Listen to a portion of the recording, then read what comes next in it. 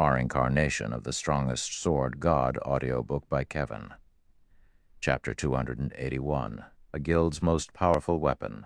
Tens of players were currently lining up outside a large and peaceful tomb. Everyone in this team of players was level 17 or above, and all of their equipment were at least mysterious iron rank with a few pieces of secret silver equipment mixed in.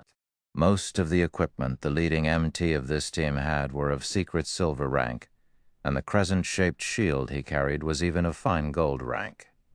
Meanwhile, all of these well-equipped players were looking reverently at the peerless beauty standing before them, looking out through the gaps of her silver-white helmet. Her black, crystalline eyes shone with both intelligence and wisdom. Her hair, which was a midnight black, hung down to her waist, gently brushing against the silver-white armor she wore. Resting her hand on the hilt of a dark blue greatsword glowing dark blue, she exuded the indomitable aura of a goddess of war as she silently stood there. This peerless war goddess was none other than the snow goddess of Ouroboros, gentle snow. After undergoing the baptism of the 3 great dungeons, gentle snow was even more dazzling than before.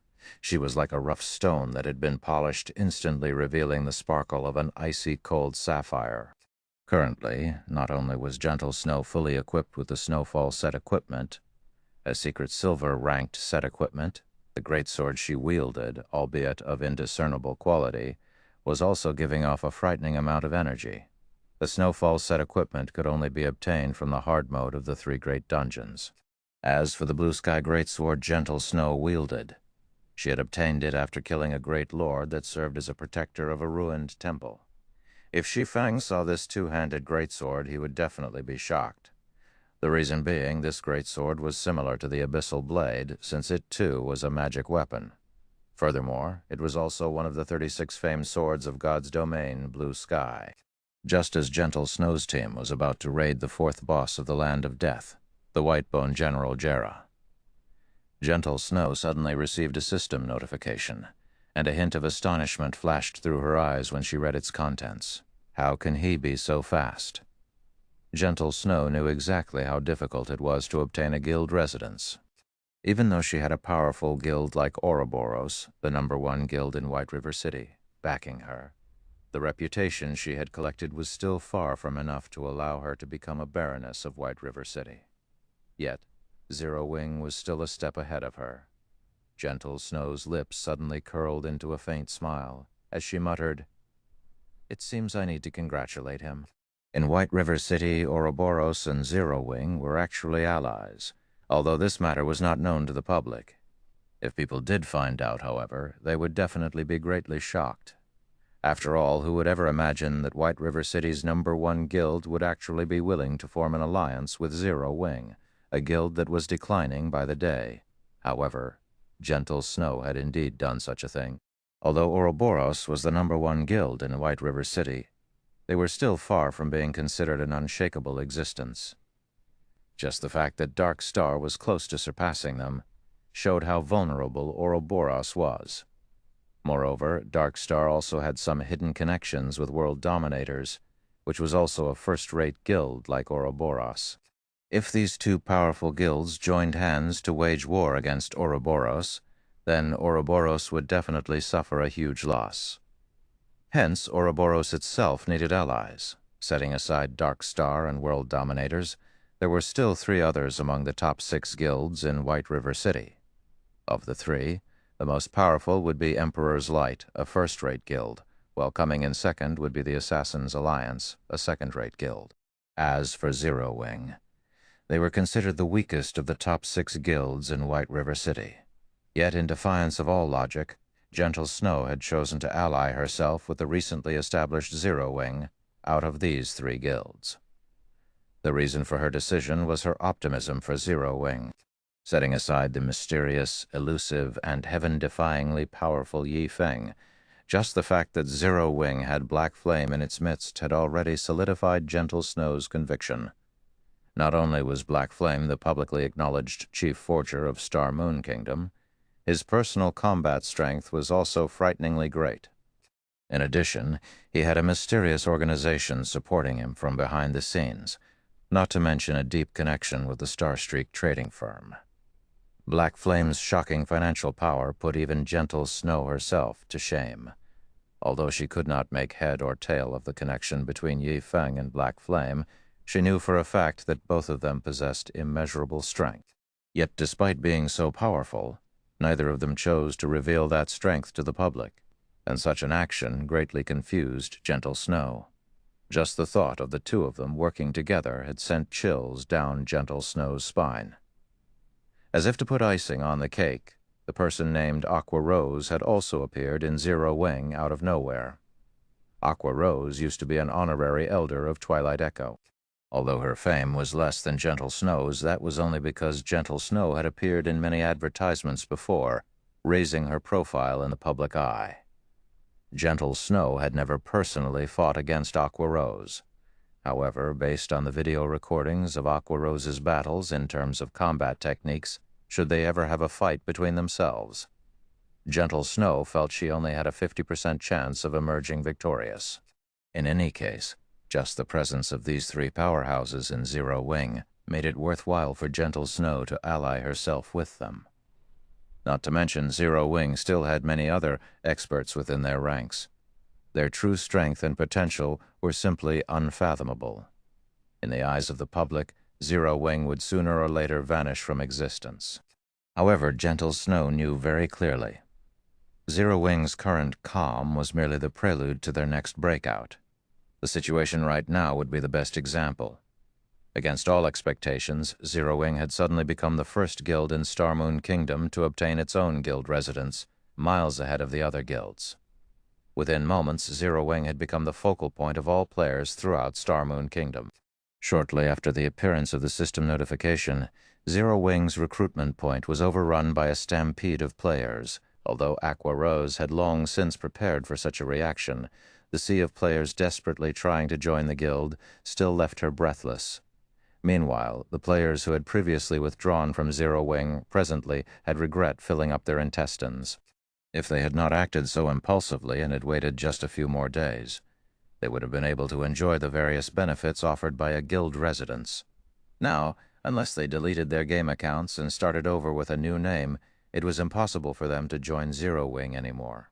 However, who would have the courage to actually delete their account and start all over again? As for the players that had chosen to remain in Zero Wing, currently they were extremely happy about their wise decision. Now that Zero Wing had a guild residence, not to mention being able to receive more quests, they could save a lot of money thanks to the equipment and weapons repair facility of the guild residence. Neither would they need to spend money to recover their stamina at hotels. They could simply do so at the guild residence. Furthermore, they could also obtain a double EXP buff just by resting inside the guild residence. With this buff, they could grind and level up with much greater efficiency than before. In addition, guild residences could also provide private rooms. This was also the greatest benefit of having a guild residence. In God's domain, every player would wish to possess their very own private room or house. As long as players logged off inside their own rooms, they could still accumulate the double EXP buff, and with much greater efficiency than in the guild lounge to boot, even though they weren't personally within the game. Normally, when guild members rested within the guild residence's guild lounge for 48 hours, they could accumulate 20% double EXP, and they could accumulate up to 1 level's worth of double EXP. In the case of a private room, however, players only needed to rest for 24 hours in order to accumulate 20% double EXP, and they could likewise accumulate up to 1 level's worth of double EXP. Although the maximum capacity of the buff was the same, the accumulation speed inside a private room was double that of the guild lounge. Of course, this was only in the case of a 1-star private housing. In God's domain, housing was also categorized into different levels. Meanwhile, the higher the level, the greater the benefits a player could enjoy. The lowest level housing was 1-star, while the highest was 10-star. Each increase in level required a huge sum of money, and also certain special materials. It would not be easy for players to upgrade their private housings. For a 1-star private housing, every 24 hours, players could accumulate 20% double EXP, up to a maximum of 1 level's worth of double EXP. For a 2-star private housing, every 24 hours, players could accumulate 25% double EXP, up to a maximum of 1 level's worth of double EXP. For a 7-star private housing, every 24 hours, players could accumulate 50% double EXP, up to a maximum of 1 level's worth of double EXP. In addition, players would also receive a Vigor increased buff, increasing all attributes by 5% for 2 hours. For a 8-star private housing, every 24 hours, players could accumulate 50% triple EXP, up to a maximum of 1.5 levels worth of triple EXP. In addition, players would also receive a Vigor increased buff, increasing all attributes by 5% for 3 hours. For a 9-star private housing, every 24 hours, players could accumulate 50% triple EXP, up to a maximum of 2 levels worth of triple EXP. In addition, players would also receive a Vigor increased buff, increasing all attributes by 8% for 3 hours. For a 10-star private housing, every 24 hours, players could accumulate 50% triple EXP, up to a maximum of 3 levels worth of triple EXP. In addition, players would also receive a Vigor increased buff, increasing all attributes by 10% for 4 hours. However, it was simply too difficult for players to obtain their own houses in White River City. Yet, buying a house in a town would not be convenient for them. Meanwhile, guild residences could provide its members with private rooms, although not everyone could enjoy the benefits of a private room, due to limited space inside a guild residence. Normally, these private rooms would be given to members who contributed greatly to the guild, and also the upper management of the guild. If there were any additional private rooms, guild members could also rent them using the contribution points they accumulated from raiding dungeons and doing quests. In God's domain, the matter of leveling up would always be a headache to players. Moreover, the further into the game a player went, the harder it was for them to level up. It would not be strange for players to level up only once every 3 to 4 days. If players died out in the fields, they would also lose an entire level as a penalty. Hence, a tool that could aid players in leveling up quicker would definitely be well received. This guild benefit alone already held a fatal attraction for all players, and that was in addition to the large number of guild quests available for choosing, which would dramatically accelerate players' leveling speed. Chapter 282, Dark Wind. Chapter 282, Dark Wind. The War God's Temple, an organization that was founded shortly after the Great Destruction, had been in existence for thousands of years now, protecting the human race from invasions by foreign races. Now that the endless abyss had been opened, the humans of God's domain would have to rely on the War God's Temple to deal with the invasion of demonic beasts. It was no longer a situation that could be handled by any single country. Aside from being the protector of the human race, the War God's Temple was also a location for players to learn advanced skills. Meanwhile, players only needed to complete the quests they received at the War God's Temple in order to do so. Shortly after Shi Feng arrived at the War God's Temple, he reported the endless abyss to the Knight Captain on duty. The War God's Temple was considered one of the most powerful forces in God's domain. Just a normal knight here was already a level 180 Tier 2 NPC. As for the Knight Captain, he was a level 200 Tier 3 NPC. The Knight Captain revealed an anxious expression after hearing Shi Feng's report. "Your Excellency Black Flame, this matter is of utmost importance. However, as I'll need to immediately send out warnings to all cities throughout the kingdom and also muster troops to the front lines, I'll have to trouble you to head to the War God's Temple in the capital city and report this matter to Lord Ucarus and seek his aid." The Knight Captain passed a gold token to Shi Feng, then promptly headed out of the temple, not giving Shi Feng any chance to even refuse. Shi Feng was left speechless by the Knight Captain's words. Fortunately, he only needed to head to the capital city and look for the person named Ucarus, an easy task to accomplish. Following which, Shi Feng left the War God's Temple and hurried over to White River City's teleportation hall. Just as Shi Feng was about to enter the teleportation hall, however, 6 robust-looking players stood in front of the stone staircase, completely blocking the entryway. These 6 players were all level 18, such a level could definitely be ranked at the very top of White River City. Moreover, the equipment these players wore were of excellent quality, majority of which were of secret silver rank. Meanwhile, the solemn-looking middle-aged man who looked like the leader of this party of players had the best equipment out of these 6 players. He was actually fully equipped with secret silver equipment. His gaze was like a sharp blade, and his entire body exuded such an icy cold aura that other players unconsciously detoured as they walked past him. Although Shi Feng had never fought against these 6 players before, he could clearly tell that they were very strong. There were very few parties of their caliber in White River City. Meanwhile, pinned to the chests of these players were black 6-pointed stars. This black star was none other than Dark Star's guild emblem. "What can I do for you?" Shi Feng asked. "You're Black Flame, right? I am Ming Sha of Underworld. I am here to give you a piece of good news," the middle-aged man said in a condescending tone. Although Black Flame had been titled as the chief forger of Star Moon Kingdom in Ming Sha's eyes, he was merely a clown prancing on the stage. Whether it was in reality or in God's domain, only strength truly mattered. A forger that only knew how to stay hidden inside a room was nothing more than a tool for strong players like them. If not for the matter of the guild residents astonishing the upper echelons of Underworld, Ming Sha would not even be here trying to make contact with Black Flame. Instead of Black Flame, the person Ming Sha was interested in was Shi Feng, the player widely acclaimed a god-ranked swordsman.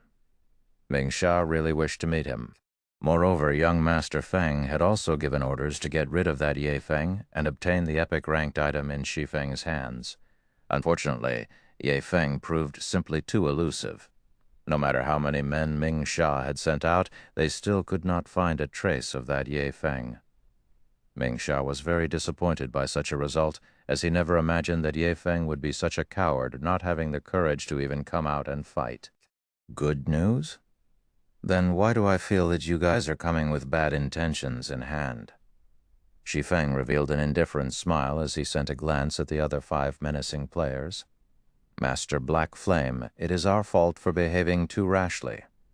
However, we truly do have great news for you. Only I hope that you can take a trip with us. After all, this place isn't exactly suitable for discussions of such an important matter." At this moment, another person walked up from behind the 6 players. This person was similarly a middle-aged man. Currently, this man had a wide smile on his honest-looking face. When Shi Feng used observing eyes on this man, he discovered that this man was actually called South Wolf. Immediately, Shi Feng came to a realization. The road for enemies truly is narrow. Shi Feng inwardly chuckled. South Wolf was none other than the person that tried to threaten Shi Feng into surrendering his ice-blue devil flame. After being rejected, South Wolf had even declared that he would take action against Shi Feng. Originally, Shi Feng had intended to take a look at just how powerful the organization known as Underworld was. Unfortunately, this matter had been quelled by gentle snow. Shi Feng never thought he would meet this fellow once again today. "What if I don't want to go?" Shi Feng asked. "We have long since thought of this point. Hence I asked Brother Ming Sha and his friends to come and personally invite Master Black Flame over," South Wolf said with a hypocritical smile, sending a glance at the 6 Underworld guards beside him. "All right then, since you guys are being so sincere." Shi Feng nodded. South Wolf had obviously already familiarized himself with the rules of White River City. Although the rules stated that battles were not allowed within the city limits, that was on the premise that actual damage was caused. There would be no problems if they simply dragged him away. Of course, Shi Feng's strength attribute was extremely high. South Wolf's group had absolutely no chance of abducting him. Just recently, he had obtained 40 free attribute points as a reward for releasing the Forgotten Lands. Although Shi Feng had added 30 of those points into intelligence in order to equip the Heavenly Dragon's Breath even a little earlier, he had placed the remaining 10 into strength. Aside from that, due to the Abyssal Blade's attributes, Shi Feng obtained 2 additional free attribute points every time he leveled up. When coupling those with the strength provided by his other equipment, Shi Feng's strength attribute had long since broken through the 170-point threshold. In terms of the strength attribute, very few players throughout God's domain could be a match for him. However, it seemed that someone from the mysterious upper echelon of Underworld wanted to meet him, and Shi Feng was curious enough to agree. "Let us go, then," South Wolf said as he led the way. A short while later, Shi Feng and the others arrived inside a high-class bar. Very few average players could be seen inside this bar, as most could not afford this luxurious place. "Master Black Flame, please come in. Young Master Feng has been waiting for you for a long time now." South Wolf pushed apart the doors to a private room, hinting that Shi Feng should enter. Upon entering the private room, Shi Feng immediately discovered an imposing yet charming youth sitting inside. This youth was also accompanied by two beautiful female companions at his sides. These two beauties were not players but NPCs, just like how Anna was working as Shi Feng's assistant at the Starstreak trading firm. These beauties were clearly servants of this young man. This sight was far more shocking than if he had two attractive female players accompanying him. At this stage of the game, having the ability to possess two NPC servants showed that this youth before him was definitely out of the ordinary. "You are in the upper echelon of Underworld?" Shi Feng asked. "That's right. This one here is known as Feng Xuanyang, the vice leader of Underworld's Star Moon Kingdom Eastern Branch. Of course, you can also call me by my character name, Darkwind." Feng Xuanyang introduced himself. "I wonder what business does Vice Leader Feng have with me?" Shi Feng asked. Judging from Feng Xuanyang's tone, Shi Feng had already made a rough guess as to Underworld's strength. Although he had long since deduced that Underworld had a great deal of power and that their influence covered more than just a single kingdom, Shi Feng still could not help but feel shocked after having his conclusions confirmed. It was no wonder even the gentle Snow was wary of them. Star Moon Kingdom could be categorized into 5 separate regions: North, South, East, West, and Center. White River City was located in the east side. Meanwhile, Feng Xuanyang was in charge of managing the affairs of Underworld's Star Moon Kingdom Eastern Branch. The authority he wielded was definitely great. "I heard that Master Black Flame is the founder of Zero Wing. You have even managed to elevate Zero Wing to its current position. We at Underworld feel very optimistic about Zero Wing's future. Hence, we wish to invest in some shares." Feng Xuanyang then pointed towards Ming Sha, who is currently standing by the door, saying, "You've already seen for yourself the strength of Underworld. Because of us, even the previously insignificant third-rate guild Dark Star has instantly become a powerhouse in White River City. If Master Black Flame is willing, Underworld can similarly make Zero Wing grow rapidly. Not only could you become the overlord of White River City, you could even become the #1 guild in the entire eastern region of Star Moon Kingdom.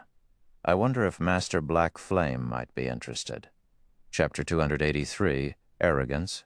Feng Xuanyang's words dripped with temptation. Just the prestige of being the #1 guild in the entire eastern region of Star Moon Kingdom would cause many to fight over it. These exact same words might have been used to attract Lone Tyrant into cooperating with Underworld back then. Under the banner of the #1 player on the ranking list, in addition to Underworld's covert support, Dark Star had managed to rocket to fame, becoming a guild capable of rivaling even the powerful Ouroboros. So that's how it is. Shi Feng suddenly came to a realization. He finally understood why Dark Star could become so amazing, just like that, with experts appearing in the guild out of nowhere. Its abrupt rise was all because of Underworld helping it in secret. However, now that Zero Wing had established a guild residence, Underworld couldn't help but reconsider its original plans, hence its interest in investing in Zero Wing. Shi Feng couldn't help but acknowledge that Underworld was indeed amazing. They were willing to support an entirely different guild, even at the cost of sacrificing all their previous investments. From an outsider's perspective, such an action was plain foolish. However, Shi Feng knew that Underworld's decision was in fact very wise. It was obvious at first glance how great an influence a guild residence would have towards a guild's success. If it were up to him, he too would choose to take such an action. "Master Black Flame, you should know that there are over 20 cities just in Star Moon Kingdom's eastern region alone. If Master Black Flame agrees to our proposition, in the future you will become the absolute overlord of these 20+ cities. Moreover, even though Underworld will be investing in Zero Wing, we will not interfere directly in the management of the guild itself. Rather, we will provide you with a large sum in funding and manpower. Feng Shuanyang slowly said in a tempting tone. We at Underworld have already decided that as long as Master Black Flame agrees, we will immediately inject 1 billion credits into Zero Wing and also provide the guild with 100 gold coins every week. In addition, we will also provide 100 experts and also 1 team of Underworld guards for you, Master Black Flame, to command as you see fit. If Zero Wing develops well, Underworld will invest even more into the guild in the future. Master Black Flame, what do you think? Feng Shuanyang had taken Shi Feng's previous silence for hesitation, thinking that Shi Feng was definitely considering his proposition. Hence, he sweetened the deal. In God's domain, wasn't the main purpose one established a guild, earning money and gaining status? For a newly established guild, 1 billion credits was definitely an astronomical sum. Even a major corporation in a city couldn't easily take out 1 billion credits. Recently, due to God's domain's raging popularity, the number of corporations investing in the game had been continuously increasing. The value of guilds in God's domain had similarly shot up abruptly. Yet, even so, a third-rate guild with a member count of 20 to 30,000 would, at most, be worth 200 to 300 million credits. Meanwhile, Zero Wing merely had several thousand members in its ranks. Although it had both fame and experts, its value was still not worth 1 billion credits. After taking into account the value of a guild residence, Zero Wing would at most be worth 500 million credits. Hence, it would be completely illogical for Shi Feng to refuse the offer of 1 billion credits. I wonder how much shares young Master Feng is intending to purchase? Shi Feng asked, an indifferent smile on his face. Not much, just 50%. In exchange for 50% of Zero Wing's shares, you can obtain 1 billion credits, in addition to having many experts to assist you. I believe that no other corporation will be willing to offer such a high price, Feng Shuanyang said confidently. Shi Feng propped up his chin with his hand, entering into a deep contemplation. Shortly after, he slowly said, although your offer is indeed attractive, 50% of the guild's shares is simply too much. I'm willing to sell 10% at most. Although Feng Shuanyang's offer of 50% seemed as if both sides would be wielding half of the guild's shares, it was simply a trick to make Shi Feng drop his guard. In reality, wielding 50% of Zero Wing's shares was already tantamount to full control of the guild. After all, when Shi Feng established his guild, he hadn't claimed the full 100% shares of the guild. He had given a small portion to Aqua Rose. If Feng Shuanyang purchased 1% of Zero Wing's shares from Aqua Rose, then he would have 51% of the guild's shares. At that time, Feng Shuanyang's words would become law in Zero Wing, while Shi Feng would sooner or later end up in a situation like the one in his previous life. Shi Feng had sworn to never let something like that happen again in this life. 10%? Feng Shuanyang did not dare believe his own ears. He was going to spend 1 billion credits on Zero Wing, yet all he would get in return was 10% of its shares? Did Shi Feng really take Zero Wing for the #1 guild in Star Moon Kingdom? Vice Later Feng, you must think that the amount I'm offering is too low, right?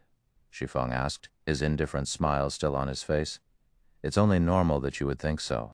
However, what I'm trying to say is that 1 billion credits really isn't a big sum of money. I'm already giving young Master Feng a lot of face by offering you 10% of Zero Wing's shares. If it were anyone else here today, I would only offer them 1% at most. In fact, Shi Feng was not speaking conceited nonsense at all. Just the gold coins he had on hand right now already exceeded 10,000. If he converted them into credits, they would be worth at least 200 million credits. His daily income was also continuously rising day after day. Just the benefits he could obtain from the Starstreak trading firm had already far exceeded 1 billion credits. Not to mention, Zero Wing's guild residence was also built on a strategic location like the Purple Sun Mansion. The Purple Sun Mansion was the best location for players to establish a guild residence in White River City. It also occupied a broad tract of land, larger than even a football field, which could contain 50,000 people. Not to mention the current state of White River City, where every square inch of land was worth its inch in gold. Even after a decade passed since God's Domain's official launch, the land of the Purple Sun Mansion would still be worth more than 10 billion credits. Although 1 billion credits was indeed an astronomical sum, it was truly not worth 10% of Zero Wing's shares. Even 1% was an overestimation, not to mention 10%. Master Black Flame, there has to be a limit even to jokes. By toying around with me like this, do you take me for someone easily bullied? Feng Xuanyang's expression suddenly changed. His tone turned cold as well. Vice Leader Feng, what I speak is the truth. If Vice Leader Feng feels wronged, then let's just forget about this matter entirely. Shi Feng shook his head and laughed. After this meeting, he too started thinking of looking for an investment partner. The falling flowers are yearning for love, but the heartless brook ripples on if Shi Feng had rejected Feng Xuanyang's investment proposal from the very beginning, or had argued that Feng Xuanyang was asking for too high a percentage of Zero Wing's shares, Feng Xuanyang might still have accepted Shi Feng's answer with a smile.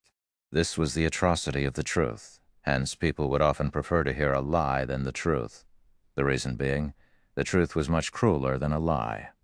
If Aqua Rose were here right now, she would definitely scold Shi Feng for speaking the truth. Soon after, Shi Feng departed from the private room, leaving behind a thoroughly incensed Feng Xuanyang. South Wolf, get in here, Feng Xuanyang roared. South Wolf hurriedly entered the private room, asking, Young Master Feng, why are you so angry? Did that brat Black Flame fail to appreciate your kindness? Tell Lone Tyrant that he can take action immediately. I don't wish to see the guild called Zero Wing in White River City anymore. Feng Xuanyang no longer had his elegant appearance from before. Instead, he revealed his sinister nature, saying, Since he isn't willing to cooperate with Underworld, then we will just remove him, one way or another. White River City does not need a guild that Underworld cannot control. Yes, I'll notify Lone Tyrant immediately, South Wolf said with excitement as he licked his lips. After Shi Feng departed from the high-class bar, he immediately headed towards the teleportation hall. Spending 32 silver coins, he quickly arrived at Star Moon City, Star Moon Kingdom's most affluent city. Compared to White River City, the competition at Star Moon City was much more intense. Just the number of first-rate guilds present in the city already surpassed 5. The second- and third-rate guilds were even more numerous. Meanwhile, the player population at Star Moon City was over 3 million. Such a number could easily match the total number of players in White River City and its neighboring 7 cities. One could say that Star Moon City was a location that every guild needed to compete for in the future. After all, it was a super city that would be able to contain over 10 million players in the future. Meanwhile, the resources available in the surroundings of Star Moon City were even more abundant. There were plenty of high-level maps that were only a short distance away from the city. Obtaining Star Moon City would be the equivalent of occupying a fifth of the entire Star Moon Kingdom's resources. TLO notes. The falling flowers are yearning for love, but the heartless brook ripples on. This is a Chinese idiom that gives the meaning, one side is willing, yet the other one remains indifferent. Chapter 284, Ghost Raider. Chapter 284, Ghost Raider. As the capital city of Star Moon Kingdom, beneath the flourishing appearance of Star Moon City were piles and piles of pearly white bones. The moment Shi Feng arrived at the city, he could already sniff out the strong smell of blood. When Shi Feng walked the bustling streets of Star Moon City, none of the players he saw belonged to small and unknown guilds. Instead, all the guild players he saw belonged to third-rate guilds or above.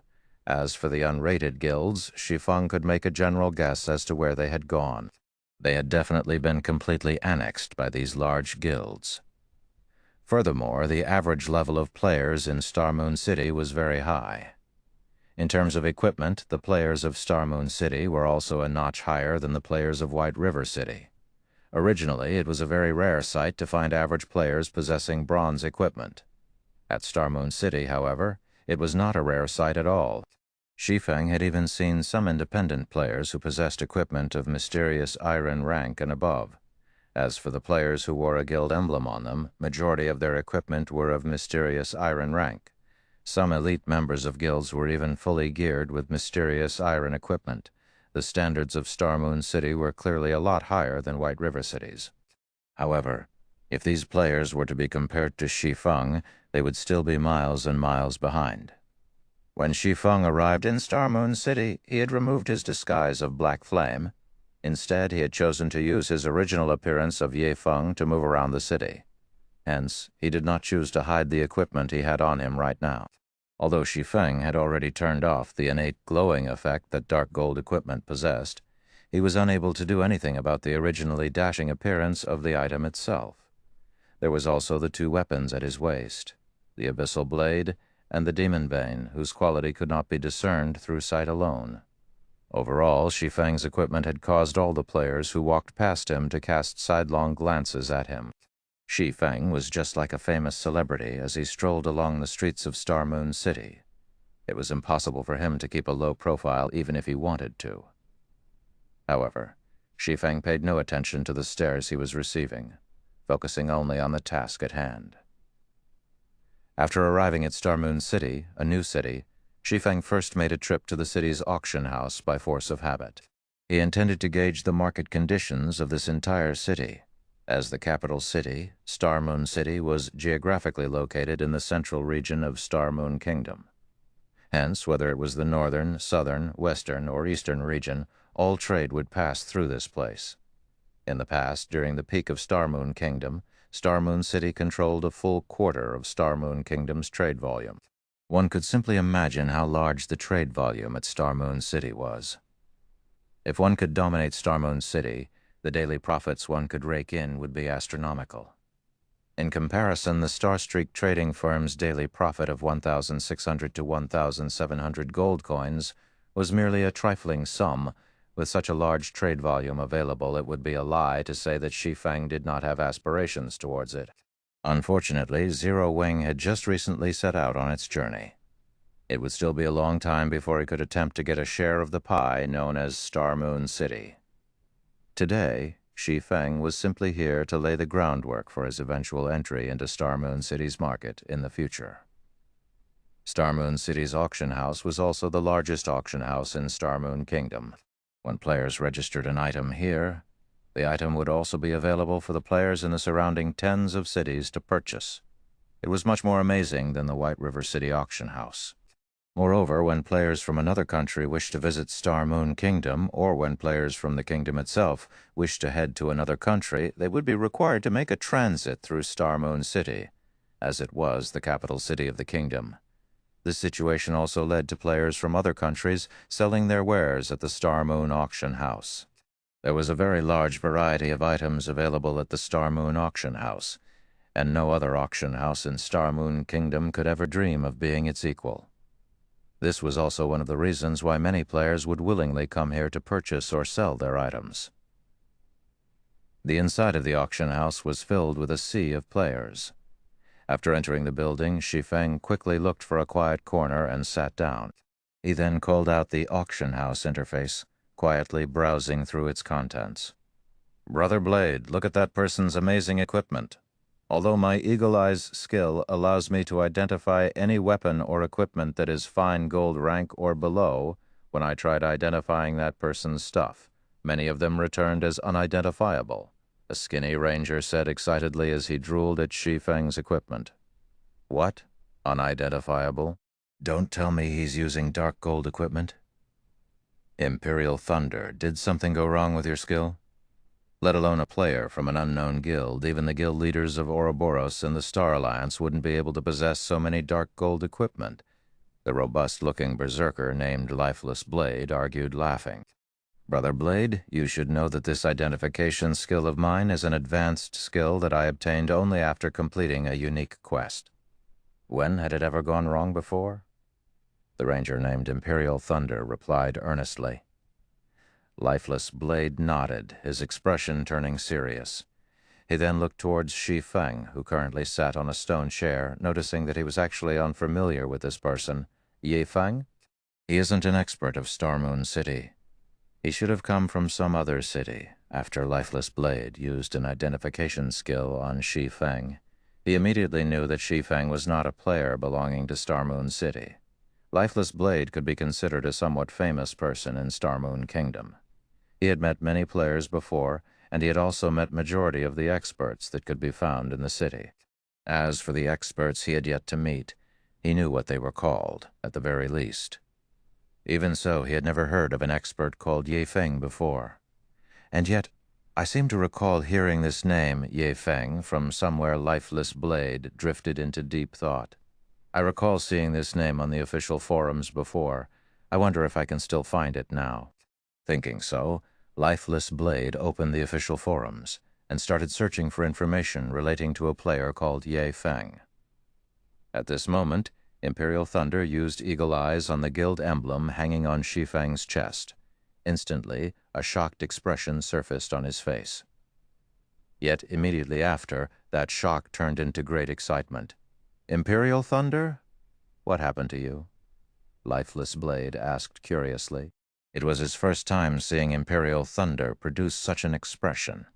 In the past, Imperial Thunder did not react with such intensity, even when he saw a Lord-ranked field boss. "Brother Blade, he's a member of Zero Wing," Imperial Thunder said excitedly. "Zero Wing? Why would they be here?" Lifeless Blade asked curiously. Nobody in Star Moon Kingdom had not heard of Zero Wing at this point. After all, it was the first guild in Star Moon Kingdom to possess its own guild residence. Moreover, there were plenty of experts in its midst. Even the top-ranking player in Star Moon Kingdom was a member of Zero Wing. Not only was this guild extremely mysterious, it also had Star Moon Kingdom's chief forger providing them with equipment. Countless players wished to join Zero Wing. Unfortunately, the guild was only recruiting members in White River City. Unless players from other cities migrated there, they would have no chance of joining it at all. At this moment, Lifeless Blade had also found some information relating to Ye Feng on the forums, aside from finding out that Ye Feng was the author of the White River City Guidebook. Lifeless Blade had also found some video recordings of Ye Feng's battles. Of them, the video showing Ye Feng's one-man battle against hundreds of Martial Union members was still ranked within the top 30 most viewed videos. The video had even been titled God-Ranked Swordsman's Instructional Video. So he is that God-ranked expert, Ye Feng. Lifeless Blade felt greatly surprised at this moment. He never imagined he would get the chance to meet such a great expert. While Lifeless Blade and Imperial Thunder were watching Shi Feng, Shi Feng, with his extraordinary 5 senses, had long since noticed his two observers. The interest these two players emitted was very strong.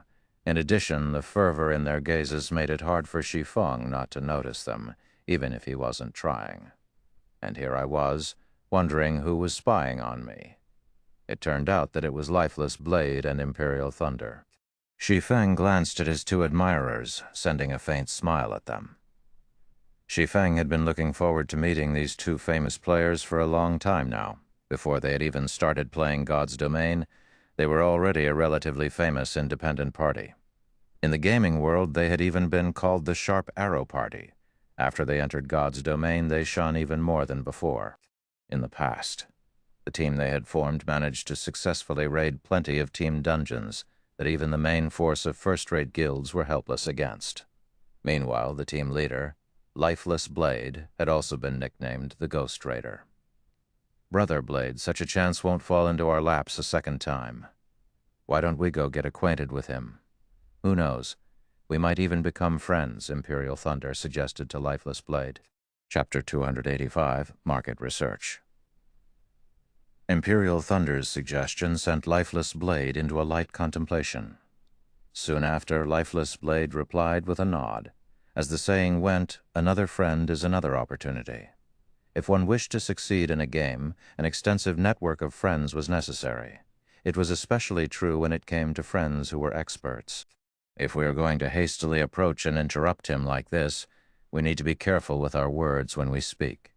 After all, every expert has their own unique personality. Some might be cheerful, some might be indifferent, and some might be arrogant. It would be counterproductive if we happened to accidentally provoke him. Lifeless Blade whispered. "Ah, of course I know about this point," Imperial Thunder laughed. "You do, huh? Lifeless Blade rolled his eyes at Imperial Thunder. He then continued. Do you still remember how you managed to provoke Yuan Fei, one of the top 10 rookies of the gaming world whom we met last time? That was his fault for going overboard. He actually tried to roll for every equipment we got from that boss. Imperial Thunder still held a grudge against the player called Yuan Fei.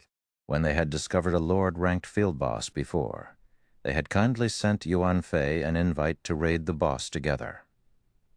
After the boss died, the loot the boss dropped was distributed using the dice rolling system, as more than a dozen players had participated in the raid. It was also logical that every team member would only roll for the items they needed, yet, contrary to custom, Yuan Fei had rolled for every single item the boss dropped. Yuan Fei's actions clearly stated that if he could not use it, then he could still sell it. You could have just spoken up about the matter at worst. We could have just stopped contacting him.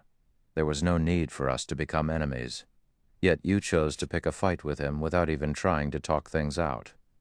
That's not how you make friends. That's how you make enemies. Yuan Fei is still holding a grudge against us even until now. Lifeless Blade felt speechless when he recalled the incident back then. Yuan Fei was one of this year's top 10 rookies of the virtual gaming world, and the Star Alliance had even offered him an annual salary of 2 million credits in order to recruit him. Meanwhile, just because their team had provoked that petty-minded Yuan Fei, they had received plenty of oppression from the Star Alliance, making it hard for them to mingle in Star Moon City. If not for the fact that Lifeless Blade was acquainted with the guild leader of the Star Alliance, this matter would never have been settled, and their team would have been forced out of Star Moon City long ago. I understand I won't repeat the same mistakes, Imperial Thunder said in a soft tone. In fact, he too recognized the mistake he made in the past. However, it was not easy for him to fix his short temper, as the two of them quietly conversed while they made their way towards Shi Feng. Shi Feng had already grasped the general market trend in Star Moon City overall. The items sold here were cheaper than White River City. In White River City, a stack of hard stones could be sold for 10 silver coins. At this place, however, each stack was being sold for only 9 silver coins. The same went for whetstones. In White River City, each stack of whetstones could be sold for 35 silver coins, while at this place it was being sold for only 32 silver coins. Only advanced whetstones were sold at the same price in both cities, whereby each stack went for 1 gold coin. On the other hand, mysterious iron-ranked weapons and equipment sold here were at least 10% to 20% more expensive than the ones sold at White River City. As for secret silver-ranked weapons and equipment, those were sold at prices 30% to 40% higher. Sure enough, with more players around, the resources available is also greater in volume. Even though mysterious iron equipment is such a rare commodity in White River City, here in Star Moon City, these items seem to be available in abundance. There is someone actually selling secret silver equipment as well. As expected of the capital city, the number of experts here is much higher than other cities. Just by looking at the items being sold at the auction house, Shi Feng could clearly feel the intensity of the competition at Star Moon City, with higher quality equipment in greater demand. It was also precisely this fierce competition that resulted in more experts being produced here. In order to survive in this city, one had to rack their brains and constantly think of ways to improve themselves, gradually climbing up the ranks of this prosperous city. Otherwise, what other explanation would there be for a precious secret silver equipment to appear at the auction house? It was simply impossible for guilds to sell any weapons or equipment that were of mysterious iron rank or better. After all, these items were strategic materiel for a guild. At most, they would sell the equipment produced by their own forgers. However, where would they find a forger who was capable of producing secret silver equipment? Even Shi Feng, who possessed plenty of support items, could not easily produce them. It went without saying that other forgers should only be able to produce bronze equipment, or at best, mysterious iron equipment at this stage of the game. Hence, the secret silver-ranked weapons and equipment being sold at the auction house were definitely the offerings of independent teams. Meanwhile, their purpose in selling was simply to bolster their team's strength and obtain the funds necessary to cover their expenses. The number of independent teams that could obtain secret silver-ranked weapons and equipment at White River City could definitely be counted using one's fingers. As far as Shi Feng knew, the only team capable of such a feat was the Holy Grail Knights that he had met by coincidence last time. On the other hand, there were a number of such independent teams in Star Moon City. One could just imagine the difference between the two cities. If I'm going to try to enter Star Moon City's market, it seems that selling high-end equipment would be the most effective way to do so. At this moment, the fine gold-ranked dragon scale set equipment popped up in Shi Feng's mind. He felt that it might not be a bad idea to rely on the dragon scale set equipment to break into Star Moon City's market. However, his current forging standards were still too low. Cream Coco was also only an advanced forging apprentice right now. She was still in the midst of striving to get promoted into a true forger. Moreover, another condition needed to be met if Shi Feng wished to enter Star Moon City's market. Currently, Shi Feng's guild was based only in White River City. If he were to establish a branch guild at Star Moon City at this period of time, that branch guild would immediately be annihilated by the many large guilds of Star Moon City. Hence, what Shi Feng needed right now to enter Star Moon City's market was a shop to do business with. However, not to mention a shop, even if Shi Feng wished to set up a stall, he first needed to become a minor noble of Star Moon City. As for establishing a shop, at the very least, he needed to become a baron before he could do so. As expected, if I don't deal with this shop issue, I won't have any way of entering Star Moon City's market at all. After all, the auction house's 15% processing fee was simply too expensive. More importantly, placing items at the auction house was something only independent teams or players would do. If one wished to have any sort of development and earn large sums of money and fame, a shop of their own was essential. "Hello there, friend. I'm called Lifeless Blade. Seeing that you have come to the auction house, I'm guessing that you are here to sell some equipment, right? I am somewhat well known in Star Moon City, and I have plenty of sales channels. If you wish to sell your equipment at a good price, and its attributes are good, I can lend you a hand with selling them," Lifeless Blade said as he walked over, a smile on his face. Selling equipment? Shi Feng took a look at his own getup, discovering that the weapons and equipment he had on him were far better than what anyone else present inside the auction house had. From an observer's point of view, he definitely would not have any demands for the items sold at the auction house. In which case, the possibility of him coming to the auction house to sell some of his unwanted equipment was very high after all. With so many good equipment on hand, there were bound to be some obsolete equipment that he needed to dispose of.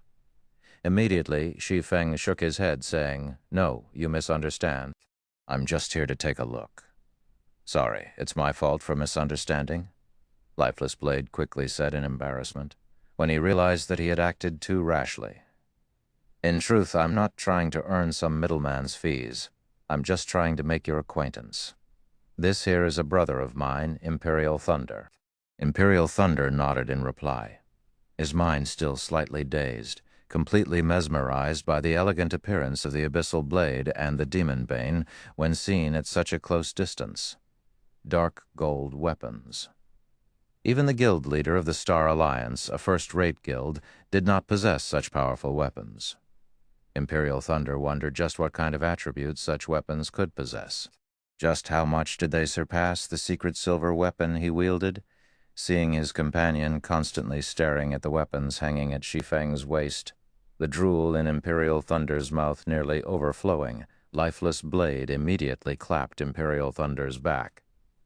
He then let out an awkward laugh as he said to Shi Feng, "Please excuse him.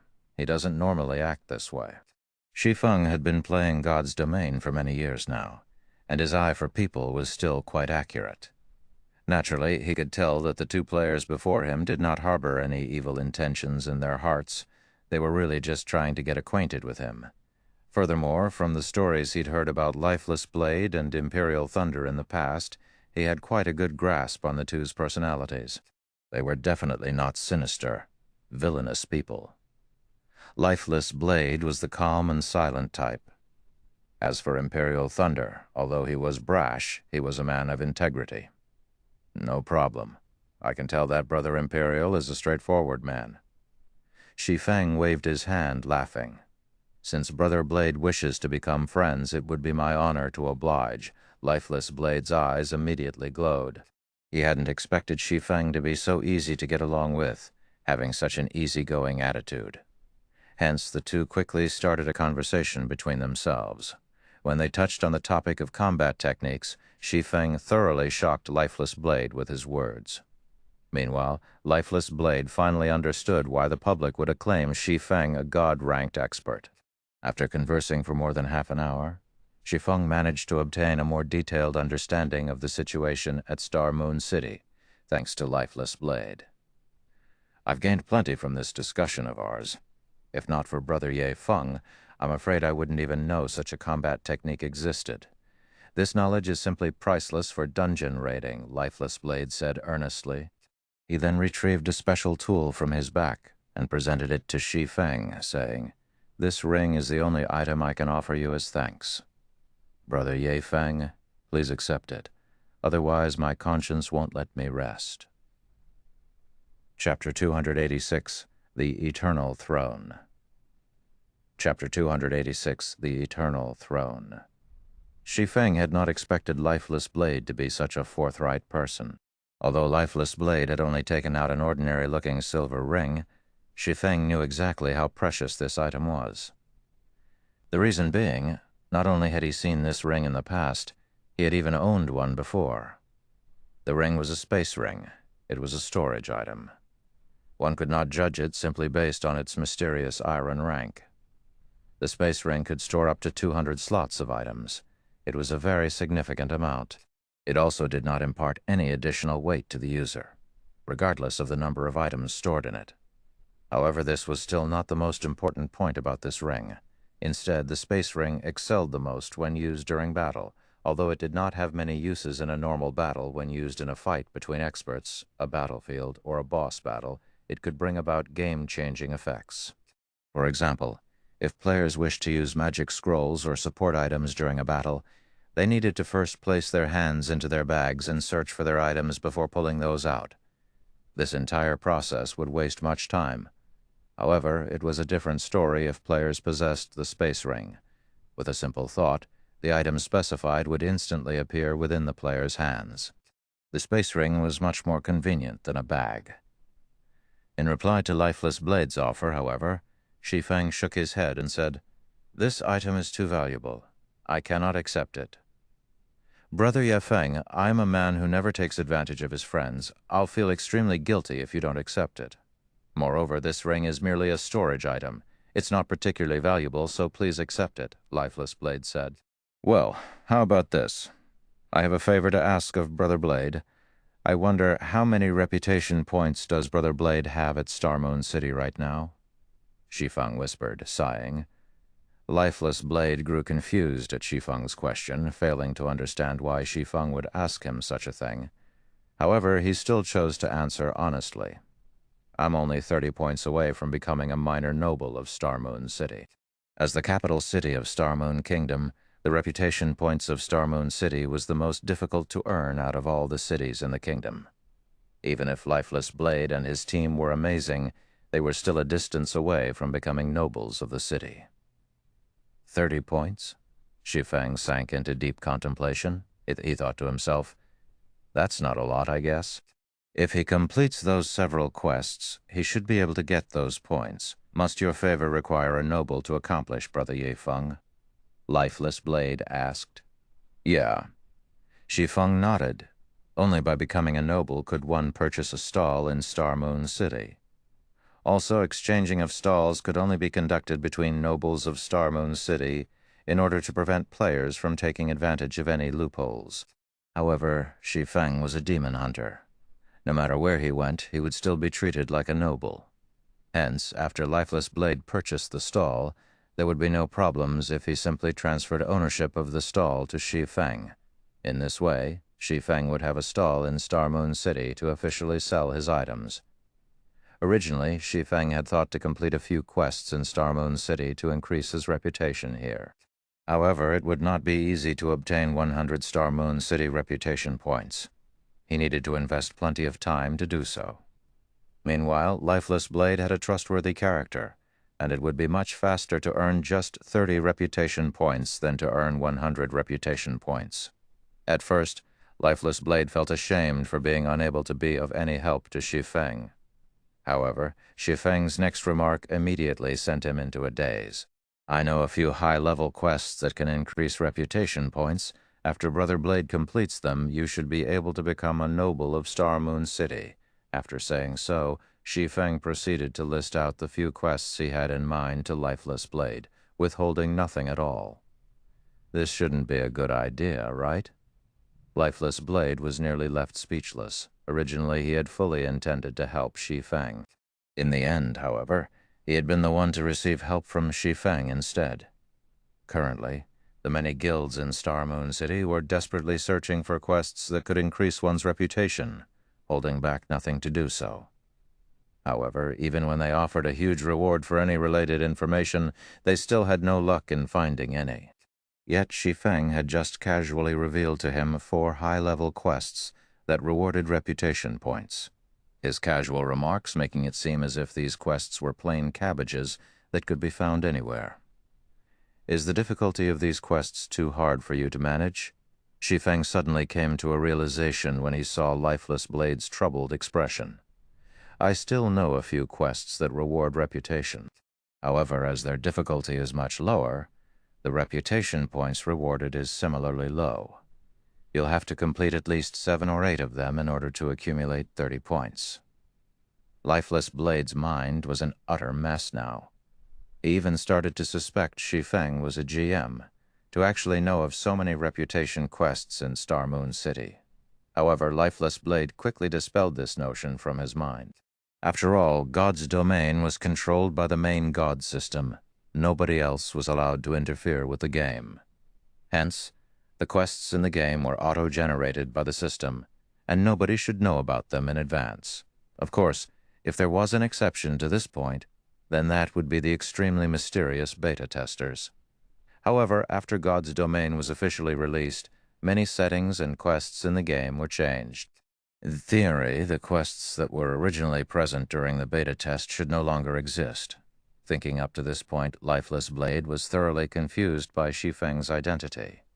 Just how was he able to know so many things? Are you wondering why I know so much? Naturally, Shi Feng could discern Lifeless Blade's doubts. Lifeless Blade silently nodded his head, making no attempt to hide his thoughts. It's because I am a reincarnated person. I returned to this time from 10 years into the future. Hence, I know about all these quests, Shi Feng said in full honesty. Brother Yi Feng sure knows how to joke. Lifeless Blade abruptly burst into laughter. I'll complete these quests as quickly as possible. After I've managed to become a noble, I'll immediately notify Brother Yi Feng. Lifeless Blade knew full well that everyone had their own secrets. Meanwhile, information on reputation quests would definitely be categorized as a top secret by guilds. Shi Feng's willingness to reveal such precious information to him showed how much trust Shi Feng placed in him.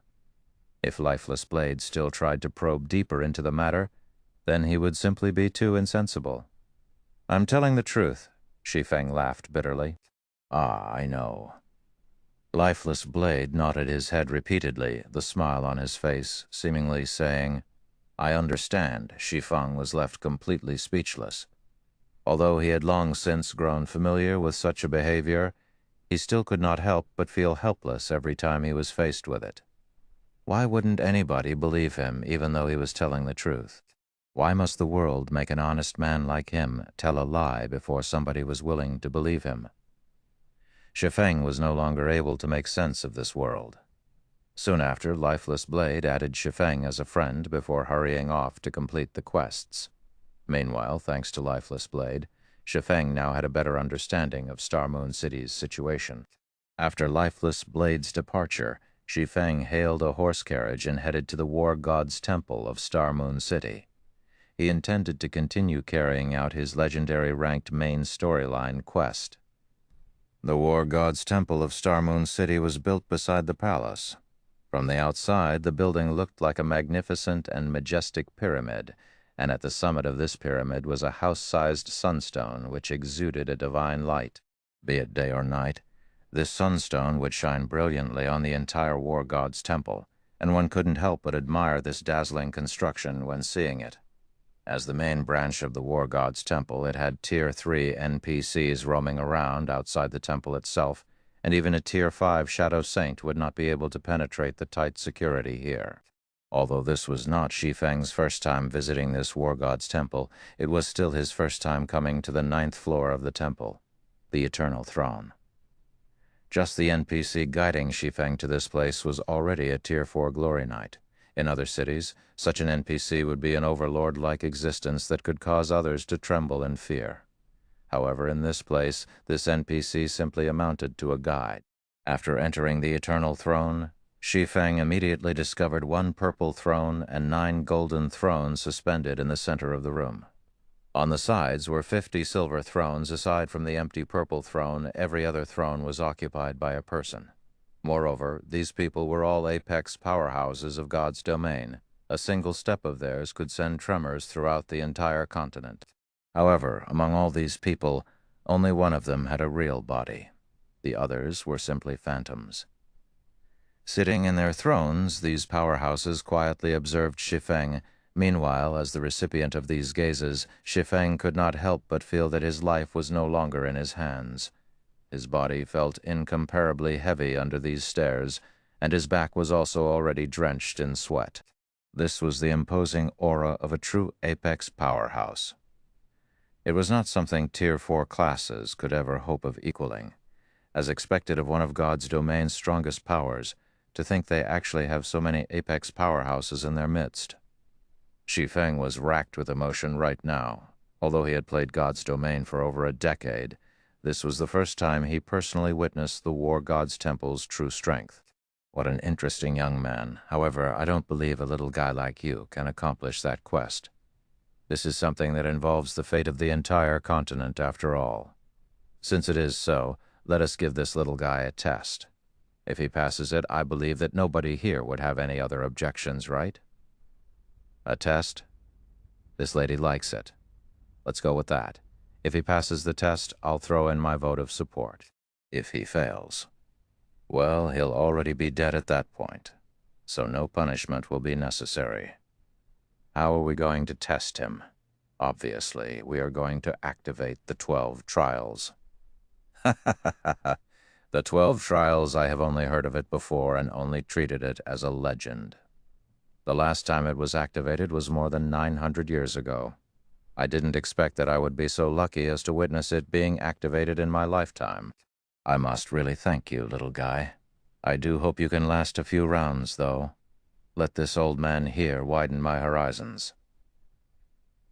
Chapter 287, 12 Trials. Chapter 287, 12 Trials. The occupants of the silver thrones voiced their opinions one after another, merrily deciding how they should deal with Shi Feng. Standing a short distance from the golden doors of this chamber, Shi Feng silently muttered, "Crap.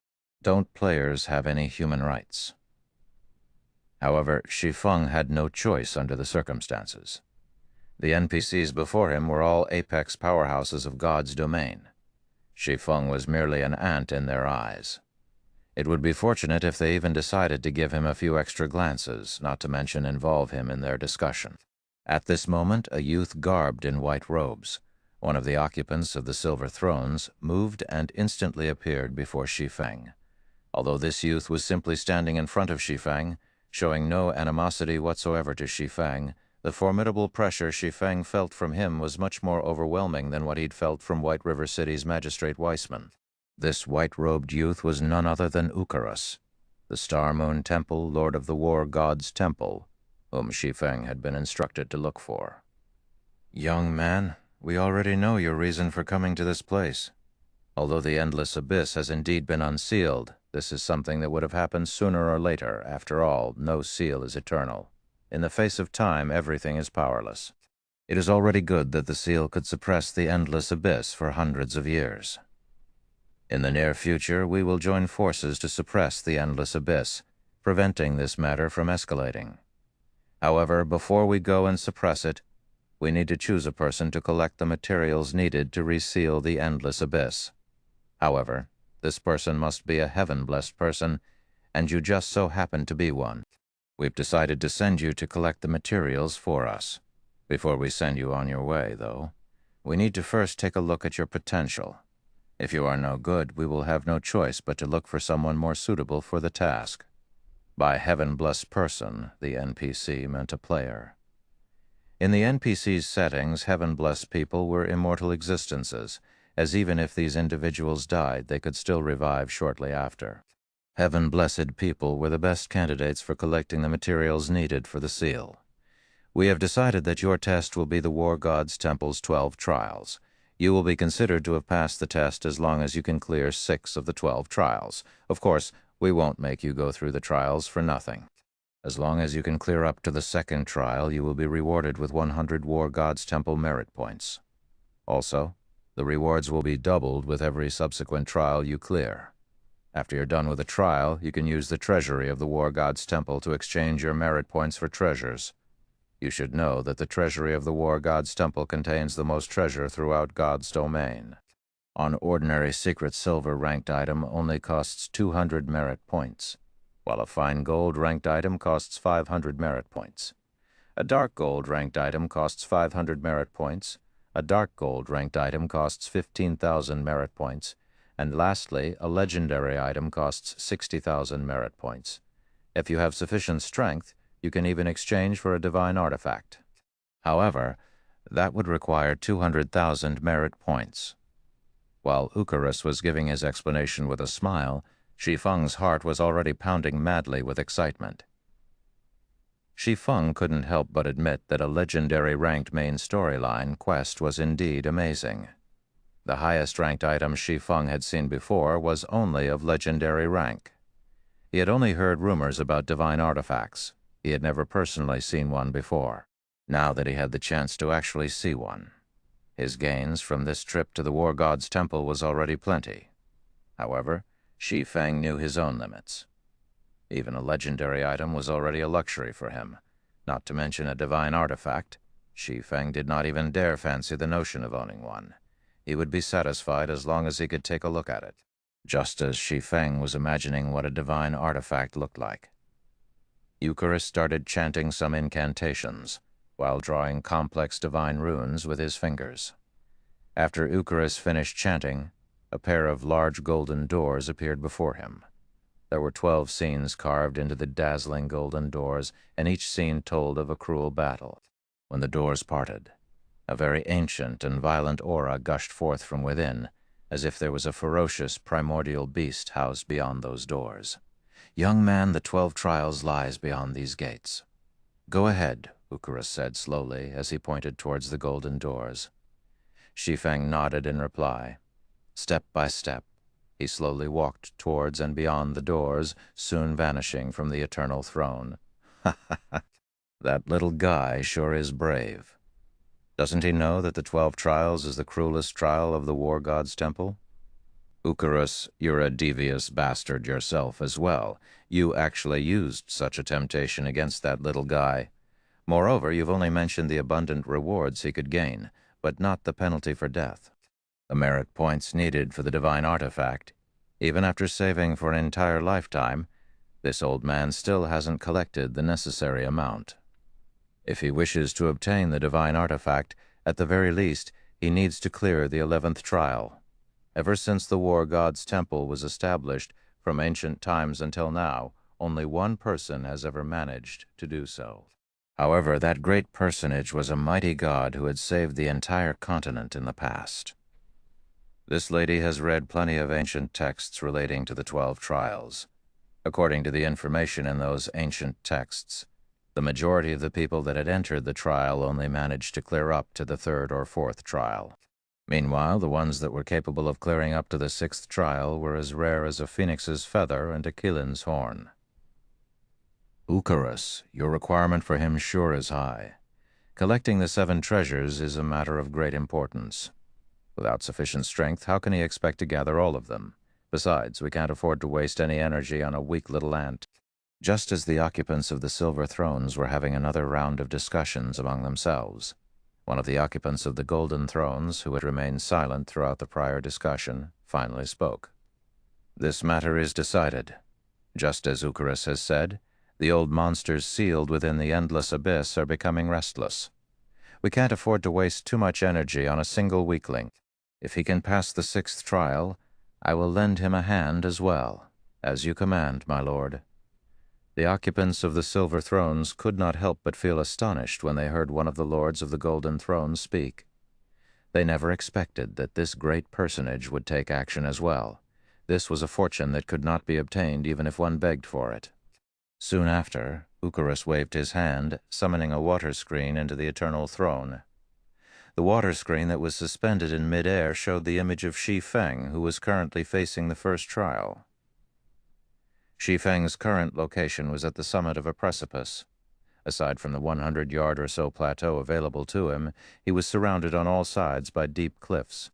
In addition, the winds here were extremely violent, and a single misstep could send him plunging into the endless abyss. Shi Feng quietly sat on a platform paved with stone slabs. Immediately he discovered that, aside from the weapons and equipment he had on him, everything else he possessed was unusable. The powerful frost grenades could only lie quietly inside his bag. Even the magic scrolls Shi Feng had prepared beforehand were completely useless, and the same went for recovery potions. Instantly, Shi Feng's combat strength had been reduced sharply. It seems that these trials are meant to purely test my combat power. I wonder who my opponent will be? Shi Feng took a look at his surroundings and failed to discover any monsters. He then thought to himself in bewilderment, "Don't tell me the monster is invisible." Having thought up to this point, Shi Feng immediately extended his 5 senses to their limits. Invisible monsters were not unusual in God's domain. In fact, some of the truly powerful monsters were even capable of serial teleportation. Meanwhile, inside the eternal throne, the big shots of God's domain were excitedly observing Shi Feng's trial. After all, it had been close to a millennium since the 12 trials had last been activated. None of the occupants of the silver thrones were that old yet, so they were naturally very curious about the 12 trials. I wonder who will be his first opponent? Though there are no records about it in the ancient texts, I did hear that the creatures inside the 12 trials are all primordial beasts that are extremely ferocious.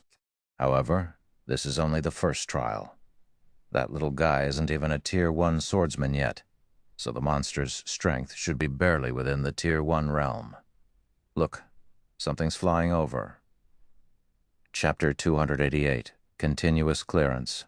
Chapter 288, Continuous Clearance. Primordial Beasts. In the God's domain of today, these creatures were either extremely rare or had long since gone extinct. They were beings that one would not normally see. Now that the 12 trials had been activated, Shi Feng would also have the fortune of meeting one. If he were at any other location, it would be extremely hard for him to meet a primordial beast. Above the stage of the first trial, a blurred figure slowly descended from the skies, remaining unperturbed even in the face of the turbulent winds of this realm. This gigantic figure landed at the center of the stage, towering over the tiny Shi Feng. With the upper body of an eagle and the lower body of a lion, this monster was none other than the king of the skies, a griffin. Griffin, elite rank. Level 20, HP, 30,000, 30,000. I didn't expect a griffin would be so big. Just its wingspan alone is over 20 meters. Shi Feng did not hurry into action. Instead, he took his time carefully observing the griffin. He was currently within a trial. The monsters in here were completely different from their counterparts in the outside world. Not only would the monsters inside a trial possess a large variety of skills, their basic attributes would also be much higher. Most importantly, their intelligence would also be higher. They would not follow a set pattern when they fought. However, the griffin did not provide Shi Feng with too much time to think. With a piercing cry, the griffin flapped its wings, generating a violent gale. Instantly, 2 tornadoes over 3 meters in height swept towards Shi Feng, and where the blades of wind passed, everything shattered. Using a skill right off the bat? As expected, this griffin isn't an ordinary monster. Revealing a faint smile, Shi Feng's figure flashed, swiftly withdrawing from the attack range of the two tornadoes, following which he activated silent steps, instantly appearing behind the griffin. Before the King of the Skies could react, the pitch-black abyssal blade turned into multiple streaks of black, slashing down at the griffin's wings. Like snowflakes, the griffin's snowy white feathers fluttered onto the now blood-stained ground. Oh! The griffin let out an agonized roar, damages of over 400 points appearing above its head, one after another. The attacks that achieved a critical hit had even dealt over -800 damage. Immediately afterward, Shi Feng followed up with a level 10 chop, his sword slicing off a large chunk from one of the griffin's wings, completely crippling it. Meanwhile, the griffin instantly lost over 1,900 HP from the attack. From this short exchange, the griffin had already lost 16% of its total HP. Furthermore, with one of its wings now crippled, it could not fly even if it wanted to. The gap in strength was obvious in a single glance. Against a Shi Feng who had over 200 points in agility, a flightless griffin would only amount to a sitting duck. Following which, Shi Feng constantly shuttled around the griffin, sending streak after streak of black radiance stabbing into the griffin's body. However, Shi Feng only used basic attacks throughout all this. This way, he would not be affected by the awkward movements consequent to using a skill which would hinder his ability to dodge. Moreover, Shi Feng's attacks were extremely accurate. Every one of his attacks would land either on a vital point of the griffin or at a joint that would affect the griffin's movements, making it even harder for the griffin to strike him. Although every hit Shi Feng landed only caused around -400 damage, after a dozen or so seconds passed, the ferocious griffin fell. System: Griffin defeated. First trial completed. Rewarding 100,000 EXP and 5 free mastery points. Proficiency of all skills increased by 50 points. System: First trial cleared. Do you wish to start the next trial? The trial even rewards free mastery points. How wonderful. When Shi Feng saw the rewards he received, a faint smile appeared on his face. After sheathing the abyssal blade and the demon bane back into their scabbards, he clicked yes to start the next trial. Although the monsters of the trial were indeed powerful, they were barely worth mentioning when compared to Shi Feng's attributes and equipment. He cleared it, and with such ease as well. Not bad. Although he hasn't yet officially become a Tier 1 swordsman, his combat power is already at that tier. It is only natural that he is able to kill the griffin. If this continues, he should be able to get through the first 3 trials without any problems. From the 4th trial onwards, however, things won't be as easy anymore. That's right. The 12 trials would undergo a change in level once every 3 trials. The monsters would also receive a huge increase in combat power between levels. The 1st to 3rd trials will be basic level, while the 4th to 6th trials will be intermediate level. The 7th to 9th trials will be the advanced level, and the 10th to 12th trials will be the peak level. My bet is that the kid will hit his limit once he reaches the 5th trial. The people within the Eternal Throne were all apex powerhouses, and their eyes were well tempered by experience. After watching only one of Shi Feng's battles, they could already make a relatively clear judgment. Indeed, just like the big shots of the War God's Temple had guessed, the stage for the 2nd trial was a Sylvan setting, and Shi Feng's opponent this time was the moon-howling silver wolf. Inside a forest, this monster was an alpha predator. Similar to the griffin, the moon-howling silver wolf was a level 20 elite monster with 30,000 HP. Although it, too, was a Tier 1 primordial beast, unlike the griffin, the moon-howling silver wolf was much stronger on land. Its physical attacks were much more powerful, and its reaction speed was also much faster than the griffin's. However, as if to replicate the scene from the 1st trial, Shi Feng immediately activated silent steps and arrived at the hind leg of the moon-howling silver wolf. Again, similar to the time with the griffin. Shi Feng slashed his swords down at the wolf's hind legs, crippling them and greatly reducing the monster's movement speed. Following which, Shi Feng simply kited the moon-howling silver wolf with the blazing meteor. Before 30 seconds had passed, The Moon-Howling Silver Wolf fell system. Moon-Howling Silver Wolf defeated. Second trial completed, rewarding 300,000 EXP and 10 free mastery points. Proficiency of all skills increased by 50 points. System. Second trial cleared. Do you wish to start the next trial immediately after? A golden glow surrounded Shi Feng's body, signifying his rise to level 19. Shi Feng then placed all 6 of his newly obtained free attribute points into strength, increasing the attribute to 180 points and activating basic destructive power, the hidden passive skill for strength. Now Shi Feng's bare hands were capable of destroying a bronze-ranked item. In other words, Shi Feng's unarmed attacks could damage bronze-ranked weapons and equipment, reducing their durability and eventually destroying them. Originally, Shi Feng had intended to place all 6 of his free attribute points into intelligence. However, he wanted to increase his combat power for the sake of the trial, even if it was only by a small amount. Soon after, Shi Feng clicked yes and started the next trial. The third trial's monster was a blue-eyed spider, while the stage for the third trial was a location completely befitting a spider inside a dark cave. Fortunately, there was no change to the blue-eyed spider's level despite Shi Feng's rise to level 19. Similar to the previous 2 monsters, it was a level 20 elite monster with 30,000 HP. However, the blue-eyed spider was much stronger than the Moon-Howling Silver Wolf, though not in terms of attack power and movement speed. Instead, the blue-eyed spider had its highly potent venom and its tough and sticky silk. It also possessed superb eyesight. Even if its surroundings were pitch black, the blue-eyed spider would still be able to see clearly, as if it were daytime. Moreover, its eyes also provided it with a 360-degree field of vision, without any gaps in between. Shi Feng carefully looked around. Even if he possessed extraordinary strength, his range of visibility was limited to a maximum range of 5 yards. Meanwhile, the blue-eyed spider could easily spot any attempt Shi Feng made to attack from a distance of 30 to 40 yards, making the situation extremely unfavorable for Shi Feng. Interesting. However, Shi Feng did not show any signs of panic. On the contrary, his lips curled up slightly. If it were any other player here, they might have to fight a bitter battle if they did not possess any supportive tools. Unfortunately, not me. Suddenly, a deep blue flame appeared in Shi Feng's hand, lighting up the surrounding area. The scorching flame also caused the freezing temperatures inside the cave to rise sharply. Nevertheless, this was still not the end.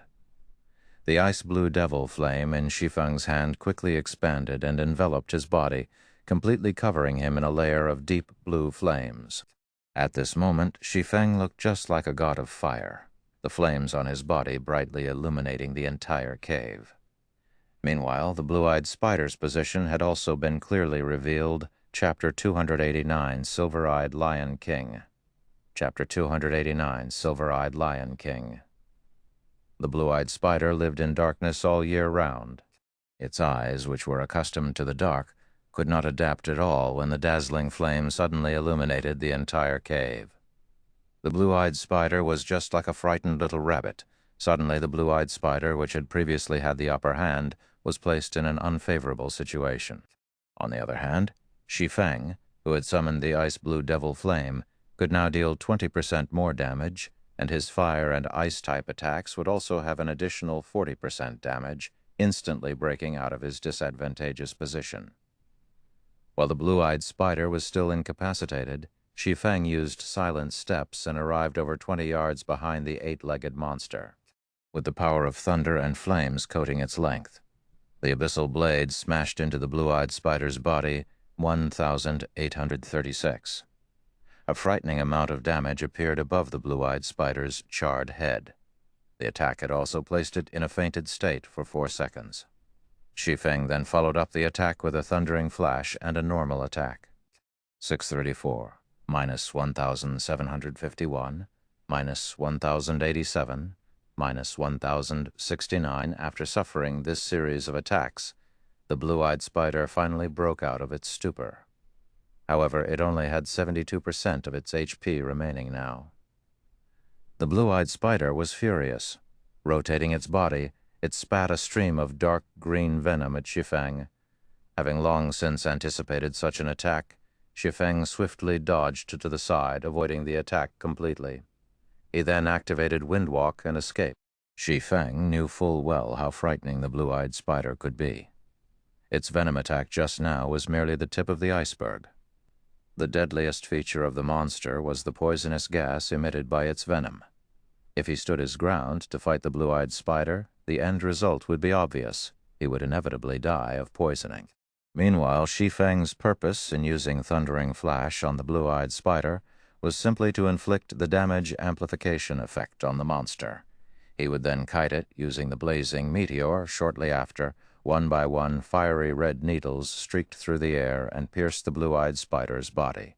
Although the blue-eyed spider was very skilled at dodging and blocking attacks, Shi Feng still managed to land 2 out of every 3 hits thanks to precision throw, the special skill he obtained back at the Steel Fortress Barutia. Moreover, his attacks would occasionally trigger the quadruple phantom effect of the blazing meteor, instantly causing 4-600 damages to appear above the blue-eyed spider. When his luck was good, he would also trigger the burning flames effect. When the effect stacked up to 5 times, combined with the amplification effects of the ice blue devil flame, the debuff caused -600 damage every second to the blue-eyed spider. The damage of this debuff was even higher than Shi Feng's melee damage. However, such an occurrence was only natural. Although magic weapons were amazing, before they were fully released, they would still be far from comparable to a pseudo-extraordinary item. Meanwhile, aside from Venom Attack, the only other ranged attack the blue-eyed spider possessed was Silk Bend. However, these 2 skills were simply superfluous when used against Shi Feng. Shi Feng simply made an effortless sidestep to dodge these attacks, and with a flick of his wrist, he would send yet another needle into the blue-eyed spider, following which the blue-eyed spider's HP bar constantly decreased. 62%, 45%, 33%, 20%. Within a few moments, the blue-eyed spider died at Shi Feng's hands as well. System: blue-eyed spider defeated. 3rd trial completed, rewarding 1 million EXP and 10 free mastery points. Proficiency of all skills increased by 100 points. System: 3rd trial cleared. Do you wish to start the next trial? 1 million EXP just for clearing the 3rd trial? The system sure is generous.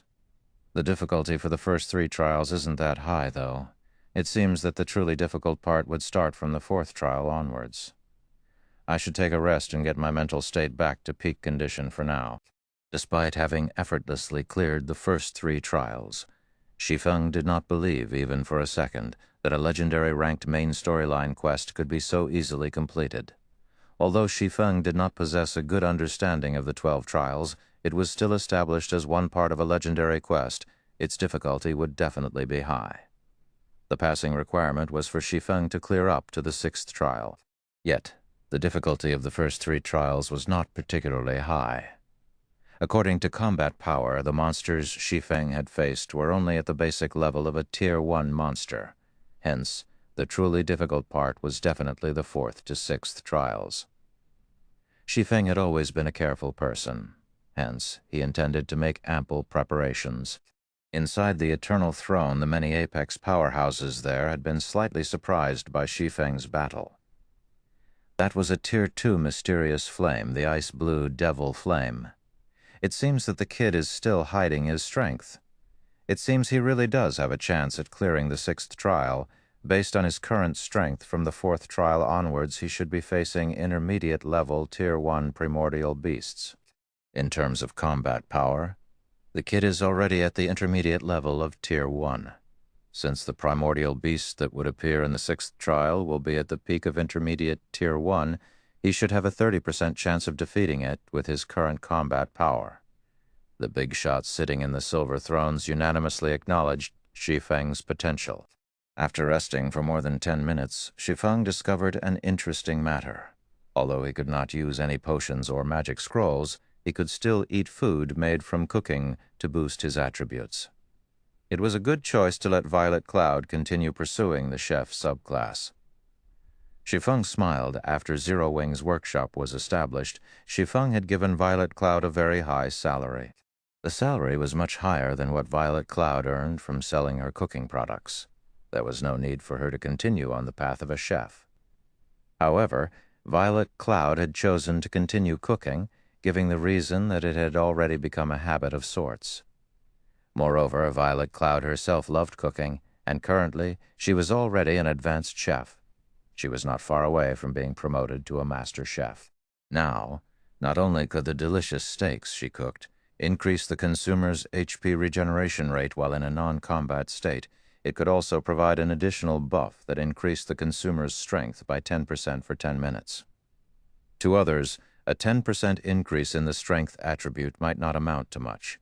However, to Shi Feng, who currently had 180 points in strength, that would mean an additional 18 points in strength, which was also equivalent to an additional 36 points in attack power. Overall, the effect of the delicious steak provided Shi Feng with a significant increase in combat power. After Shi Feng was rested, he clicked yes to start the fourth trial. Soon after, Shi Feng was teleported to a grassy plain. Taking a look at his surroundings, Shi Feng quickly discovered a lion with a golden mane lazily sprawled across a large boulder, its stout tail swishing around in a leisurely manner. However, Shi Feng's arrival had obviously alerted it. When this golden-maned lion stood up, its height exceeded 5 meters.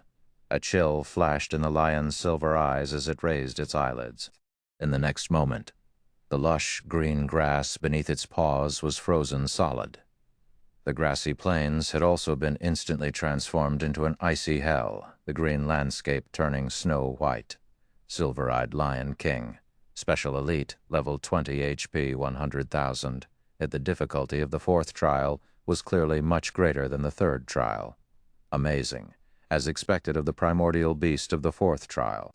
It is actually capable of affecting its surroundings, transforming its environment into the ideal territory for it to fight in. Shi Feng couldn't help but be shocked. Even with his 10 years of experience playing God's domain, Shi Feng had very rarely encountered such a monster. However, the icy hell had minimal effect on Shi Feng. After activating the ice blue devil flame, the icy hell instantly returned to its original state. Just like that, the silver-eyed lion's environmental advantage was easily vanquished by Shi Feng. Although the silver-eyed lion had lost its advantage, its innate strength and destructive power was still high. With a swipe of its paws, a large pit was formed in the grassland and gravel flew all over the place. Before Shi Feng could get a good grasp of the situation, he was hit by the shockwave ensuing from the impact of its claws and instantly lost 621 HP. What terrifying strength! Just the shockwave of its attack could already deal over -600 damage to me. If I received a direct hit from its claws, the damage will definitely be in the thousands. Although Shi Feng had been caught off guard by the silver-eyed lion, he did not freeze in place. Immediately, he activated Windwalk and escaped. If he fought a direct battle against the silver-eyed lion, there was no question that he would die.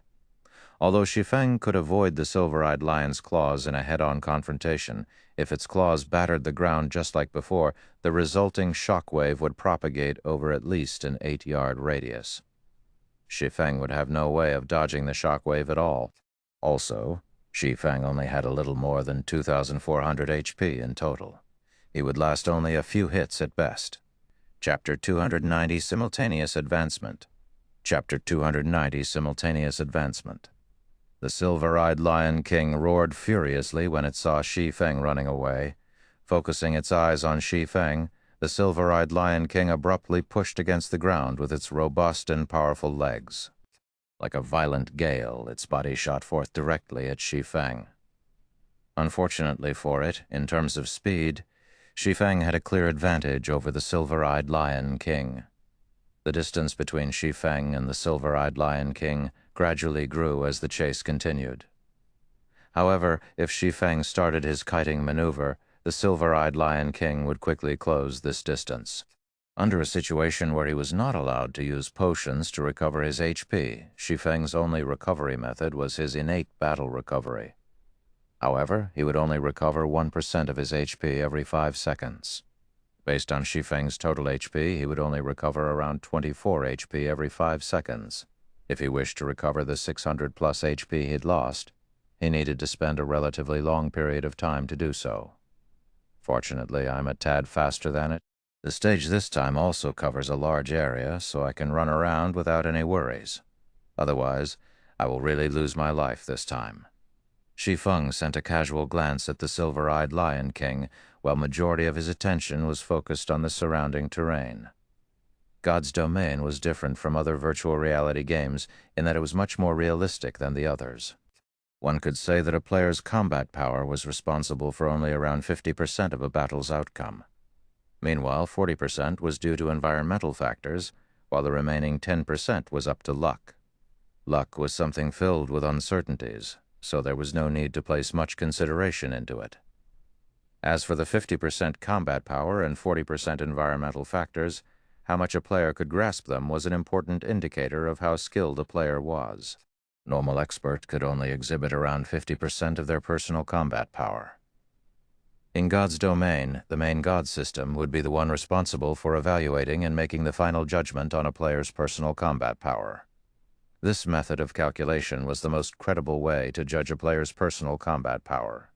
As to how it was calculated, only the main God system knew this. Currently, however, the main God system would not show players how much their personal combat power was and how much of it they could actually exhibit. Once the first 100-man team dungeon was successfully raided, the second evolution of God's Domain would be activated. After the second evolution, a teleportation gate to the Divine Colosseum would appear in every city. When players entered the Divine Colosseum, they could compete and battle against other players there. Not only could they obtain equipment there, they could also upgrade and improve their combat techniques. It was also due to this reason that the fights in God's Domain became extremely popular. As more time passed, the popularity of fights in God's Domain would even grow to surpass that of the fighting competitions in the real world. Those who were capable of exhibiting over 50% of their personal combat power would be considered normal experts. Meanwhile, players that could exhibit over 60% would be considered second-rate experts. Once a player could exhibit 70%, they would be considered first-rate experts. If one could exhibit more than 85% of their personal combat power, then they would be considered apex experts. A majority of the players within this category were famous experts of God's Domain, and they would often participate in the international competition that was held only once a year by the developers of God's Domain. They were without a doubt the most popular individuals in God's Domain. Back in the days when Shi Feng was still a Tier 3 Sword King, although he was not comparable to these great experts of God's Domain, he had still been categorized a first-rate expert since he could exhibit around 80% of his personal combat power. However, compared to exhibiting his personal combat power, Shi Feng was much stronger in terms of observing and utilizing his surroundings. Currently, in terms of combat power, Shi Feng was about equal to the Silver-Eyed Lion King. However, the Silver-Eyed Lion King's HP was many times greater than Shi Feng's. Without taking into consideration the environmental factors, Shi Feng would definitely die if he chose to clash head-on with the Silver-Eyed Lion King. If Shi Feng had met the Silver-Eyed Lion King under normal circumstances, he would simply accept his death. At worst, he would just lose a single level. However, the current situation he was in did not allow him to do so. This was a trial given by his quest. There was no second chance for him, and his death would also signify the end of the quest. Hence, he absolutely could not die right now. After running for over a dozen minutes, Shi Feng arrived at a hill. As for the Silver-Eyed Lion King, it was still far from catching up to Shi Feng. Shi Feng wandered around this hill for a while and eventually discovered a cliff. Immediately, Shi Feng's eyes glowed and his lips curled up in a smile. At last I've found the key to victory. Shi Feng chuckled lightly. He then activated Wind Walk, dashing towards the edge of the cliff. Originally, Shi Feng could have used this period of time to increase the gap between him and the Silver-Eyed Lion King even further. However, Shi Feng chose not to do so because he wanted to find a favorable terrain to deal with the Silver-Eyed Lion King. A minute later, Shi Feng stood at the edge of the cliff. Below him was a large gorge. This height should be sufficient. Shi Feng made some mental calculations and felt that his plan was feasible. After several more seconds passed, the silver-eyed Lion King finally caught up. Just as the silver-eyed Lion King leapt into the air, its razor-sharp claws about to slash Shi Feng's head, Shi Feng jumped, dodging the attack completely. In the next moment, the silver-eyed Lion King's paws smashed into the cliff. Boom! The ground beneath Shi Feng and the silver-eyed Lion King was destroyed, both man and beast plunging towards the very bottom of the cliff. Just as Shi Feng's body was about to hit the ground, he activated gravity liberation, his body instantly becoming as light as a feather. Immediately, Shi Feng's rate of descent dropped sharply. The silver-eyed Lion King, on the other hand, was not as fortunate. When its body hit the ground, a large crater was formed from the impact. "Still not dead? You're quite durable, aren't you?" Shi Feng commented as he looked at the silver-eyed Lion King that was embedded into the ground. Right now, the silver-eyed Lion King only had a thread of its HP left. "You've already dug your own grave, so you might as well stay in it." Shi Feng unceremoniously sent a thundering flash at the monster. 3 arcs of lightning streaked into the silver-eyed Lion King, taking away its remaining 1,000 or so HP. If Shi Feng had chosen to jump down the cliff first, the silver-eyed Lion King definitely wouldn't have followed suit. Its intelligence was not that low, after all. Instead, it would simply have taken a detour down the cliff. Hence, Shi Feng had chosen to borrow the silver-eyed Lion King's immense destructive power to destroy the edge of the cliff. That way, there was no doubt the silver-eyed Lion King would be caught unawares. System Silver-eyed Lion King defeated. 4th trial completed. Rewarding 3 million XP, 20 free mastery points, and 10 gold coins. Proficiency of all skills increased by 300 points.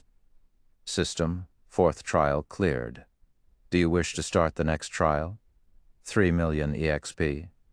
Isn't this reward a little too lavish? Shi Feng was immediately shocked by the system's reward. He had only recently risen to level 19. Yet now, he was already close to welcoming level 20. Moreover, after the 4th trial, Shi Feng's War God's Temple merit points were already at 700 points. He could now afford to exchange for 1 fine gold ranked item and 1 secret silver ranked item. And as long as he cleared the 5th trial, he could obtain another 800 merit points. The points in that round alone trumped those from all the previous rounds combined. He would then be able to afford to exchange for either 1 dark gold ranked item or 3 fine gold ranked items. After a short rest, Shi Feng clicked yes again and started the 5th trial. The stage of the 5th trial was set in a desert. Meanwhile, the primordial beast that would serve as his opponent in this trial was a monstrosity that had the head of a lion, the body of a goat, and a snake as its tail. The moment this monster noticed Shi Feng's entry into its territory, its crimson red eyes immediately squinted, a hint of excitement leaking out from them. Chimera. Shi Feng was surprised. Without even needing to use observing eyes on the monster before him, Shi Feng already knew what it was. After all, he had fought this monster countless times in the past. A chimera was the final boss of a 100-man team dungeon. In the past, Shi Feng and the team he led had suffered defeat after defeat under the hands of the chimera. Only after experiencing innumerable team wipes did they manage to finally kill it. Hence, Shi Feng had a very deep impression of chimeras. Chimera, Special Elite, Level 20 HP, 120,000, 120,000. The chimera was a monster Shi Feng was extremely familiar with. Shi Feng knew both the strengths and weaknesses of a chimera like the back of his hand. A chimera could spit fire from its mouth, and its strength was comparable to the silver-eyed Lion King. Meanwhile, the snake that acted as the chimera's tail was equivalent to another monster entirely. The snake boasted powerful venom attacks. If players were struck by the chimera's flames after being poisoned by its tail, they would die with 100% certainty. However, the chimera also possessed a fatal weakness, poison. Shi Feng immediately activated Windwalk. Faced with the chimera's sharp claws and venom attacks, Shi Feng chose only to dodge and not retaliate. After the venom spat out by the chimera's tail started spreading and emitting a poisonous gas into the surroundings, Shi Feng finally took action. Without hesitation, Shi Feng charged into the poisonous fog, with the Chimera following closely behind him. The moment Shi Feng stepped into the poisonous fog, he was inflicted with a poison debuff, losing 200 HP every second. However, Shi Feng paid no mind to the debuff. After he ran out of the poisonous fog, he spun his body around and threw the blazing meteor. When the blazing needle entered the poisonous fog, the vivid green fog instantly turned into a dark green. Immediately after an explosion occurred. The explosion promptly sent the Chimera, which was still standing inside the poisonous fog, flying.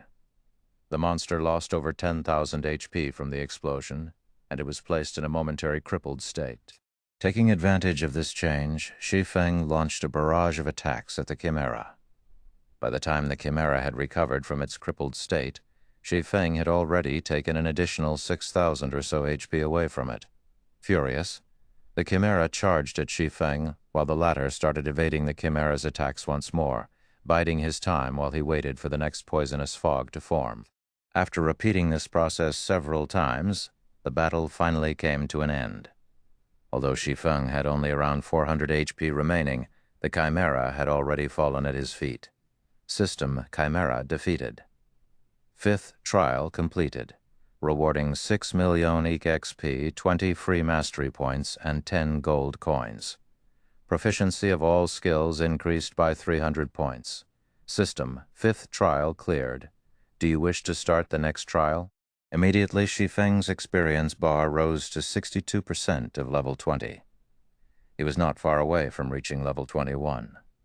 Although Shi Feng was slightly stronger now after allocating his free attribute points, he still felt that the next trial would be extremely dangerous. If not for the fact that Shi Feng was familiar with the Chimera's habits, he would have definitely died in the fifth trial. Meanwhile, the monster in the sixth trial would definitely be much stronger than the Chimera. It would be fortunate if the monster that appeared in the sixth trial was something Shi Feng was familiar with. However, what would he do if it was a monster he had never seen before? Most likely, death would be his only ending. Shi Feng would not rely on luck to decide such an important matter for him. Shi Feng did not immediately start the sixth trial after he was rested this time. Instead, he called out his attribute panel, choosing to use the free mastery points he had reserved all this time. One-handed sword mastery, intermediate, apprentice, swordsman mastery points required. 50 damage when using a one-handed weapon increased by 15%. Advanced apprentice swordsman mastery points required. 100 damage when using a one-handed weapon increased by 20%. Basic swordsman mastery points required. 150. Damage when using a one-handed weapon increased by 30%. There is a 5% chance for a qualitative change to occur. Intermediate swordsman mastery points required. 200 damage when using a one-handed weapon increased by 40%. There is a 10% chance for a qualitative change to occur. Normally, even after players were promoted into a Tier 1 swordsman, their one-handed sword or two-handed sword mastery would only be at the intermediate apprentice swordsman rank. Meanwhile, Shi Feng had received a total of 65 free mastery points from clearing the first 5 trials. In addition to the points he had received from completing quests and the points that were rewarded once every 5 levels, he now had a total of 168 unused free mastery points.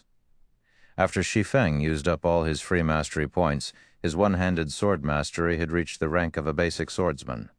However, Shi Feng was still not satisfied with this result, following which he retrieved the level 20 dark gold ranked Purgatory's Shadow, which he had previously bought at the Blackwing auction house, from his bag and swapped out the level 15 Demon Bane. Let's start the devouring process then. Shi Feng looked at the pitch-black abyssal blade in his hand. He then offered the 10 level 15 mysterious iron weapons, which he had prepared at an earlier date, and the level 15 Demon Bane as sacrifices to upgrade the abyssal blade.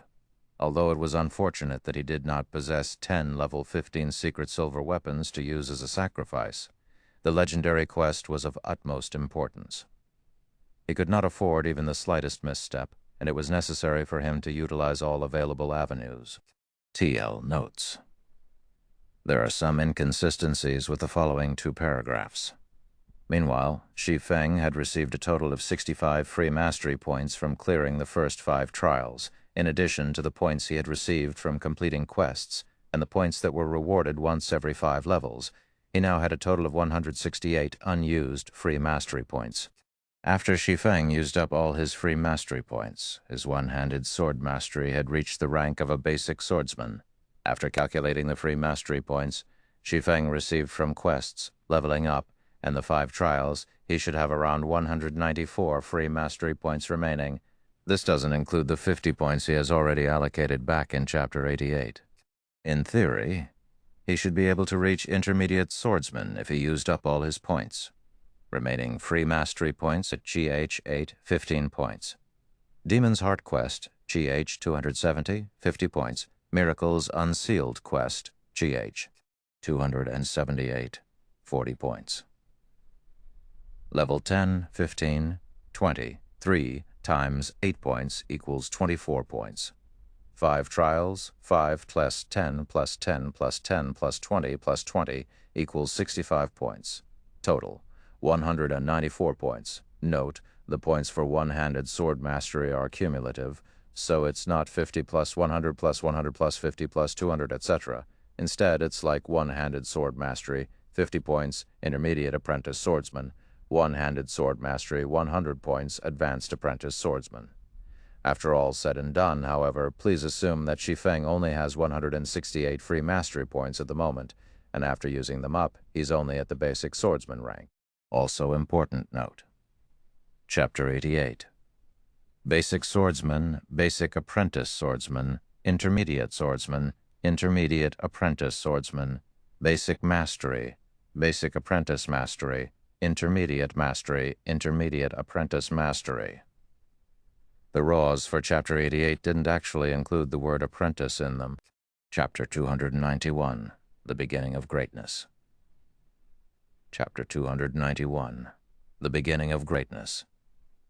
In order to increase the Abyssal Blade's potential, Shi Feng had intended to gather 10 level 15 fine gold weapons to serve as a sacrifice. Hence, he had deliberately kept the Abyssal Blade at level 10 all this time. Now, however, he no longer had the leeway to do so.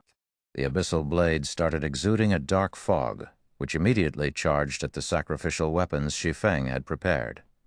Within 3 seconds, even the incomparably hard Demon Bane, a dark gold ranked one-handed sword, had been turned into dark fog and was absorbed by the Abyssal Blade. After the Abyssal Blade had finished devouring the sacrificial weapons, the weapon was no longer completely pitch black in appearance. Golden divine runes appeared on the blade of the sword, giving off a faint golden glow. Meanwhile, the entire blade itself had also become silvery gray.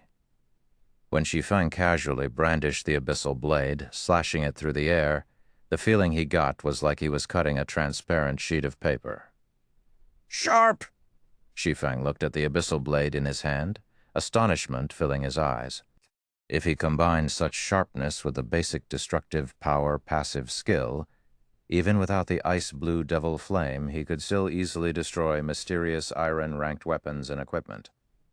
Secret silver-ranked items would also last only a while longer. Abyssal Blade, one-handed sword magic weapon. Attack power plus 211, all attributes plus 25. Attack speed plus 8. Ignore levels plus 8. Attacks have 35% chance to cause 200% damage. 10% chance to cause 300% damage. 20% chance to induce Doom Curse, reducing all attributes by 40% for 30 seconds.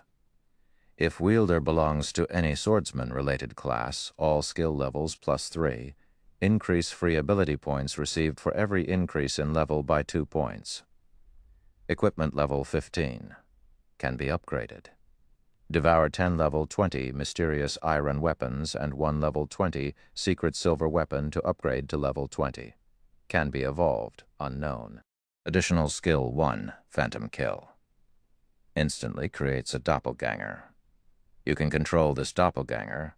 Doppelganger will have 55% of original body's attributes and all skills. At the same time, doppelganger and the original body can be swapped. Duration, 40 seconds. Cooldown, 5 minutes. Additional skill 2, Abyssal Bind.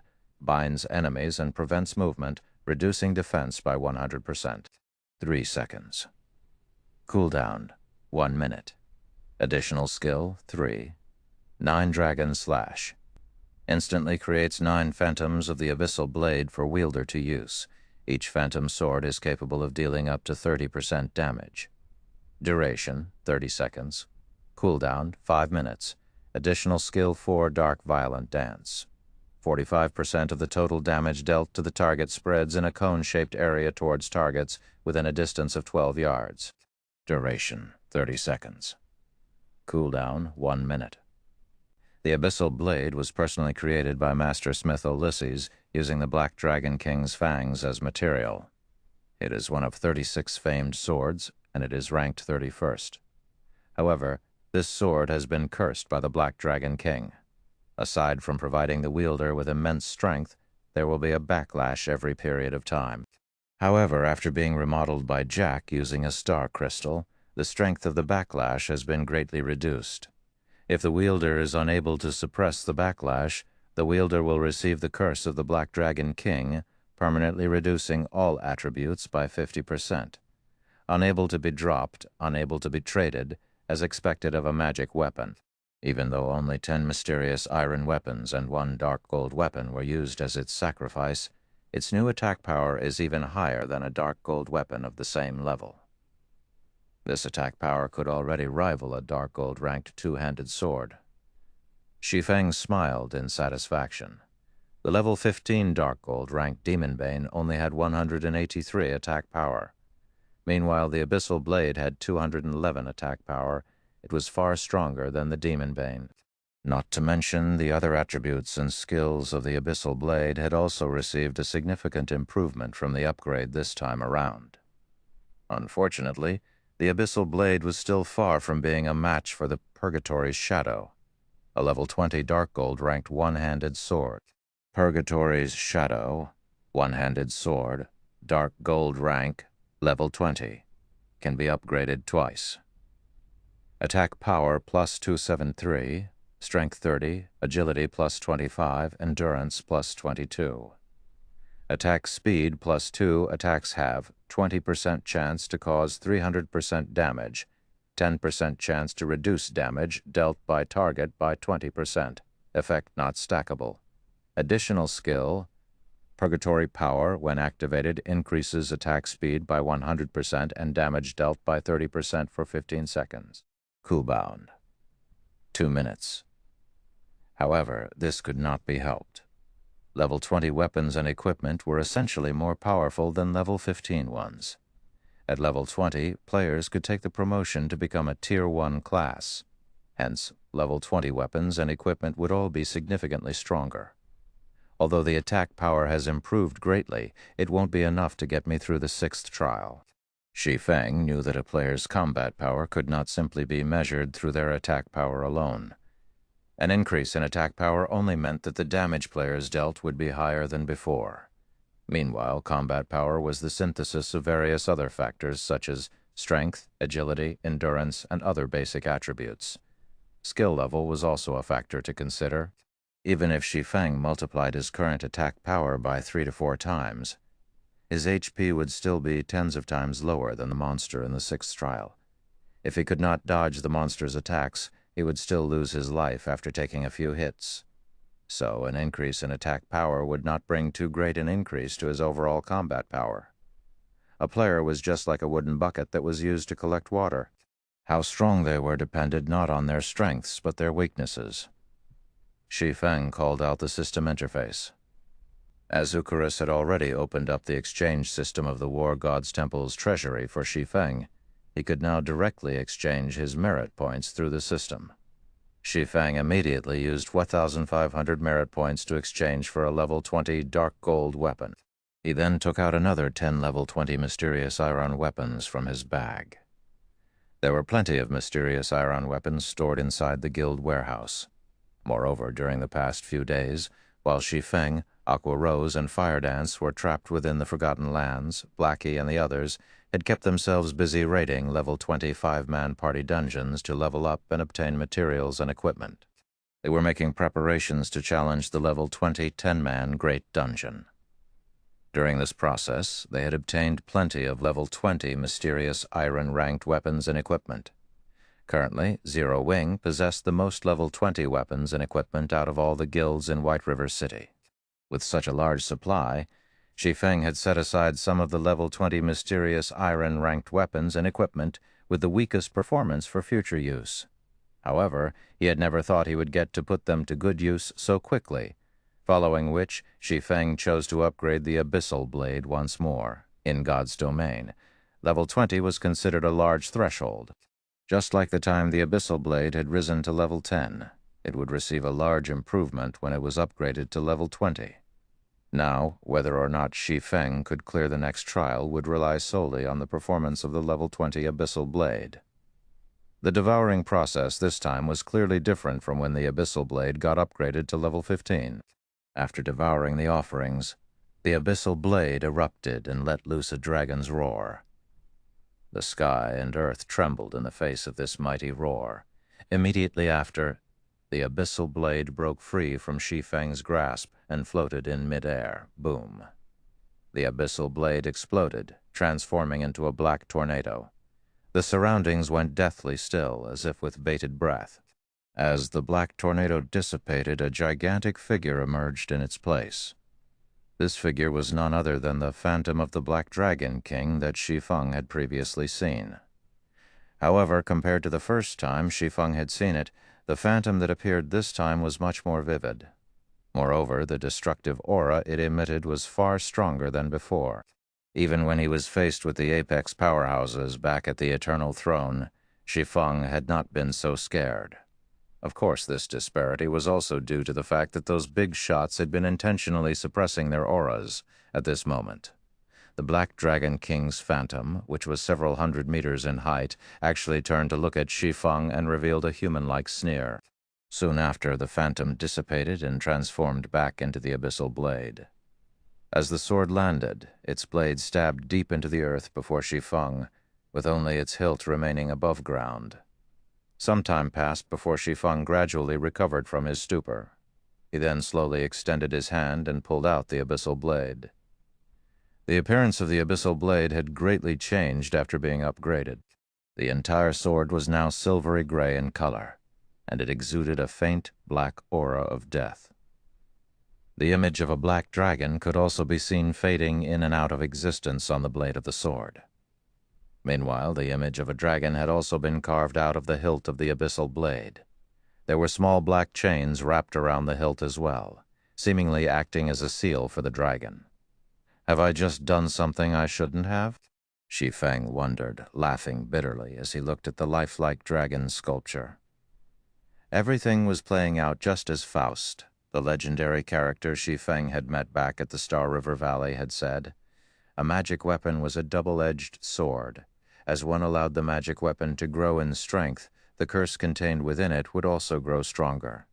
Meanwhile, the wielder would sooner or later be devoured by the strength of the magic weapon.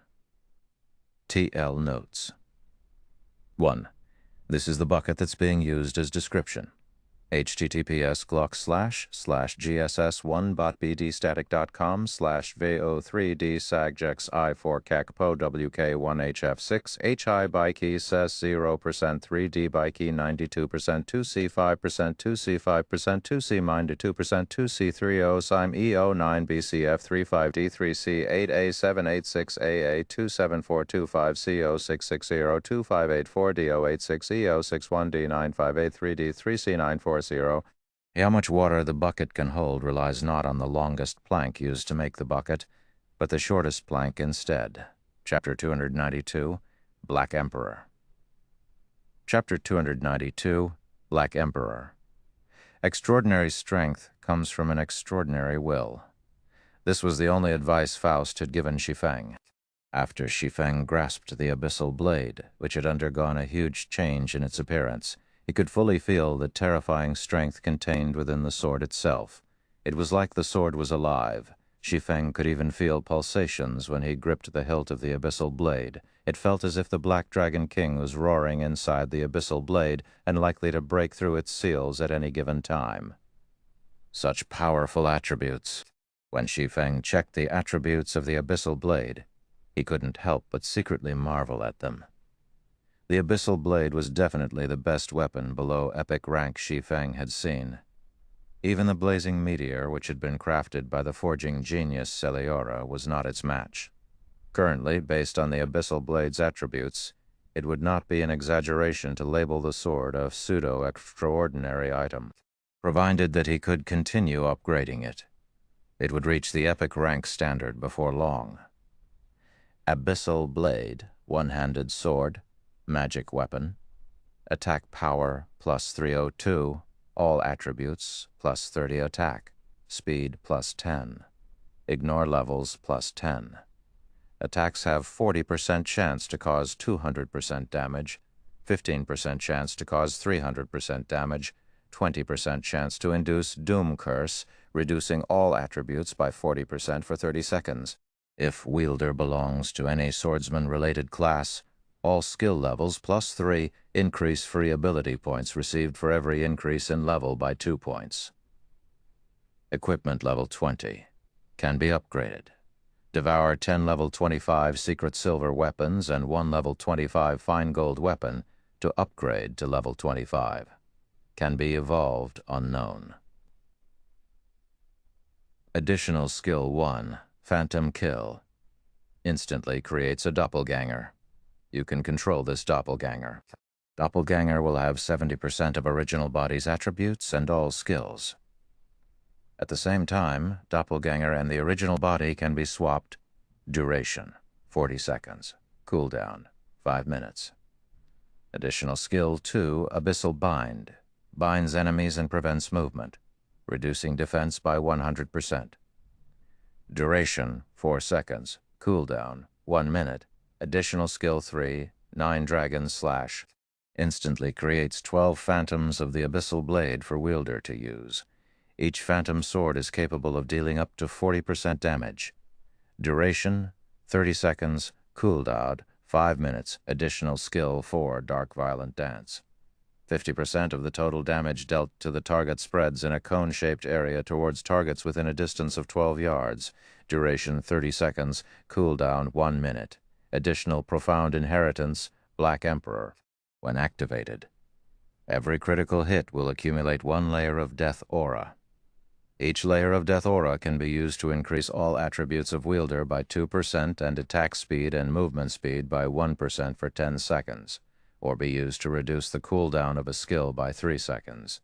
Maximum of 30 layers of Death Aura. Duration, 10 minutes. Cooldown, 18 hours. The Abyssal Blade was personally created by Master Smith Ulysses, using the Black Dragon King's fangs as material. It is one of 36 famed swords, and it is ranked 31st. However, this sword has been cursed by the Black Dragon King. Aside from providing the wielder with immense strength, there will be a backlash every period of time. However, after being remodeled by Jack using a star crystal, the strength of the backlash has been greatly reduced. If the wielder is unable to suppress the backlash, the wielder will receive the curse of the Black Dragon King, permanently reducing all attributes by 50%, unable to be dropped, unable to be traded, as expected of a magic weapon. It really doesn't disappoint. Even epic weapons rarely have profound inheritances attached to them. Now, before even reaching the standard of an epic weapon, it already possesses a profound inheritances. Shi Feng breathed a sigh of relief after carefully reading through the introduction of the Black Emperor. With it, he should not have any problems facing the 6th trial. Profound inheritances were rarely seen during the early stages of God's domain. They only started becoming widely known during the middle stages of the game. Inheritances and skills were different. In God's domain, the skills provided to each class were made to accommodate the masses of players, so there was no sense of individuality to them. To put it another way, instead of skills being made to cater to the individual player, players were required to adapt themselves to pre-made skills, regardless of the suitability of said skills. Meanwhile, inheritances could be used by players to create their own unique method of attacking, allowing more freedom in their fighting styles. It could also further increase a player's combat power. The most basic of inheritances in God's domain would enhance a player's skills, such as increasing the skill's damage or altering the effects of said skill to allow a more flexible fighting style. As for the more advanced inheritances, not only would they alter a player's skills, they could also increase a player's attributes. Meanwhile, the Black Emperor inheritance clearly belonged to this category. If others were to see the attributes on the Abyssal Blade, their jaws would definitely fall to the ground in shock. Some would even harbor thoughts of owning it for themselves. An organization like Underworld, which had been continuously gathering all kinds of powerful items, would definitely not hesitate to use unscrupulous means to take possession of the Abyssal Blade. Today's society, virtual gaming had already become one of the world's main forms of entertainment. The emergence of God's domain had further solidified the position of virtual reality games in people's lives. Currently, the average person would spend close to half of their day living inside God's domain. It was also due to this reason that players all wished to live a better and more respectable life in God's domain. After all, life in God's domain was just like another part of their own lives. However, unlike their lives in the real world, their lives in the virtual world were much purer and simpler. Generally, they only needed good weapons, equipment, and influence in the game. At this current age, players' pursuit of virtual items was no less than women's pursuit of luxury goods. After all, in the eyes of average players, weapons and equipment were the representation of strength. Gorgeous-looking weapons and equipment that allowed one to have amazing damage output were all the envy of average players. High-level weapons and equipment were symbols of strength in God's domain, and countless players pursued them. It was also the reason why many players were willing to spend hundreds and thousands and sometimes even tens of thousands of credits to purchase these powerful items. Some wealthy youths that were born with a golden spoon would even spend several millions without blinking just to obtain a powerful item. These people were willing to go to such lengths because with powerful weapons and equipment, they could experience the pleasure of being superior to others.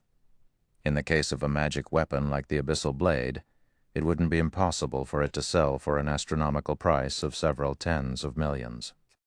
Shi Feng recalled that 1 year after God's domain's official launch in the past, a legendary item had appeared in the world auction, which was held in the real world. At that time, the legendary item had been sold off for 60 million credits. The price had thoroughly shocked the entire world. Shortly after the auction, however, the person who sold the legendary item immediately regretted that decision. There was only a limited number of legendary items throughout the entire God's domain, and every single one of them was considered a strategic weapon by guilds. Just by owning one, a player could easily get through their Tier 4 or even Tier 5 class promotions. Meanwhile, the value of a Tier 5 powerhouse could reach up to tens of billions of credits. The reason being, when a guild gave birth to a Tier 5 powerhouse, the guild would have the ability to conquer 2 or 3 additional cities that could each hold a population of several million people. Of course, the Abyssal Blade was still incapable of rivaling a legendary weapon at present. It wasn't even at the level of an epic weapon yet. However, it was what Shi Feng currently needed the most. For Shi Feng, several hundred points of additional attributes weren't as beneficial a powerful skill, and the Black Emperor inheritance just happened to fit the bill.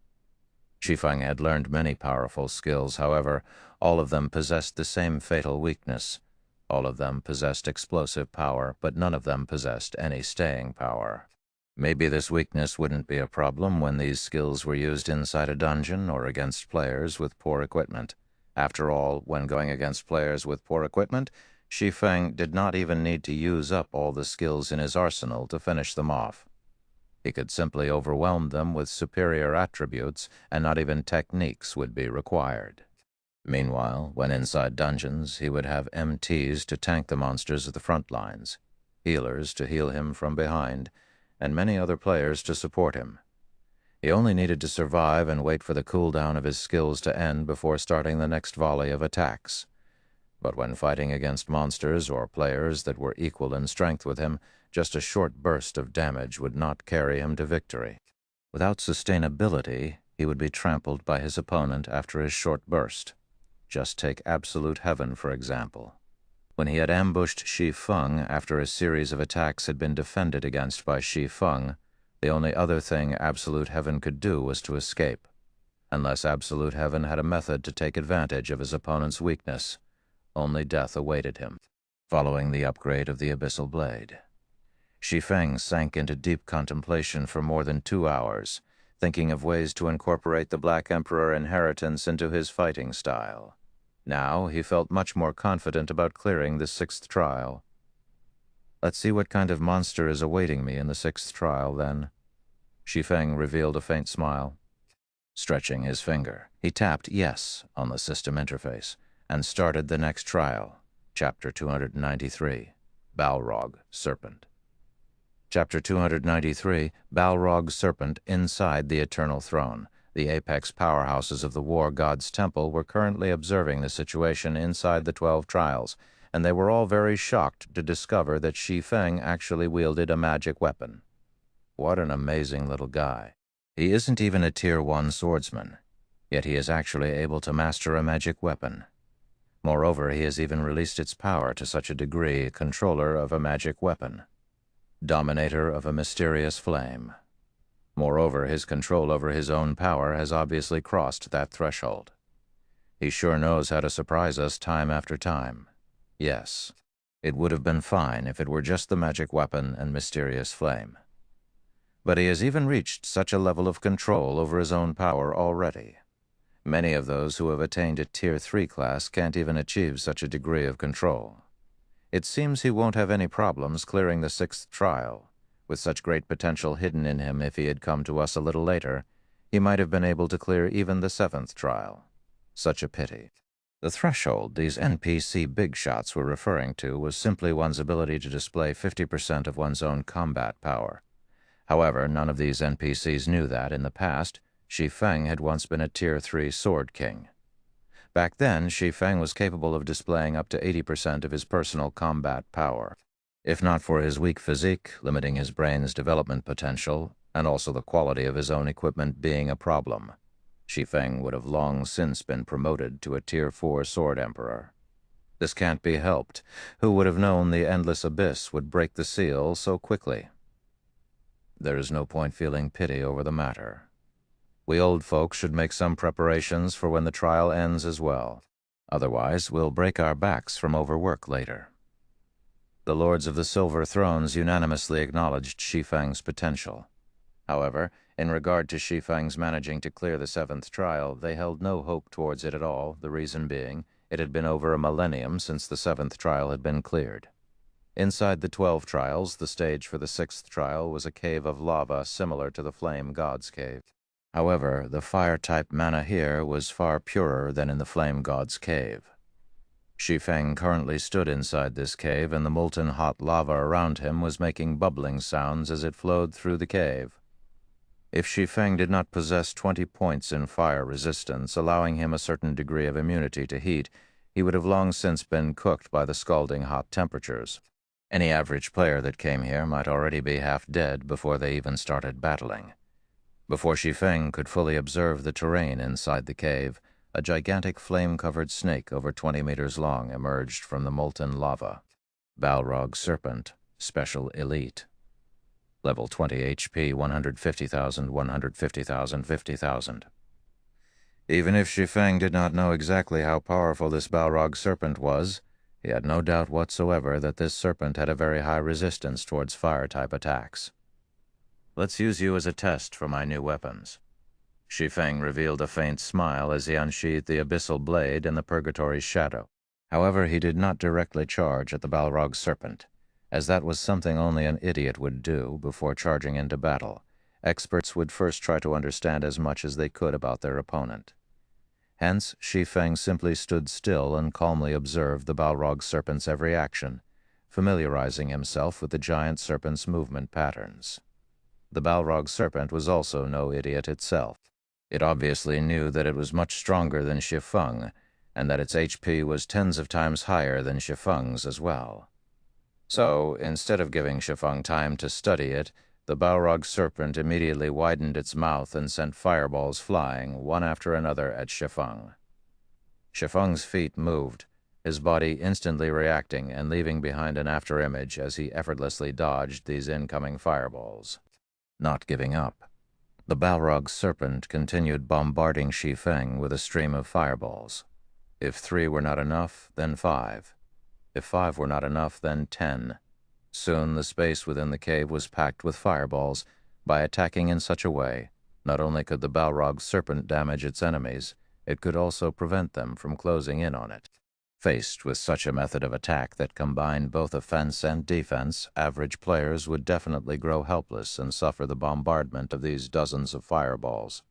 Shi Feng, however, was no average player. In the face of all these fireballs, instead of retreating, he chose to advance without the slightest shred of hesitation.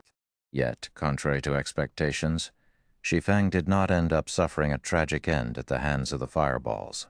Instead, he looked as if he was dancing as he weaved through the rain of fire, his actions seemingly easy and enjoyable.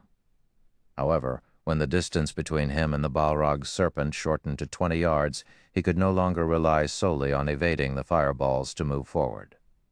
I've mostly grasped its attack timing.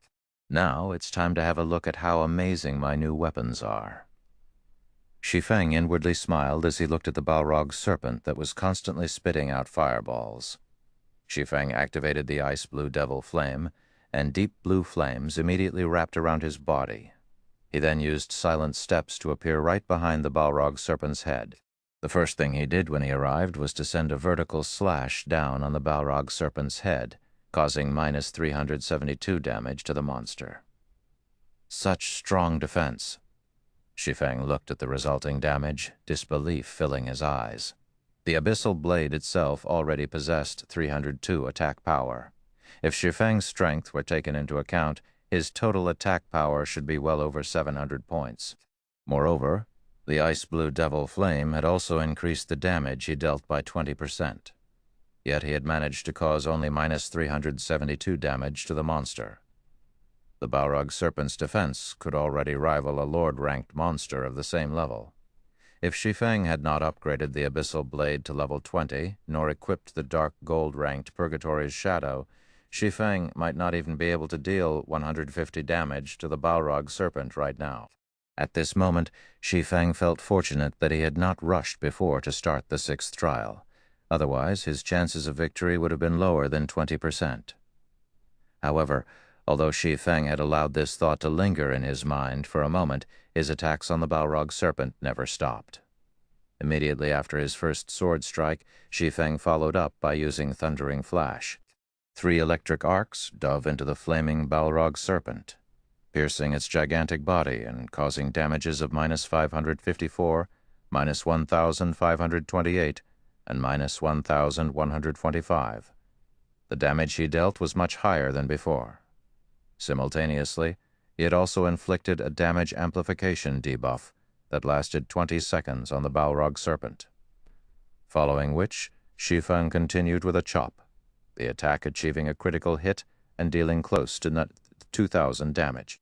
When Shi Feng landed on the ground, he immediately followed up with a flurry of sword slashes. The abyssal blade now had a 40% chance to deal a critical hit, so Shi Feng could deal a critical hit with almost every other attack. From this series of attacks, the Balrog serpent had lost over 7,000 HP. However, the giant serpent had 150,000 HP. Shi Feng would need to repeat such a burst of attacks at least 20 more times in order to completely kill it. Originally, Shi Feng felt quite happy with the damage he was dealing. At this rate, even if he did not activate Black Emperor, he still possessed a very high chance of killing the Balrog serpent. Unfortunately, that happiness was short-lived. The reason being, Shi Feng soon discovered that the Balrog serpent's HP was rapidly returning to full. It was actually recovering 500 HP every second.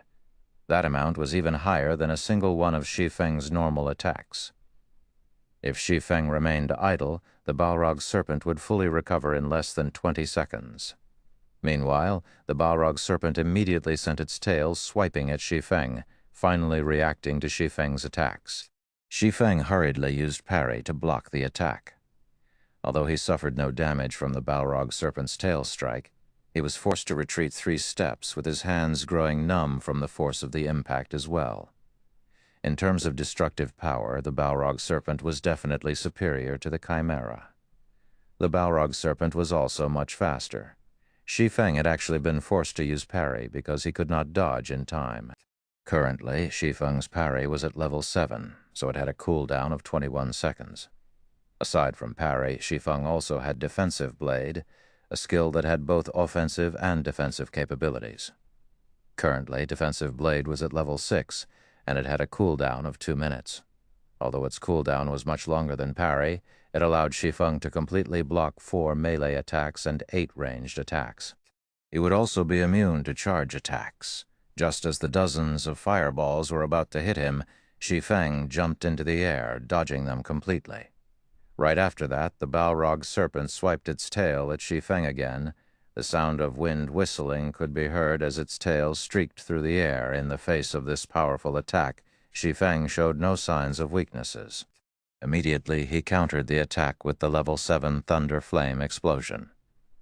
When sword and tail collided, sparks of flame scattered in all directions. The Balrog serpent's tail was knocked back, the monster itself receiving over -400 damage from the brief clash. On the other hand, Shi Feng landed heavily onto the ground, his feet sinking partly into the molten lava. A damage of over -700 points also appeared above his head. As expected in a direct confrontation, Shi Feng was definitely a lot weaker than the Balrog serpent. However, Shi Feng was probably the only player in God's domain right now who dared to actually fight a special elite monster in such a way. Chapter 294, Storm of Swords. Chapter 294, Storm of Swords.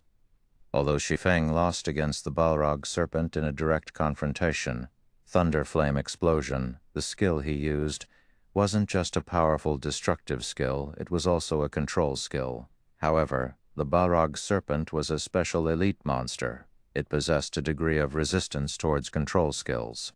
The level 7 Thunder Flame Explosion, which would originally place enemies hit by it in a fainted state for 5 seconds, only managed to incapacitate the Balrog serpent for 3.5 seconds. For average players, 3.5 seconds might not seem like a long time. For Shi Feng, however, it was plenty of time. Wind Blade. Shi Feng instantly arrived before the Balrog serpent. Simultaneously, his attack speed received a 30% increase. However, Shi Feng was still not satisfied with this.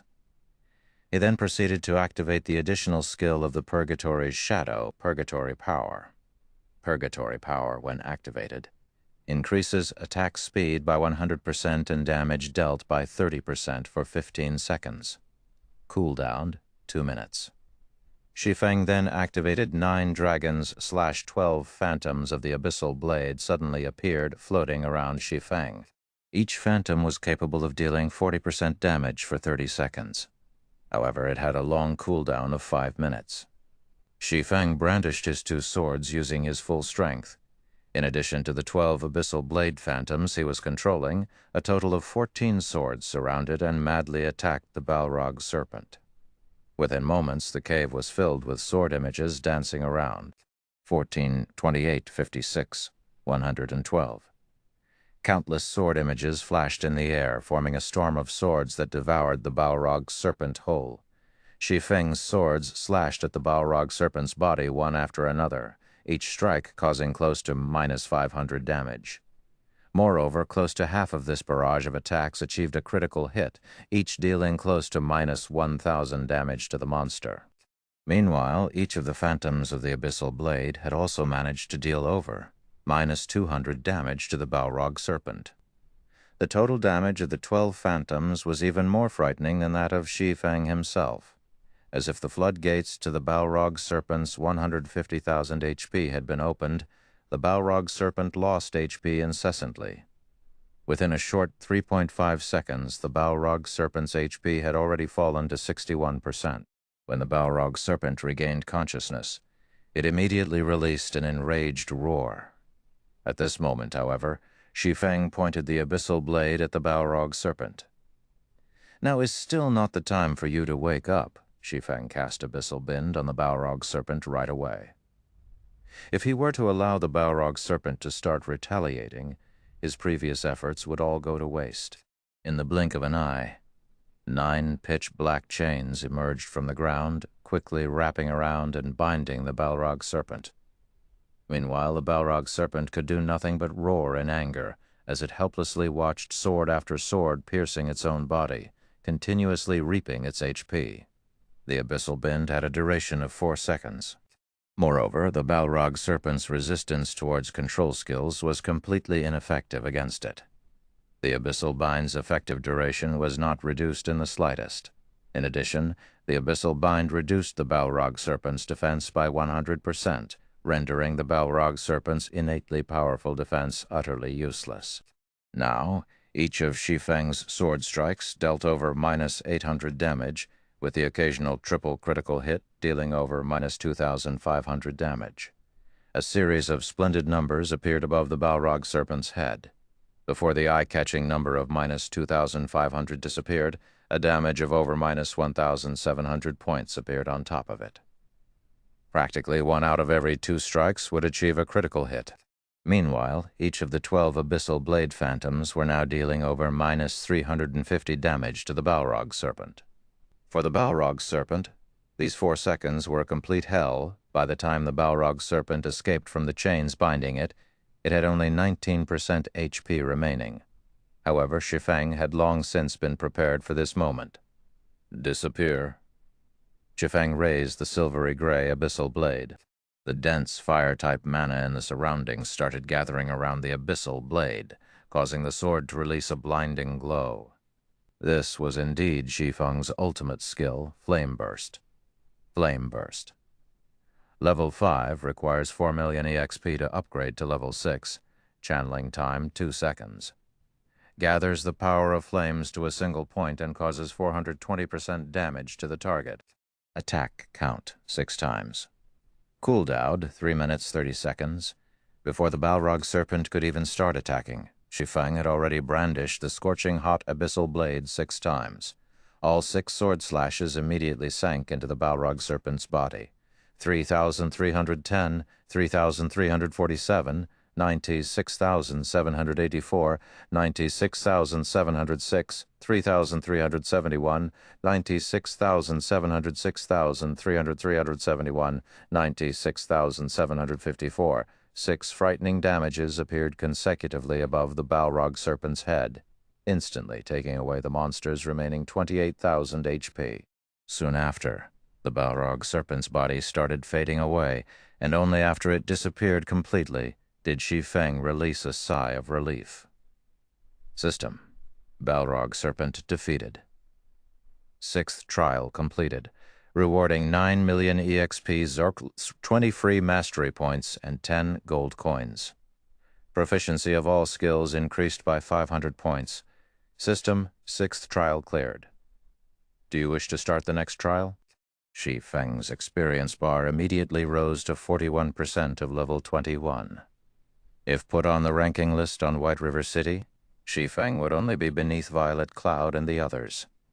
However, he was still 2 levels behind Blackie, the current top-ranking player of White River City. Finally, I've passed the requirement. Should I try to take on the 7th trial, though?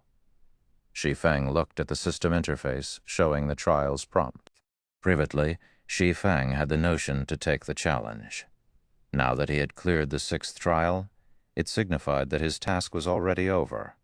He had no need to brave the dangers and accept the next trial at all. Moreover, if he happened to lose his life in the next trial, he would definitely suffer a heavy penalty. It absolutely wouldn't be limited to just losing a single level. Truth be told, however, Shi Feng felt confident about his chances at clearing the 7th trial. After all, he had not even unveiled the Black Emperor inheritance when he fought the Balrog serpent. He definitely had the necessary strength to challenge the 7th trial. After clearing the 6th trial, Shi Feng obtained an additional 1,600 merit points. If he were to clear the 7th trial, he could obtain another 3,200 merit points, bringing his total to 4,800 merit points. It would be enough points for him to exchange for an epic-ranked item. Just the prospect of obtaining an epic-ranked item made Shi Feng feel that he should give it a try.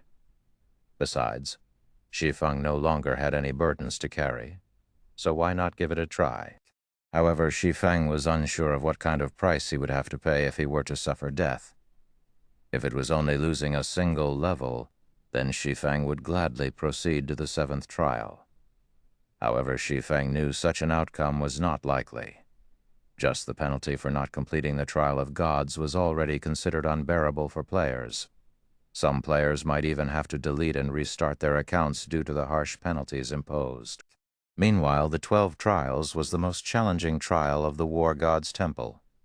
It would be an insult to the War God's Temple if the punishment for dying was only the loss of a single level. Just as Shi Feng was hesitating, his system communicator rang.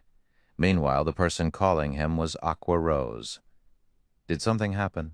Shi Feng asked. Previously, Shi Feng had already told Aqua Rose that he did not wish to be disturbed as he was about to do a quest, and that, unless there was something big happening, she shouldn't try to contact him. Based on Aqua Rose's serious personality, if it wasn't an extremely important matter, then she definitely wouldn't try to contact him, hence Shi Feng's question. "Dark Star has suddenly declared an all-out war against us, and several hundreds of our guild members have already been killed by members of Dark Star while they were out grinding. Moreover, the core team, led by Fire Dance, has also been trapped by Dark Star inside the Silverleaf Forest. Although we've already sent reinforcements, they were blocked by members of Dark Star outside the forest. What I'm trying to say is that, guild leader, you need to immediately contact Gentle Snow and have her send some people to help contain Dark Star so that our members can take the opportunity to save Fire Dance and the others." Aqua Rose was extremely anxious at this moment. They had already failed to break through the encirclement of Dark Star around the Silverleaf Forest multiple times now. If this situation continued, Fire Dance and the others would truly be finished. "Feng Xuanyang, you did good." Shi Feng's expression immediately sank, a cold killing intent gleaming in his eyes. If Fire Dance and the others belonging to the main force of the guild were to die a few times, it would be a tremendous loss to Zero Wing. Leaving aside the fame that Fire Dance and the others had accumulated for themselves, just losing a part of the equipment they possessed would be a serious blow to the guild. Just how long would it take for them to recover such precious equipment?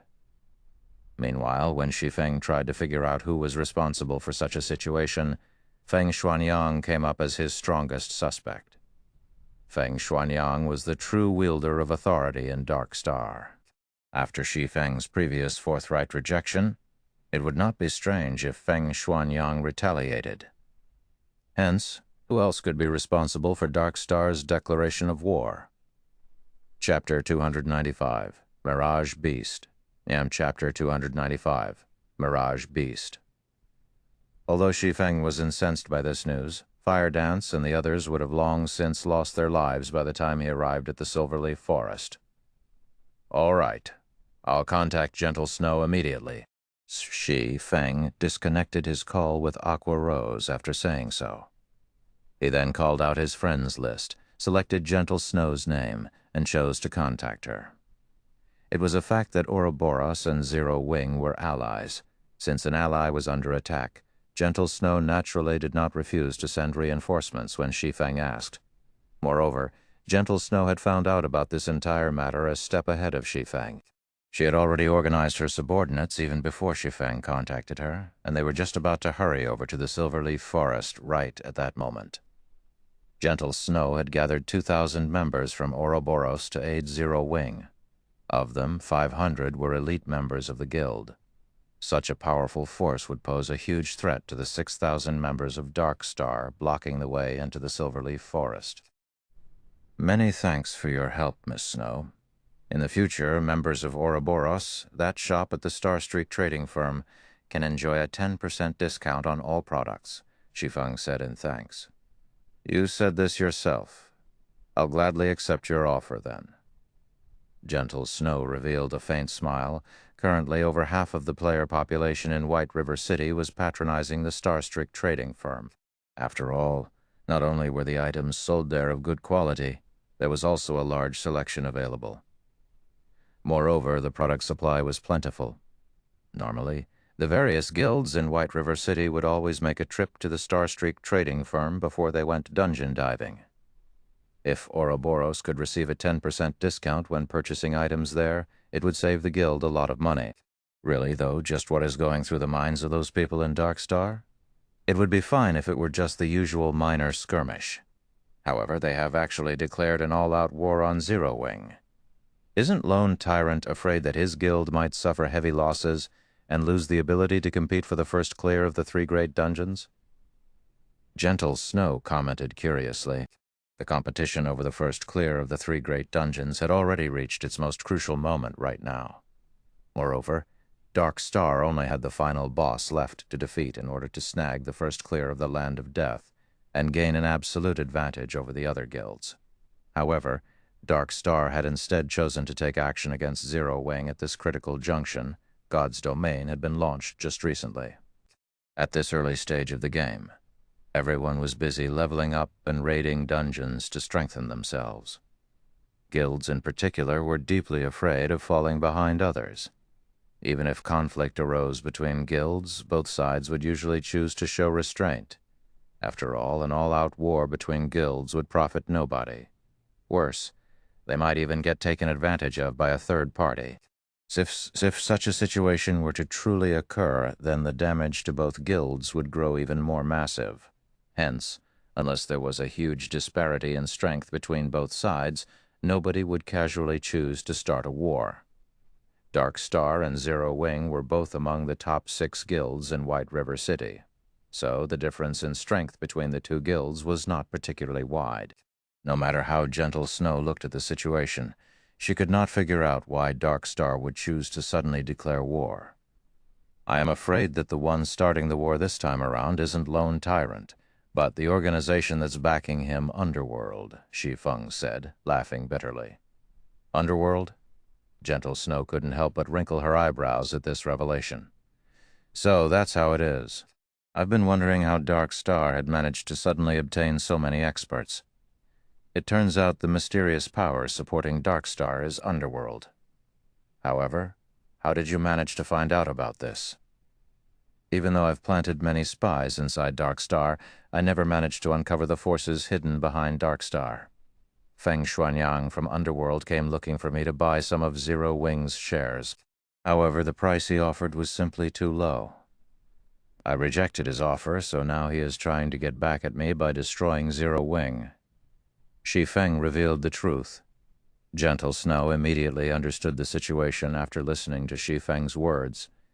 It was no wonder Dark Star was completely unafraid of commencing an all-out war with Underworld's background.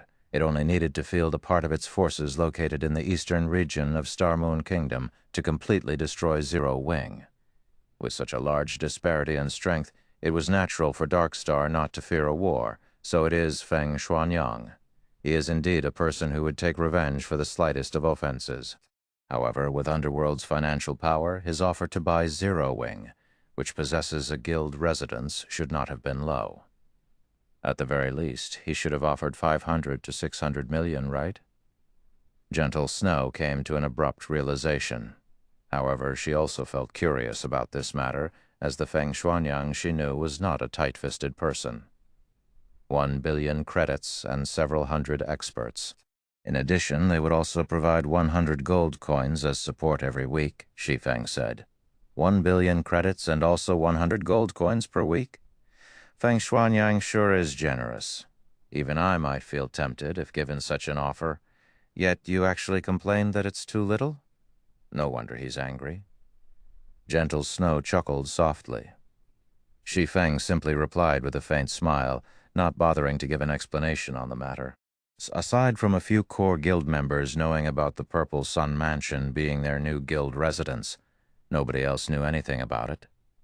The others only knew that Zero Wing possessed a guild residence.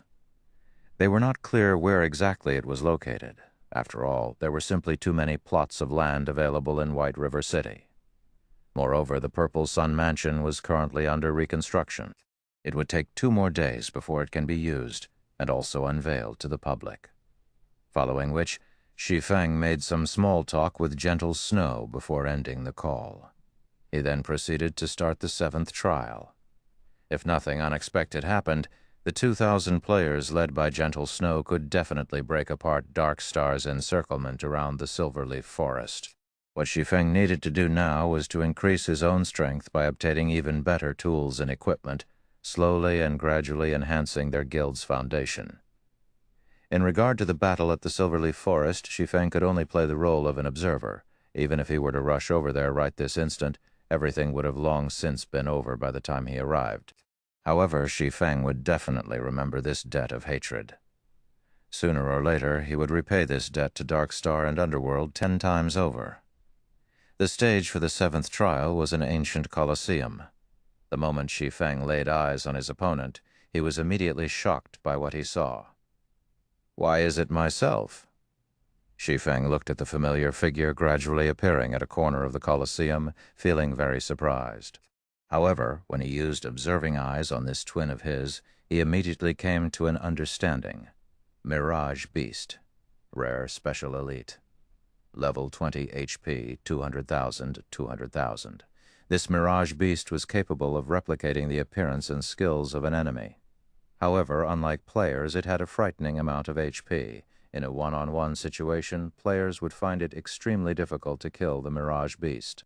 In God's domain, the only advantage players had over monsters was the diversity of skills they possessed.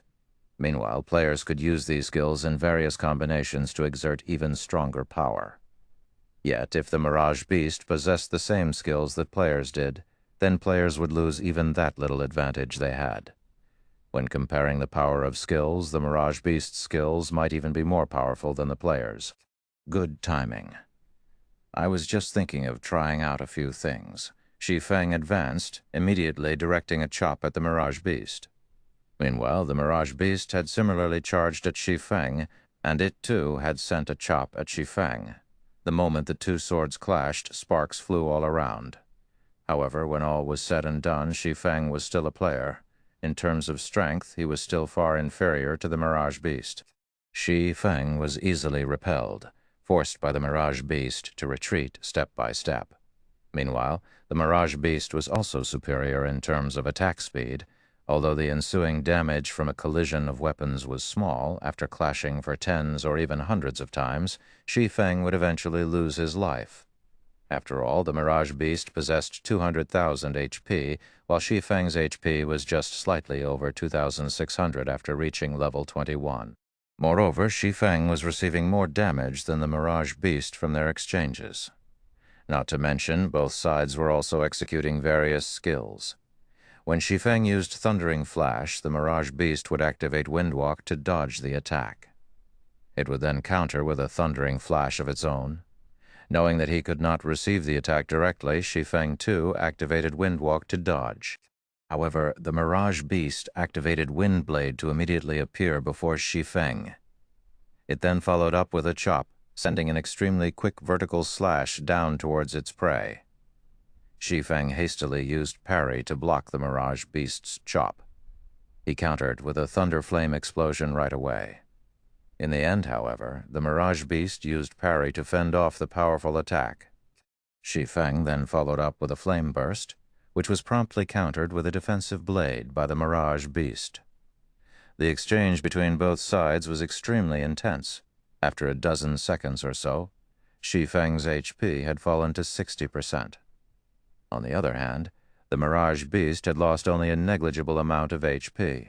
Just the Mirage Beast's battle recovery negated most of the damage Shi Feng had caused. As expected of the 7th trial, even the monster's normal attacks and skills are used with such viciousness. However, instead of feeling afraid, a sense of excitement was bubbling within Shi Feng at the moment. However, do you know this move? Shi Feng looked at the Mirage Beast, a faint smile appearing on his face. He then proceeded to activate the Black Emperor Inheritance. Dark fog immediately started emerging from the abyssal blade, and then entered Shi Feng's body. Chapter 296, Perfect Combination. Chapter 296, Perfect Combination. Although the Mirage Beast was capable of duplicating a player's every skill, Shi Feng had already obtained a clear understanding of the Mirage Beast during this short period of time. Shi Feng had previously activated the Ice Blue Devil Flame after starting the battle. Yet the Mirage Beast had not done so. The ice-blue devil flame was not a skill Shi Feng had learned. Instead, it was an additional effect provided by the item known as the ice-blue devil flame. Hence, Shi Feng could say with certainty that the Mirage Beast was incapable of duplicating the additional skills of a player's equipment. The moment the dark fog, which emanated from the abyssal blade, started permeating Shi Feng's body, a faint silvery gray aura of death emerged on the surface of his body. Immediately, he charged at the Mirage Beast, while simultaneously activating 9 Dragon Slash.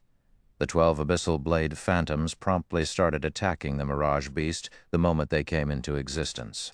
When the Mirage Beast saw the 12 phantoms striking at it, it cleverly chose not to block them. Instead, it bombarded Shi Feng with a thunder flame explosion. As long as Shi Feng died, the 12 abyssal blade phantoms would naturally disappear along with him. Seeing the Mirage Beast's actions, Shi Feng simply revealed a calm smile. Rather than dodge the attack, however, Shi Feng chose to activate Defensive Blade and proceeded to assault the Mirage Beast's vital point. Defensive Blade provided Shi Feng with complete immunity to 4 melee attacks. He could simply allow the Mirage Beast's attack to connect without needing to defend using his sword at all. Meanwhile, Shi Feng's twin swords had also landed on the Mirage Beast's body. Previously, in order to block Shi Feng's thunder flame explosion, the Mirage Beast had used up its own defensive blade. Hence, it had no choice but to endure Shi Feng's attacks right now. Shi Feng took this chance to make 7 consecutive slashes on the Mirage Beast's body. His normal attacks caused over -500 damage, while critical hits dealt over -1,000 damage. Meanwhile, each of the abyssal blade phantoms could also inflict over -200 damage. Out of the 7 sword strikes Shi Feng landed on the Mirage Beast, 4 achieved a critical hit. Coupling those sword strikes with the attacks of the abyssal blade phantoms, Shi Feng dealt over 7,000 damage within this brief moment. It was a very impressive amount of damage. However, the Mirage Beast, which had taken on Shi Feng's appearance, simply gave Shi Feng a smile of disdain. The Mirage Beast looked as if it was saying, "This is your limit." The Mirage Beast had 200,000 HP, so -7,000 damage was only a scratch to it. It would be perfectly fine again once it rubbed some spit on its wounds. On the other hand, now that Shi Feng no longer possessed any life-saving skills, only death awaited him. A high HP is really a great asset. Shi Feng sighed when he looked at the Mirage Beast's HP bar. In the next moment, though, Shi Feng revealed a smile, saying, "However, you are still 10 years too early if you think you can overpower me just with this asset of yours alone." Shi Feng activated the Purgatory Shadow's additional skill, Purgatory Power, increasing his attack speed by 100% and damage by 30% for 15 seconds. Shi Feng then pointed the Abyssal Blade at the Mirage Beast, charging at him. Abyssal Bind. 9 chilling chains instantly emerged from the ground, wrapping around and restraining the Mirage Beast.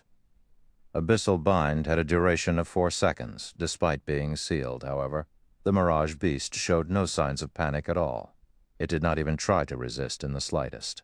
Instead, it revealed a mocking expression as it looked at Shi Feng, as if telling Shi Feng to slash it as much as he wanted to. Previously, Shi Feng had only managed to take away around 7,000 of its HP after attacking it for slightly over a second. Even if the Mirage Beast allowed Shi Feng free rein for 4 full seconds, the most it would lose was around 30,000 HP. That was not even a quarter of its total HP. Moreover, after Shi Feng exhausted all his skills, he would also lose his means of dealing bursts of damage. With neither life-saving skills nor bursting skills, the end result was obvious. Hence, the Mirage Beast felt very assured of its victory. Since the very beginning, this human never had a chance of defeating it. However, the Mirage Beast quickly discovered that reality was much crueler than fantasy. The Abyssal Bind indeed had a duration of only 4 seconds. However, the skill also possessed the effect of reducing its target's defense by 100%, and this allowed Shi Feng's damage to abruptly soar. Now, each of Shi Feng's normal attacks could deal over -700 damage. Miraculously, one of his attacks even triggered the Doom Curse, one of the Abyssal Blade's effects. Instantly, the Mirage Beast had its attributes reduced by 30%, and its maximum HP fell from 200,000 to 140,000. Engulfed by the storm of swords, the Mirage Beast's HP fell crazily.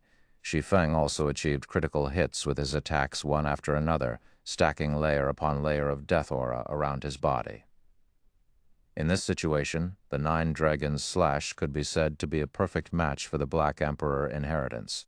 After activating the Nine Dragons Slash, Shi Feng would not be lacking in death auras at all. Before the 4 seconds were up, the Mirage Beast's HP had already gone below the 70% threshold. Just as the Abyssal Bind was about to lose effect and the Mirage Beast was about to regain its freedom, Shi Feng abruptly leaped into the air and switched sword techniques. Simultaneously, he used 10 of the 30 layers of death aura he had accumulated to reduce the Thunder Flame Explosion's cooldown.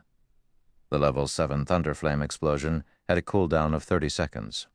Meanwhile, each layer of death aura could reduce a skill's cooldown by 3 seconds. After using 10 layers of death aura, Thunder Flame Explosion could be used again. However, Shi Feng was still not done. He then used the remaining 20 layers of death aura on himself, instantly increasing all his basic attributes by 40%, and attack speed and movement speed by 20% for 10 seconds.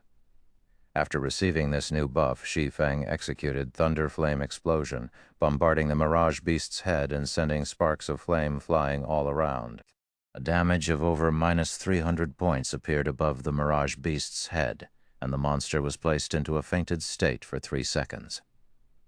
Unless a monster was completely immune to control skills, powerful experts could usually restrain said monster continuously until death.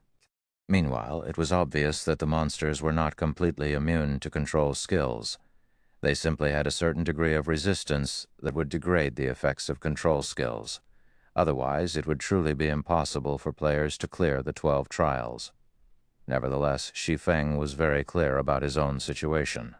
Currently, as his level was still low and the number of skills he had learned was few, he only possessed explosive power but no staying power. After a short burst, if his enemy wasn't dead, the only options left for him were either to die or to flee. At present, Shi Feng still had many gaps to fill in terms of the skills he had learned. However, the Black Emperor inheritance just happened to be able to fill these gaps, allowing him to create a perfect cycle with his skills. Without the Black Emperor inheritance, Shi Feng would not have dared to challenge the 7th trial at all. The only pity was that the effects of the Black Emperor inheritance could only be used on the skills Shi Feng had personally learned. It could not be used on the additional skills that came with equipment or weapons. If it were actually possible to do so, it would simply be too overpowered. Throughout the fainted debuff's 3-second duration, Shi Feng had not only dealt a ton of damage himself, he had also managed to collect over 20 layers of death aura, thanks to the Nine Dragons Slash. When the Mirage Beast was about to regain consciousness, Shi Feng spent another 10 layers of death aura to reset the cooldown of Thunder Flame Explosion before promptly using it on the Mirage Beast again. This time, however, the fainted debuff of Thunder Flame Explosion was less effective on the Mirage Beast. The debuff's duration was less than 3 seconds now. However, Shi Feng did not care about this matter because at this time he was drowning in the pleasure he felt from brandishing his 2 swords. He felt that this was the true combat method a swordsman should have, and it was a combat method he had always been pursuing. Excessive strength easily gave rise to gaps. Instead of mindlessly trying to deal as much damage as possible, the true way to battle was to combine and coordinate one's skills to attack steadily like flowing water. In this way, Shi Feng continually used Thunder Flame Explosion to incapacitate the Mirage Beast. Although the fainted debuff's effect grew weaker and weaker each time, the Mirage Beast's remaining 140,000 HP was still forcefully wiped out by Shi Feng's perfect control. Ultimately, the Mirage Beast remained helpless until the very end. The various big shots present in the Eternal Throne also could not help but be shocked by this result. They had never imagined that Shi Feng had such strength within him. System: Mirage Beast defeated. 7th trial completed, rewarding 15 million EXP, 30 free mastery points, and 10 gold coins. Proficiency of all skills increased by 800 points. 7th trial cleared. Do you wish to start the next trial? The moment Shi Feng received 15 million EXP, he instantly leveled up twice to level 23. Currently, only Blackie had reached level 23 throughout the entire White River City. However, Blackie had spent several days in order to go from level 21 to level 23.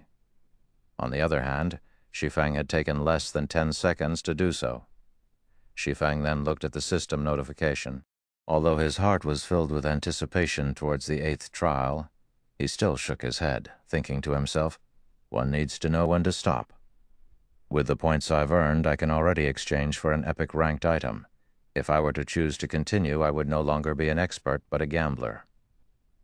The 12 trials was the toughest trial of the War God's Temple. The difficulty of the trials would definitely multiply several-fold the further he went. In Shi Feng's estimation, the monster of the 8th trial would not be just a special elite monster. Instead, it was highly possible for it to be a chieftain-ranked monster. A chieftain was much more powerful than a mere special elite. Aside from having even more HP, it would also possess a much greater resistance to control skills. Chieftain-ranked monsters also possessed team-wipe skills, and a single mistake would mean the end for Shi Feng. Moreover, Shi Feng did not possess the slightest idea what kind of monster he would be facing in the 8th trial. If it was a chieftain-ranked monster that he was completely unfamiliar with, then he practically had no chance of successfully killing it. The ability to make calm analyses was also a prerequisite to becoming an expert in God's domain. As a first-rate expert, Shi Feng naturally knew when to decisively give up, following which Shi Feng selected No in reply to the system's prompt. He was then teleported out of the 12 trials, Chapter 207, Stigmata. Chapter 207, Stigmata. Interesting, truly interesting. Sitting on a silver throne, Eucharis voiced his praise as he looked at Shi Feng. Your performance has completely surpassed our expectations. It is also for this reason that we have decided to reward you with an additional 2,000 merit points. It was also a fact that the last time someone managed to clear the 7th trial was over a millennium ago. System, rewarding 2,000 War God's Temple merit points. That's generous of them. And expression of joy appeared on Shi Feng's face. With 1,500 merit points, Shi Feng could afford to exchange for a dark gold ranked item. Meanwhile, 4,000 merit points would be equivalent to an epic ranked item. Hence, the additional 2,000 merit points he received right now was truly a big harvest. Since you've already passed our test, walk to the center of the chamber. We will give you the strength necessary to locate the 7 treasures, Eucharis said. Shi Feng then strode to the center of the Eternal Throne. There were countless divine runes inscribed on the floor there, joined together to form a huge magic array. Meanwhile, the 50 silver thrones were hovering around this magic array, the thrones themselves apparently connected somehow with this magic array. Let us begin, then, Eucharis said as he looked at his companions. The lords of the silver thrones nodded their heads and promptly stood up.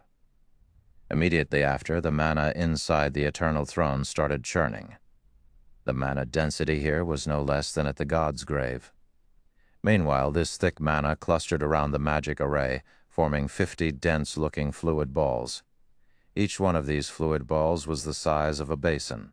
These balls of liquid mana were definitely the densest mana Shi Feng had ever seen in all his years of playing God's domain. At this time, Eucharis had also turned his head to look at one of the lords of the Golden Thrones.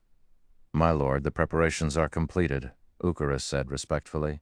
It is still not enough, the phantom sitting in a golden throne said in a low tone.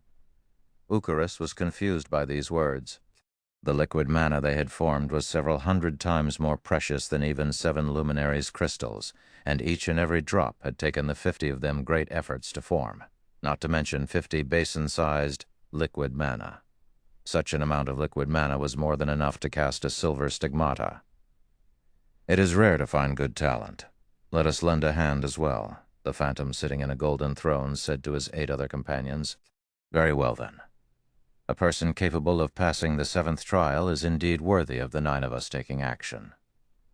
The other 8 lords of the Golden Thrones nodded their heads in reply to their companion's suggestion. They then stood from their seats, floating in midair as they started to condense mana as well. In the blink of an eye, 9 house-sized balls of liquid mana appeared in the air above the thrones in the Eternal Throne. Eucharis and the others were shocked by this sight. Never would they have imagined that these 9 lords would actually take action and work together to cast a stigmata for a minor existence like Shi Feng. This was the first time since the appearance of that absolute genius thousands of years ago. As for Shi Feng, at this moment he could no longer keep his mouth closed. In regard to liquid mana, Shi Feng had seen this item before in the past. Mages considered it a priceless treasure. Even when offered epic ranked items in trade, mage players would not be willing to part with the liquid mana they possessed. Just the basin-sized balls of liquid mana that each of the lords of the Silver Thrones had formed had already given Shi Feng a great shock. Now, the 9 peerless existences floating in front of the Golden Thrones had actually managed to each form a house-sized ball of liquid mana. Judging based on sizes, the total liquid mana summoned by the 50 people from before did not amount to even 1/10 of a single house. In the next moment, all of the liquid mana summoned was injected into the magic array. The divine runes engraved into the chamber started lighting up one after another, and within moments, every single divine rune inside the grand chamber was giving off a golden glow. In the center of the Eternal Throne, a golden divine pattern took form. This divine pattern then melded with Shi Feng's body. Shi Feng immediately felt his body being filled up with an infinite amount of power, his mind clear as day, as if he knew everything there was to know in the world. However, this feeling only lasted for a few short seconds before it completely dissipated. Meanwhile, Shi Feng's pupils, which were originally pitch black in color, had also turned golden for a brief moment. Although his pupils regained their original color, careful observation would reveal innumerable bright stars flashing within them, looking just like the starry skies at night. System. Congratulations. Player has obtained golden stigmata. Reputation with the War God's Temple increased by 3,000 points. The seal on the Endless Abyss has been broken. If we wish to reseal the Endless Abyss, we need the assistance of the 7 treasures, which the gods had bestowed upon the human race. However, the 7 treasures have been missing for hundreds of years now, scattered throughout this large continent. A few of these 7 treasures have even been damaged. It would be extremely difficult to locate and gather the 7 treasures. However, with the stigmata that we have engraved into your body, your task of locating the 7 treasures should become much easier. As long as you come within a certain range of one of the 7 treasures, the stigmata will produce a response to notify you of it. If you happen to come across one of the 7 treasures that is damaged, the stigmata can also aid you in repairing it. Now that our part here is done, we will move to suppress the Endless Abyss. The fate of the entire continent will depend on you now. I pray that you will be able to gather the 7 treasures as soon as possible. System. Legendary ranked main storyline quest 7 treasures accepted. Quest details: the 7 treasures have been scattered throughout the continent. Player is required to gather the 7 treasures within 2 years. Otherwise, the Endless Abyss will break through the War God's Temple's suppression and plunge all inhabitants of God's domain into misery and suffering, turning the continent into the playground of darkness. If player is unable to complete this quest, player's level will drop by 30. All attributes will be permanently reduced by 70%, and all EXP gained will be reduced by 90%. The system really is ruthless. If I can't complete this quest, this account would definitely have to be scrapped. Fortunately, I have 2 years to complete it. Shi Feng inwardly clicked his tongue when he read the system notification. However, just what is this stigmata thing? Shi Feng wondered, as there was nothing new on his body or in his bag. He then opened his status bar to take a look. As expected, there was an additional column labeled Stigmata there. Golden Stigmata automatically perceives the presence of the 7 treasures within a radius of 5,000 yards. Detect can be used once a day to search for the specific location of the 7 treasures within a radius of 50,000 yards. In addition, player will receive Stigmata's power, providing player with ignore levels +20 and all resistances +40. For every increase in 5 levels, All attributes of player will increase by 5 points, in addition to receiving 10 free attribute points and 10 free mastery points. Player will also receive the skill Omniscient Eyes. Omniscient Eyes, a pair of eyes that can see through everything and find out all information. Nothing is capable of hiding from the Omniscient Eyes. The Omniscient Eyes have a perception range of 100 yards. Duration, 1 minute. Cooldown, 10 minutes. Such amazing effects. Shi Feng's excitement after looking at the effects of the golden stigmata was indescribable. For starters, the additional 40 points in all resistances meant that he could ignore most of the environmental factors of many terrains. He would also receive reduced damage from spells. When battling against magic-type monsters, he could easily take on the role of an MT. However, the most amazing part about the golden stigmata would still have to be the increase in attributes. The golden stigmata was unlike the abyssal blade, whereby Shi Feng would receive 2 additional free attribute points every time he leveled up. However, the golden stigmata would provide Shi Feng with an average of 7 basic attribute points per level, 2 points of which were even free attribute points. This was definitely a huge increase. Moreover, the golden stigmata also provided Shi Feng with a powerful identification skill. This skill would be of significant help when used against dungeon bosses or during field battles. It seems the heavenly dragon's breath is already waving its hands at me. Shi Feng revealed a faint smile. Originally, the heavenly dragon's breath's requirement of 120 points in intelligence had given Shi Feng a major headache. Now, however, with the bonuses provided by the golden stigmata and his magic weapon, as long as he received his promotion to a Tier 1 swordsman, he could definitely equip the heavenly dragon's breath before he reached level 30. He would actually get to equip a fragmented legendary item before reaching level 30. If it were in the past, Shi Feng would not even have dared to dream about it. Following which, Shi Feng called out the exchange interface of the War God's Temple and began to carefully look through the treasures there. Chapter 298, Deep Pockets. Previously, Shi Feng had focused his attention purely on clearing the trials. Even when he upgraded the abyssal blade to level 20, he had only picked out a random level 20 dark gold weapon. The War God's Temple was one of the strongest powers in God's domain. This was a fact that remained true from ancient times up to the present. Shi Feng had been able to fully experience this truth simply by seeing the various big shots in the Eternal Throne take action. One could just imagine how wealthy the War God's Temple's treasury would be. As for this War God's Temple exchange system, players would automatically activate it after obtaining the first clear on a 100-man team dungeon. However, one would already require large amounts of War God's Temple reputation even to exchange for a fine gold item. In God's domain, reputation with the War God's Temple was infamous for being extremely hard to obtain, not to mention meeting the required reputation for exchanging an epic item. If not for his quest, Shi Feng would not have the chance to exchange for an epic-ranked item. He would not even have the chance to lay eyes on them. He would not get the chance to see the never-before-seen divine artifacts either. I wonder what sort of divine artifacts are in the treasury of the War God's Temple. Shi Feng's heart was filled with anticipation as he filtered the exchange window to display only divine artifacts. A total of 2 divine artifacts was shown. Luminous Starlight, divine rank, 2-handed staff. Equipment requirement, strength 3,000, intelligence 8,000. Required merit points, 200,000. Skyfrost Blizzard, divine rank, 2-handed spear. Equipment requirement, strength 10,000, intelligence 4,000. Required merit points, 200,000, intelligence 4,000, required merit points, 250,000.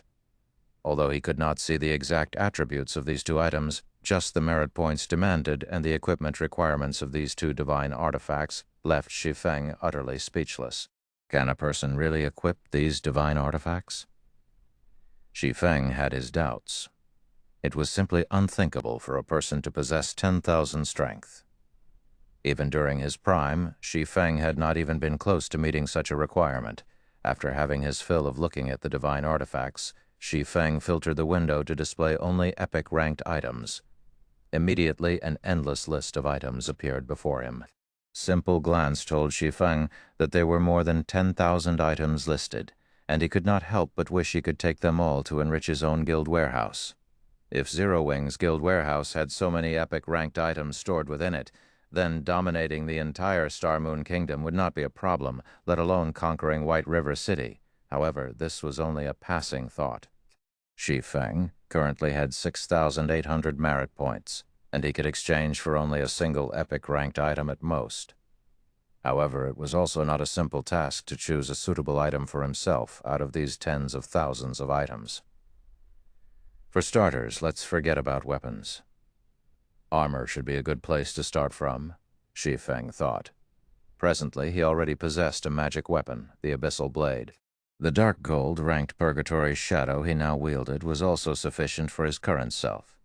If he wished to further increase his strength, then he needed to replace some of the mysterious iron and secret silver ranked equipment he was still using. Yet, when Shi Feng looked at the long list of equipment, his mind was racked with indecision. However, Shi Feng still managed to pick out a few good breastplates that caught his fancy. Not only did these breastplates offer large amounts of strength and agility, some even provided additional intelligence, an attribute that Shi Feng was currently in need of. Meanwhile, the usage levels for these breastplates ranged between level 20 to level 80, and they all were epic equipment that could level up to level 100.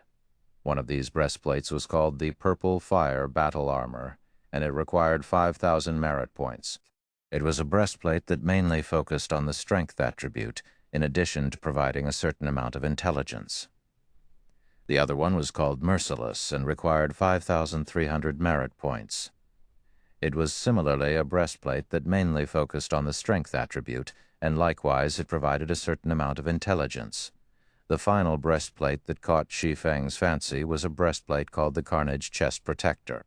It required 6,000 merit points to exchange for, and it provided a balanced amount of strength, agility, and intelligence. The design of the breastplate was also very good, and it was also Shi Feng's favorite out of the three breastplates. However, if he were to exchange for the Carnage Chest Protector, he would not be able to do much with his remaining merit points. Let's take a look at some other items for now. After some contemplation, Shi Feng filtered the exchange window to display ornaments that had a minimum equipment requirement of level 20. The merit points of the War God's Temple were extremely precious, so he needed to be extra careful when spending them. After browsing through the list for some time, Shi Feng suddenly discovered an item he was extremely familiar with: Space Ring. However, instead of being of mysterious iron rank, this space ring was of epic rank. It was capable of storing up to 2,000 slots of items and cost 4,500 merit points. However, it would simply be a luxury to spend 4,500 merit points on this item, and Shi Feng was definitely not willing to waste his precious merit points to purchase it. Ah, isn't this the ring mentioned in the legends? Why is it categorized under epic ranked items? Shi Feng noticed another ring he was familiar with. 7 Luminaries Ring. Shi Feng had done his fair share of research on the history of God's domain during his past life. The 7 Luminaries Ring was a ring crafted by one of the ancient gods, the Twilight Goddess. 7 formidable powers were sealed inside this ring, and each one of these 7 powers could match the power of a god. Meanwhile, the 7 Luminaries Ring allowed the simultaneous use of these 7 powers. Even a mere mortal would have the power to destroy heaven and earth when equipped with this ring. Rumor had it that the legendary God-Slayer possessed this 7 Luminaries Ring, and it was precisely because of this ring that he had the power to kill gods. Is it a replica? Shi Feng did not believe that the War God's Temple possessed the real 7 Luminaries Ring. The reason being, an epic ranked item would not be powerful enough to decimate heaven and earth. Even a divine artifact did not have that strength. According to Shi Feng's understanding, the 7 Luminaries Ring was a true godly relic. However, even a replica was an extremely rare find. To put it bluntly, replicas were weaker copies of the real deal.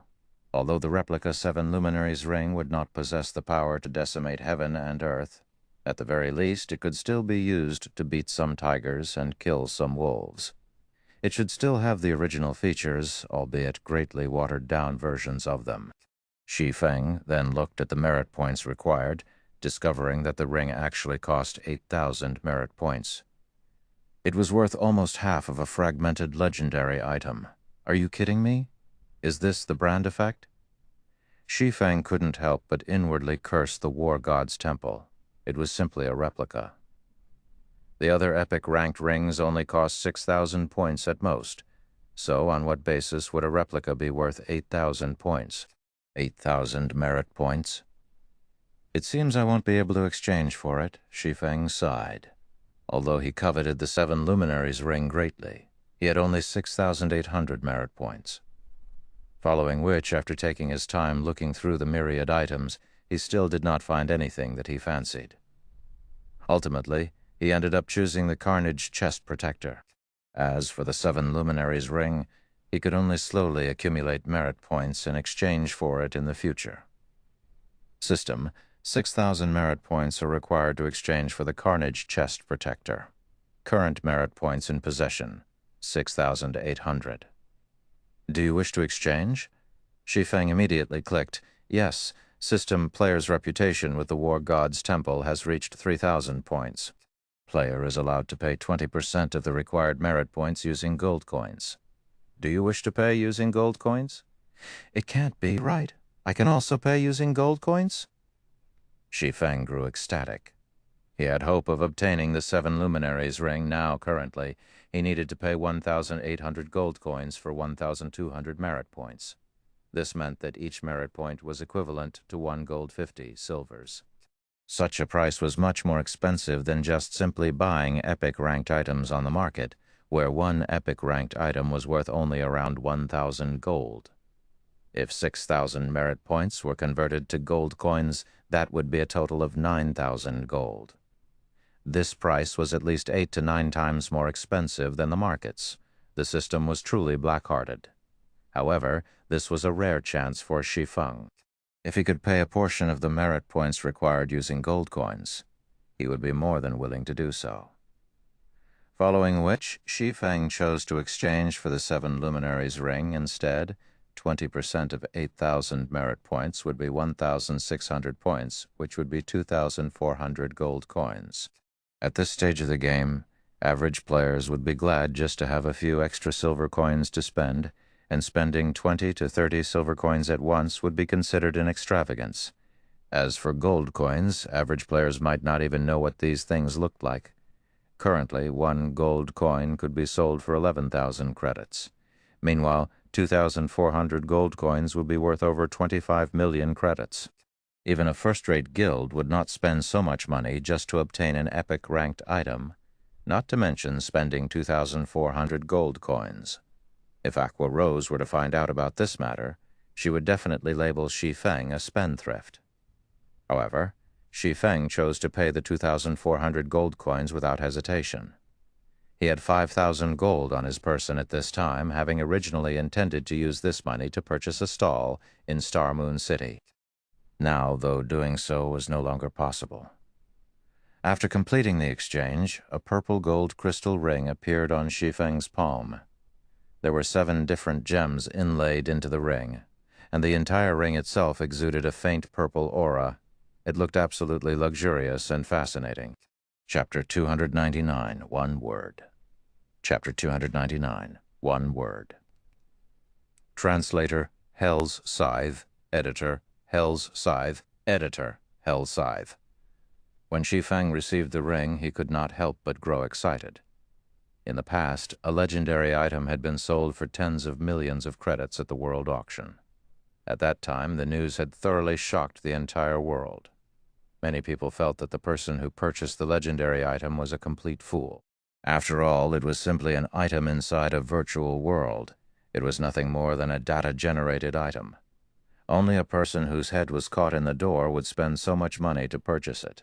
Now, if Shi Feng converted the war god's temple merit points and gold coins he had spent into credits, the total amount would be even higher than the price of the auctioned legendary item.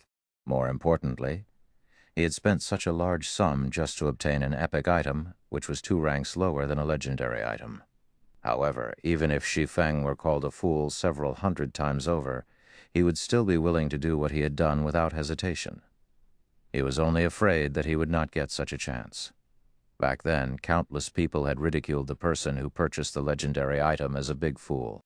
Later on, however, that person became the guild leader of King's Return, Odin. King's Return was a super guild, and the territories it occupied surpassed even an empire. Meanwhile, as the guild leader of such an amazing guild, Odin was an existence that made everyone feel fear and respect. The wealth and status he possessed was simply unimaginable. Did anyone laugh at him after that? The answer was no. Instead, the target of people's ridicule shifted to the fool who had sold the legendary item in the first place. At that time, not to mention several tens of million, even if traded using a city with a population of several millions, it would still have been a losing transaction. Meanwhile, the 7 Luminaries ring was a godly relic mentioned in legends. Although the one Shi Feng had was only a replica, replicas could still be divided into different categories. If one took a replica of a fine gold item and a replica of an epic item and placed them side by side, without even making an in-depth comparison, one could already tell which one was the better item. After all, there was already a huge gap between the calibers of the two items. Moreover, the higher the quality of the target of replication, the greater the difficulty in replicating it. One could not produce a replica simply by wishing for it. The difficulty of producing an epic item that was the replica of a godly relic was much higher than simply producing a normal epic item. The difficulty of doing so might even rival the difficulty of producing a legendary item. The person who produced this ring must be a truly amazing forging sage. If the materials and energy used were of higher quality, the final product might even have become a legendary item. Shi Feng was a forger himself, so he naturally could tell just how amazing the forger that managed to produce this 7 Luminaries ring was. The replica of a godly relic would definitely not have been easy to produce. Even a grandmaster forger would not be able to produce one. It would only be possible for a forging sage. 7 Luminaries ring, replica, ring, epic rank, level 20, level 80, current level 23. Equipment requirement, strength 200. Attributes will be adjusted according to user's level. Strength, plus 45, agility, plus 35, intelligence, plus 35, endurance, plus 30, vitality, plus 30 damage, plus 10%. Maximum HP, plus 15%. Ignore levels, plus 10, all skills, plus 2 levels, all items level requirement reduced by 5 levels. Additional skill, 7 Luminaries aura. There are 7 different auras: earth, water, wind, fire, time, illusion, and space. Only one aura can be used each time, and there will be a cooldown of 1 minute when changing between auras. Aura of Earth level 1 requires 1 million EXP to upgrade to level 2. Defense increased by 30%, damage taken reduced by 20%. Activatable skill. Absolute defense provides immunity to 7 attacks. Cooldown, 1 minute 30 seconds. Aura of Water, level 1, requires 1 million EXP to upgrade to level 2. Received healing increased by 30%, cast consumption reduced by 20%. Activatable skill, Life Bloom. Heals, selected target for 10% HP every second for 30 seconds. Cooldown, 1 minute 30 seconds. Aura of Wind level 1 requires 1 million EXP to upgrade to level 2. Movement speed increased by 20%. Attack speed increased by 20%. Agility increased by 15%. Agility increased by 15%. Activatable skill, Windrider, enables temporary flight and movement speed increase of 100% for 15 seconds. Kubowed, 2 minutes. Aura of Fire level 1 requires 1 million EXP to upgrade to level 2. Damage increased by 30%. Target's defense reduced by 20%. Activatable skill, Firestorm, inflicts 500% damage within a range of 10 town's yards for 5 seconds. Cooldown, 5 minutes. Aura of Time level 1 requires 2 million EXP to upgrade to level 2. Cooldown of all skills reduced by 20%. Enemies within a 100-yard radius will have their movement speed and attack speed reduced by 20%, and cooldown of skills increased by 20%. Activatable skill. Absolute time. Prevents enemies within a range of 50 times 50 yards from using any skills or tools for 20 seconds. Cooldown, 3 minutes. Aura of Illusion, Level 1, requires 2 million XP to upgrade to Level 2. All attributes increased by 20%. Enemies within a 100-yard radius will have all their attributes reduced by 20%. Activatable skill, Fantasy World. Immunity to all magic damage, and 10% of magic damage received will be converted to healing to recover player's HP for 10 seconds. Cooldown, 3 minutes. Aura of Space Level 1 requires 2 million EXPs to upgrade to Level 2. Immunity to all control and restricting effects. Activatable skill, Space Movement. Instantly move to any location within a radius of 300,000 yards. Cooldown, 10 minutes. As expected of a godly relic's replica. Even if it is only at epic rank, apart from the basic attributes it provides being inferior to a legendary item, its other aspects are much stronger. Shi Feng's surprise reached its limits after he read the attributes of the 7 Luminaries' ring. This was the first time Shi Feng was seeing the exact abilities of the 7 Luminaries' ring. At this moment, Shi Feng finally understood why the legends had said that even an ordinary mortal would have the ability to decimate heaven and earth when in possession of the genuine 7 Luminaries' ring. One could even kill gods with this ring. Meanwhile, the 7 Luminaries' ring in Shi Feng's hand was only a replica. It was also only at epic rank, and it was tens of thousands of miles away from being comparable to the genuine article. However, even if it was only an epic-ranked replica in Shi Feng's eyes, it was already a miniature godly relic. It could easily outshine any other epic item. It would be great if I could upgrade this epic-ranked 7 Luminaries' ring to legendary rank. Shi Feng could not help but start fantasizing. If he could raise the 7 Luminaries' ring's rank to legendary, then its value would become immeasurable. At that time, only divine artifacts would be able to suppress it. After Shi Feng equipped the 7 Luminaries' ring, his attributes greatly increased. His intelligence reached 91 points, only a small distance short of 120 points.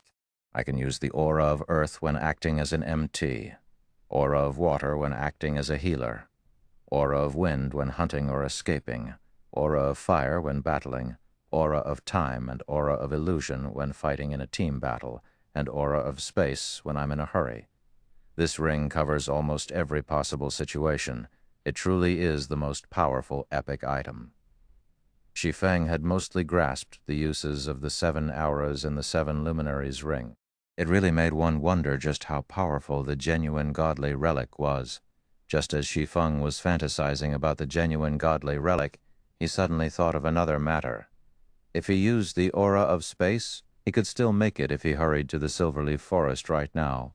After all, a distance of 300,000 yards could generally cover 2 regions. Shi Feng could first teleport to Stream Fort from White River City. Afterwards, he only needed to pass through 4 regions in order to arrive at the Silverleaf Forest.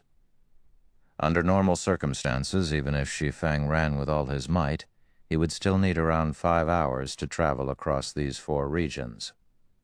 However, now that Shi Feng could instantly travel across 2 regions, he might even arrive at the Silverleaf Forest before Gentle Snow's reinforcements did.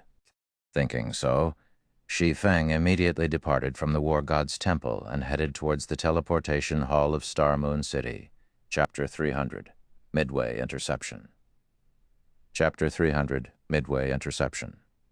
The Silverleaf Forest, also called the Silver Forest by players, was a place filled with monsters ranging from level 18 to level 25. It was a rich land.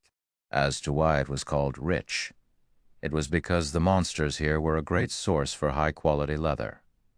These leathers were important materials used in the production of bags and leather armor. Moreover, the monsters here also dropped high-quality meat. Most importantly, however, there were a total of 14 field bosses present in this Silverleaf Forest. Field bosses were one of the main sources of income for guilds. Also, unlike team dungeons, which would reset only once every 3 days, field bosses respawned daily. The improvement these field bosses could bring to a guild's equipment was quite significant. It was also the reason why Fire Dance had led Zero Wing's core team here to kill field bosses. Now, however, the Silverleaf Forest swarmed with members of Dark Star. These players were grouped into smaller teams of a dozen or so players and larger teams with as many as 100 or so players. Meanwhile, each and every one of these players was currently out searching for members of Zero Wing. Master Tyrant, we need to speed up our operations. If we wait until Gentle Snow's people arrive, it will be difficult if we wish to wipe out Zero Wing's main force, Southwolf said as he looked at Lone Tyrant. For her to actually willingly send out reinforcements, it seems that woman really does have a deep relationship with Zero Wing. Lone Tyrant was slightly surprised. His lips then curled into a sneer as he said, "Even so, she is too late. We've already searched through the majority of this Silverleaf Forest. We've also tightly blockaded the 3 exits for this place. In addition, we've also placed a guild war order to seal off the entire Silverleaf Forest, so the bastards won't be able to simply return to the city using a return scroll. It won't be long before we will find them and get rid of them. However, even if they did use a return scroll and return to the city, their red names would get them killed by the guards the moment they arrived. They would also get locked up and lose their freedom for a long period of time. Such a penalty would be much worse than simply getting killed by us." Southwolf nodded in agreement. In order to deal with Zero Wing's main force this time, Dark Star had spared no effort, sending out all the elite members it had. Even Underworld had sent a team of Underworld guards into the fray. There were over 10,000 players participating in the hunt this time around, and of those, 6,000 were used to hinder Zero Wing's reinforcements. With its current power, Zero Wing definitely could not contend against these 6,000 players. However, Southwolf himself could not help but admit that Zero Wing indeed possessed some real ability. Even when they were ambushed, they had still reacted in an extremely calm manner. They had immediately launched a counterattack and bravely fought back. Moreover, many within their ranks possessed relatively good techniques. This time, in order to kill the few hundred elite members of Zero Wing, Dark Star had lost over 1,000 members. Southwolf found this result simply unbelievable. The reason being, of the 1,000+ members that died, over 300 were elite members of Dark Star. Their fighting techniques could definitely be considered first-rate. The most unbelievable part was that even a few members of the Underworld Guards had been killed by Zero Wing. However, that was it. So what if Zero Wing was top-notch when it came to dungeon raiding? In a field battle, numbers triumphed over everything else. This was an unchangeable fact for all games. It's a pity that we didn't manage to locate Black Flame or Shi Feng. If we could deal with them as well, we can thoroughly remove Zero Wing's name from White River City. We'll see if they dare act presumptuously in front of young Master Feng again. Southwolf's hatred of Shi Feng had never dissipated in the slightest, and he had always intended to fulfill the words he had spoken before. However, now that they were about to get rid of Zero Wing's main force, the anger in his heart had lessened slightly. Relax, those two will soon be finished as well. In White River City, nobody can protect them. Even the elites led by Gentle Snow won't be able to do so, Lone Tyrant said proudly. How so? Asked Southwolf, somewhat surprised. If Zero Wing can make allies, why can't Dark Star do so as well? Lone Tyrant softly chuckled. Allies? This was the first time Southwolf was hearing about this. Of course you wouldn't know about this matter. This is a heavily guarded secret of Dark Star.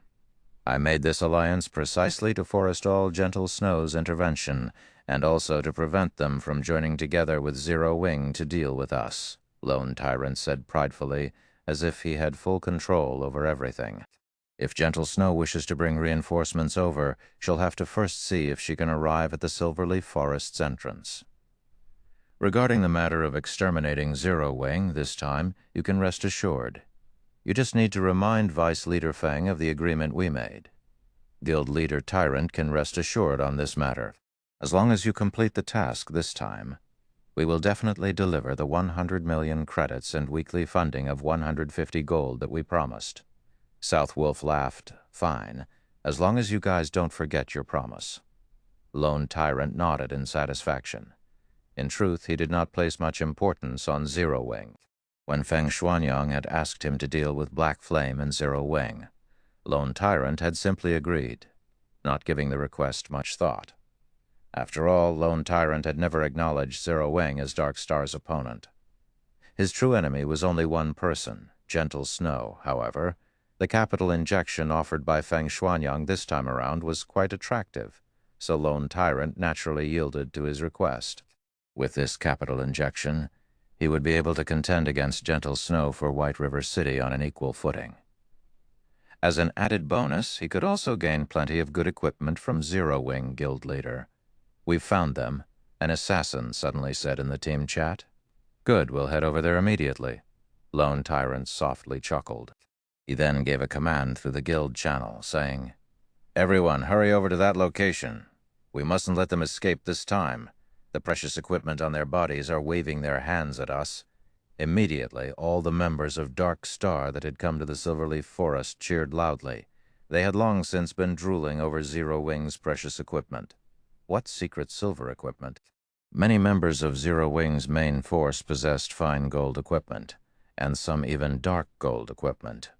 Meanwhile, at one of the dense thickets of the Silverleaf Forest, space suddenly ruptured. One man walked out from this rupture in space, and this person was none other than Shi Feng, who had arrived using space movement. Space movement sure is convenient.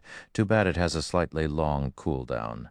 Shi Feng was liking the Seven Luminaries ring more and more now. Shi Feng had taken less than an hour to get here from Starmoon City, even arriving ahead of Gentle Snow. Just as Shi Feng was about to contact Fire Dance, a call came from Gentle Snow. "We got ambushed by 500 or so elite players, so it may be a little later before we can reach the Silverleaf Forest," Gentle Snow apologized. Ambushed? Shi Feng was surprised. To actually muster so much manpower, that Lone Tyrant sure came prepared. "We weren't ambushed by players from Dark Star." Gentle Snow shook her head. "No? Is it Underworld, then?" Shi Feng couldn't help but feel amazed by Underworld's strength. It definitely should not be easy to field so many players for this hunt, yet they were actually able to deploy another 500-plus elites to hinder Gentle Snow. No, Underworld really possessed a powerful framework. No, they're elites from World Dominators. My guess is that Dark Star has already joined hands with World Dominators. Gentle Snow then suggested, "It won't be possible for my side to break through any time soon. If your reinforcements really can't break through, you all should just give up. If we wait until World Dominator's troops head over there and carry out a pincer attack against you, then Zero Wing will truly be finished." "I know." Shi Feng fully understood the situation now. Dark Star wasn't planning on just giving a huge blow to Zero Wing this time. Instead, they intended to wipe out Zero Wing, removing it as a threat completely. Thank you for listening to the story on KevinAudio.com. Chapter 301, Fangs. The reinforcements from Ouroboros definitely won't make it now. Zero Wing's forces had also been blocked at the outer perimeter of the Silverleaf Forest. According to Shi Feng's understanding, Dark Star currently had over 3,000 members searching inside the Silverleaf Forest, including practically all of Dark Star's elites. The 6,000 or so players blockading the outer perimeter were merely cannon fodder. If this stalemate continued, World Dominators might succeed in carrying out a pincer attack with Dark Star annihilating Zero Wing's forces. "Aqua, would it be possible to break through on your side?"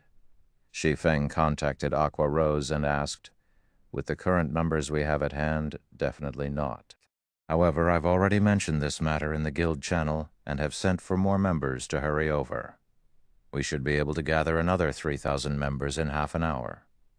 The level and quality of equipment of our guild members are much higher than Dark Star's, so as long as we can join with these 3,000 members, we can break through their blockade," Aqua Rose said confidently.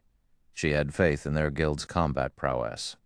Although Zero Wing had far fewer members than Dark Star, with Dark Star having well over 30,000 members, there wasn't much of a difference in the number of elite players each guild possessed. Of Dark Star's 30,000 members, more than 10,000 were newbies around level 10. Meanwhile, the elites that managed to reach level 16 only numbered around 6,000. On the other hand, despite recruiting only a small amount of players, their member count only hovering slightly above 5,000, there were actually over 4,000 elites in Zero Wing who were over level 16. If other guilds discovered this fact, they would be shocked. This was also why Aqua Rose had maintained an optimistic view of Zero Wing's future. As long as Zero Wing could assemble these remaining 3,000 members, they could easily deal with Dark Star's 6,000 extras. However, it would be impossible for them to engage in an all-out war against Dark Star.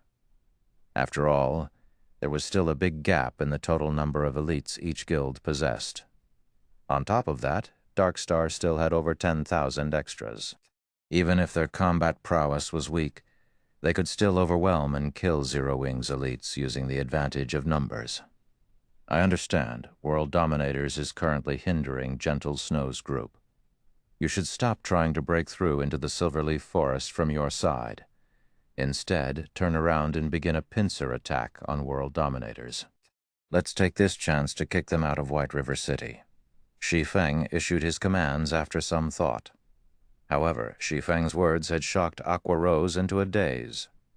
Guild leader, we're here to save people. Wouldn't it be a bad idea to start a war with World Dominators right now? Aqua Rose asked worriedly. World Dominators was a first-rate guild? Although the main force of World Dominators was not based in White River City, they still should not be taken lightly.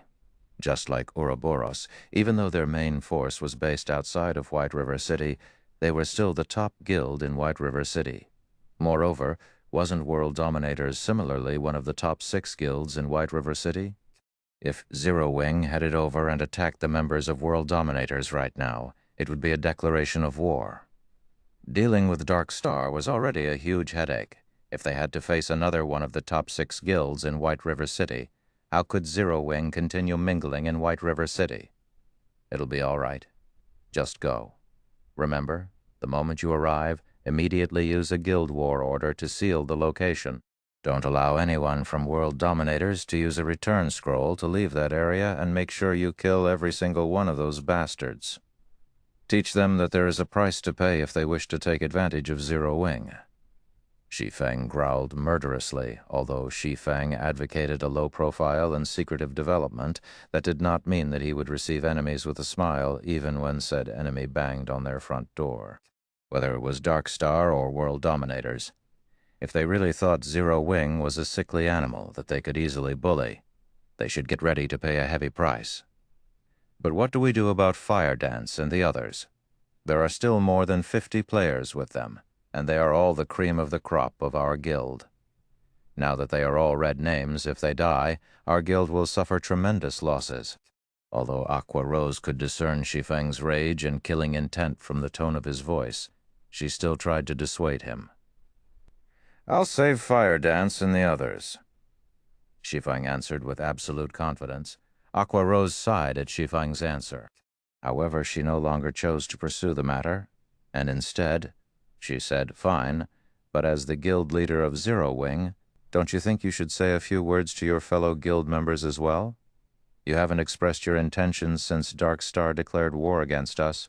Although nobody in the guild has said anything about it, considering the weight of this incident and the declaration of war against World Dominators, how can you stay silent? After the war with Dark Star began, both murderous intentions and excitement swept through everyone in Zero Wing.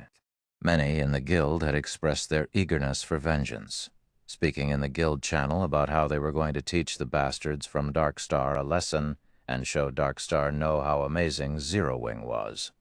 However, as the intensity of the battle between both guilds grew and the number of deaths increased, the atmosphere in Zero Wing became heavy. Even though they had fought for so long, they still hadn't managed to break past Dark Star's blockade around the Silverleaf Forest. The number of dead Zero Wing elites inside the Silverleaf Forest also grew as time passed. Hence, it was inevitable that Zero Wing's momentum would falter. At this point, most of the Zero Wing members had already lost their motivation to continue fighting, not to mention carrying out a pincer attack on World Dominators. Shi Feng, of course, was aware of Aqua Rose's concerns. However, compared to just speaking through the guild channel, Shi Feng had taken more decisive action and directly uploaded a post to the official forums. Dark Star today, you've dared to send tens of thousands of players to hunt the hundreds of players of Zero Wing. My Zero Wing guild will return this slight 100-fold, even if we're down to our very last breath. We will massacre your 30,000 members as payback. The name of Black Flame, the chief forger of Star Moon Kingdom, had long since spread throughout the Star Moon Kingdom. Moreover, Zero Wing was also the first guild to own a guild residence. The moment this post uploaded, it immediately garnered the attention of the residents of Star Moon Kingdom. Crap. Are they starting an all-out war? I show my support for Zero Wing. Zero Wing is as amazing as expected. Even though there are only several hundred, Dark Star actually had to send tens of thousands of players to hunt them. Does anybody know the final result? I heard that Zero Wing had lost over 300 members to Dark Star already, and there are still a few dozen being hunted down. On the other hand, Dark Star has already lost over 1,000 members. Right now, every player in White River City is discussing this matter. Amazing.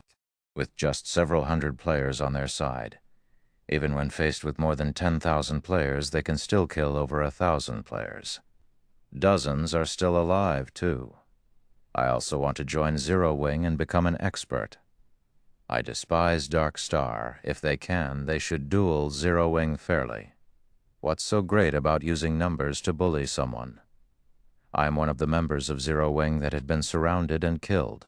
You guys should have seen how amazing our guild's Sister Dance and Brother Black fought.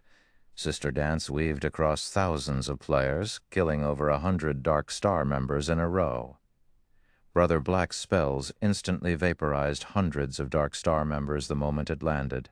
I have a video recording of the battle, so come to Zero Wing's forum section if you want to have a look at it. After Shi Feng uploaded his post, the entire forum exploded in a storm of comments. The players that had only recently started playing God's Domain also started paying attention to Zero Wing as a result of this commotion, especially after seeing the battlefield containing thousands of players. In comparison, the battle scenes they usually saw in movies were boring. The scene where countless stars crashed onto the battlefield, destroying the land and instantly turning hundreds of players into ash, especially stunned them. They couldn't help their boiling blood after watching this scene. After watching this video, many players started considering joining Zero Wing, Chapter 302, Strong Capital. Chapter 302, Strong Capital.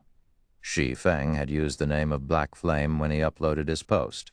Just a few minutes after the post went live, it had already received a massive amount of visitors. The number of replies easily passed 10,000. Shortly after, the post had been automatically pinned at the top of the forums by the game officials, and there was also an additional bright red war tag on the post.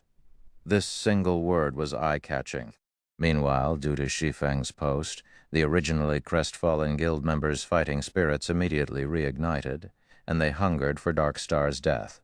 Moreover, the video of Dark Star's ambush of Zero Wing had also shocked its viewers. The video allowed everyone to understand that even players could become so powerful. When the stars of light descended, the scene seemed as if the world was coming to an end, and within an instant, hundreds of players had been vaporized. Even players outside of the spell's damage range were not spared, as the wind generated by the spell's impact sent them flying. Seeing the power of this skill, everyone finally understood why Blackie had such a high level. While everyone else struggled to kill a single monster, Blackie could simply lure several hundred monsters and kill all of them with a single move. How could anybody hope to compare to such a leveling speed? After watching this video, countless players started dreaming of the day that they, too, could possess such power. Such a skill was far more useful than any piece of quality equipment. Dark Star, just you wait. I will kill everyone who tries to block our way. That's right. Brother Black and Sister Dance are waiting for us right now. How can we be so shameful? Aren't they just 6,000 monkeys? Even if I have to die 10 times over, I will extinguish Dark Star. The members of Zero Wing all released spirited battle cries as they glared at the members of Dark Star blocking their path. As long as Aqua Rose gave the command, They would charge and take action. However, just as they turned their gazes to Aqua Rose, Zero Wing's vice leader, Shi Feng's voice suddenly dominated the guild channel. I'm sure everyone is clear about what has happened today. Dark Star has declared all-out war against us, and they wish to wipe our names from White River City. Although we, Zero Wing, have just started our journey, and the member count of our guild cannot compare to the other guilds in White River City, Dark Star has actually started a war with us, thinking that we are easy to bully. What do you all think we should do about this? Kill them all. That's right. Why should we fear fighting back? Now, let's show those bastards that if they wish to swallow us whole, they should prepare to lose a few teeth. Since everyone is going to try their best, as the guild leader, I cannot be stingy. Before the battle, I sent for someone to retrieve some battle tools stored inside the guild warehouse. Everyone should now look for Vice Leader Aqua Rose for your share. Also, for those who participate in today's battle, you will gain 10 guild points for each enemy you kill. Those who manage to accumulate 10 kills will be rewarded 1 piece of secret silver equipment, while those who kill 50 will get a piece of fine gold equipment. If you manage to kill 100, you will even receive a private room in the guild residence. Even if you die in battle, you will still receive 10 guild points as compensation. The moment Shi Feng finished his monologue, everyone's hearts beat fervently, and their eyes glowed with excitement. Zero Wing's administration was very thorough, and one could only use guild points to exchange for items from the guild warehouse. However, it was extremely difficult for members to earn guild points. If converted to coins, each guild point was worth around 30 copper. Meanwhile, trading them for a level 10 bronze equipment required 30 guild points, which would be 9 silver coins. Currently, level 10 bronze equipment only sold for around 7 to 8 silver coins on the market. To put it simply, it was not a worthwhile exchange. It was also for this reason that another batch of players had withdrawn from the guild. In fact, this was something Shi Feng and Aqua Rose had already taken into consideration. If the guild sold equipment cheaper than market price, then many members would try to take advantage of this fact to trade for guild equipment to resell elsewhere. They could then use the money to buy guild points again. Hence, the high prices were set to prevent an outflow of guild equipment and items. However, after the emergence of the guild residence and the additional benefit of renting private rooms, everyone in the guild no longer had a disfavorable opinion of the guild's administration. On the contrary, they all felt that the administration was extremely fair. Private rooms were something ordinary players dared not even dream of obtaining in other guilds. After all, the land in White River City and each guild residence could only contain a limited number of private rooms. Meanwhile, the higher-ups of the guild would surely occupy these rooms. Ordinary members would never be able to enjoy this benefit. Yet, Zero Wing had defied all expectations and actually opened up a few private rooms for ordinary members. Ordinary members of Zero Wing could actually rent these private rooms for a low cost of only 2 guild points per day. Although the price was slightly higher than staying a night at a hotel, unlike hotels, one could accumulate double EXP buffs from private rooms. With this feature, it was definitely worth spending a few extra copper coins. The members present in this battle also heard of the benefits provided by other guilds. Although other guilds also provided rewards and compensation to its members for killing and dying in battle, the amount offered was far worse than Shi Feng's. 10 guild points equaled 3 silver coins. There were 3,000 members participating in this battle. If each one of them managed to kill one enemy, the total guild points awarded would be the equivalent of 9,000 silver coins or 90 gold. This was a massive sum of money. Moreover, Shi Feng also promised to compensate for each guild member's death. At the very least, he would have to spend over 100 gold. If converted to credits, 100 gold would be worth over 1 million. This situation reaffirmed everyone's confidence in Zero Wing's financial resources and background. With such great benefits, powerful financial resources, and most importantly, such an amazing guild leader, was it possible for such a guild not to grow powerful? Even if I have to die, I'll still drag at least 10 guys with me. Humph! Don't you have any ambition? Didn't you hear the guild leader say that he would reward those who managed to get 100 kills with their own private room? You have to be capable of actually doing that first. Have you not seen how easily Brother Black and Sister Dance managed it? The momentum pushing the guild members to kill their enemies was stronger than ever now. Although the guild would only rent out, not sell, any of the private rooms, one could imagine how much a private room would cost. It was definitely not something worth a measly 1,000 guild points. Although their chances of actually killing 100 people were slim, there was still a small possibility. Naturally, they would fight for that glimmer of hope. Everyone come to me to receive the frost grenades. Each person will only get 2.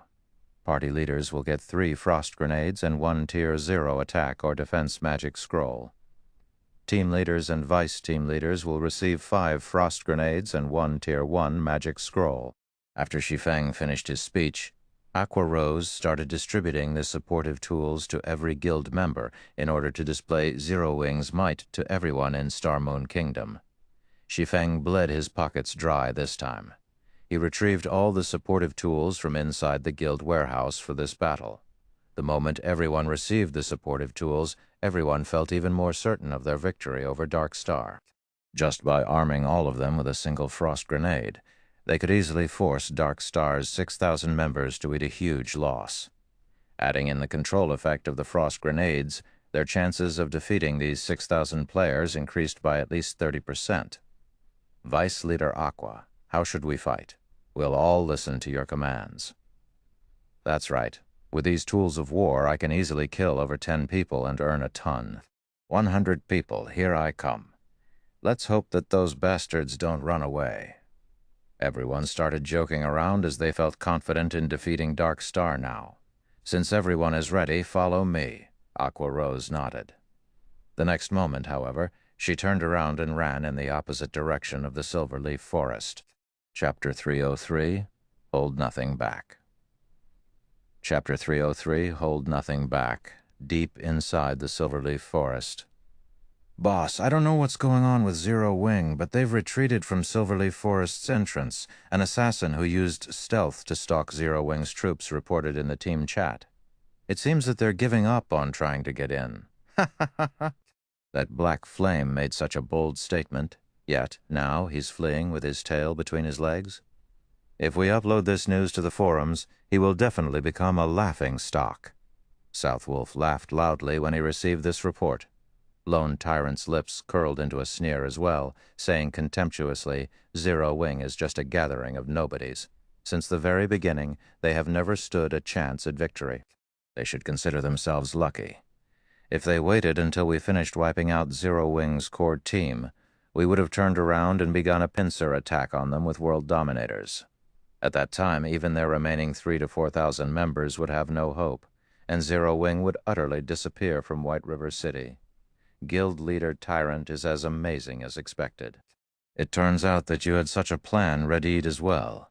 No wonder you are an expert capable of competing with Gentle Snow over White River City. Not only do you possess extraordinary strength, but your intellect is also at the top of White River City. Southwolf flattered as he came to a realization. As long as you can remove Zero Wing's name from White River City, the only obstacle in your way will be Ouroboros.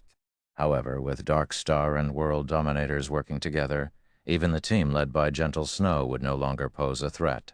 At that time, Guild leader Tyrant would become the true overlord of White River City. It's still too early to make such claims. Lone Tyrant chuckled as pleasure filled his heart. He then continued, saying, Ultimately, Gentle Snow is a well-known expert and leader in the virtual gaming world. I'm afraid that I'll need more strength before I can chase her out of White River City. When the time comes, it will also depend on whether or not Underworld plays its part. Guild leader Tyrant can rest assured. As long as Dark Star possesses a high chance of becoming the overlord of White River City, Underworld will invest greatly in it. When the time comes, Underworld will send even more experts to help Dark Star solidify its position as overlord. Southwolf laughed, answering with certainty. With your word, Southwolf, I can rest assured. Lone Tyrant laughed with Southwolf. Currently, confidence regarding Darkstar's future filled Lone Tyrant. Now that Zero Wing has given up on saving Fire Dance and the core members, although I pity them slightly, we should still quickly end their lives. When South Wolf thought of Fire Dance's sexy body, a lecherous smile unconsciously appeared on his face. Elsewhere, Fire Dance and her group were currently in a very precarious situation. Players from Darkstar had them surrounded, and although they had constantly carved out a path of bodies, they could not use return scrolls to escape. Darkstar had the Silverleaf Forest under siege, and all exits were blocked. If this situation continued, they would, sooner or later, lose their lives. However, they could not afford to die. At this moment, there were only 30-plus players remaining in their team, and they all were red names. As for herself and Blackie, their names were already close to turning black now. If they died, losing 3 or 4 levels would only be a small matter. The most crucial point was that they could not afford the loss of their equipment. Sister Fire Dance, what are we going to do now? The bastards from Darkstar have discovered our location again, Lonely Snow asked. At this moment, he appeared to be in quite a sorry state. After being surrounded and attacked over a dozen times, his willpower had started to falter as well. Unfortunately, no matter what they did, they could not find a way to escape from Darkstar. Let's retreat first, then talk. Aqua Rose and the others are currently breaking through the entrance now. Moreover, they also have a large stock of supportive tools, so they can definitely break past Darkstar's blockade. We just need to hold on for a little while longer before we're rescued. Fire Dance had also racked her mind, trying to think of a way to escape. However, Darkstar simply had too many players. No matter how they tried to run, another group of players always waited for them. If not for the fact that their equipment and techniques were so impressive, they would have long since died. Just as everyone was desperately running for their lives, Shi Feng contacted Fire Dance and suddenly joined the team. Guild Leader. Guild Leader! You're finally here! A glimmer of hope immediately flared in Blackie's heart when he noticed Shi Feng join the team. Blackie's opinion of Shi Feng had reached blind worship long ago, and he believed that there was nothing that Shi Feng could not accomplish. In fact, Blackie wasn't alone in having such an opinion. Everyone in the core team thought so as well.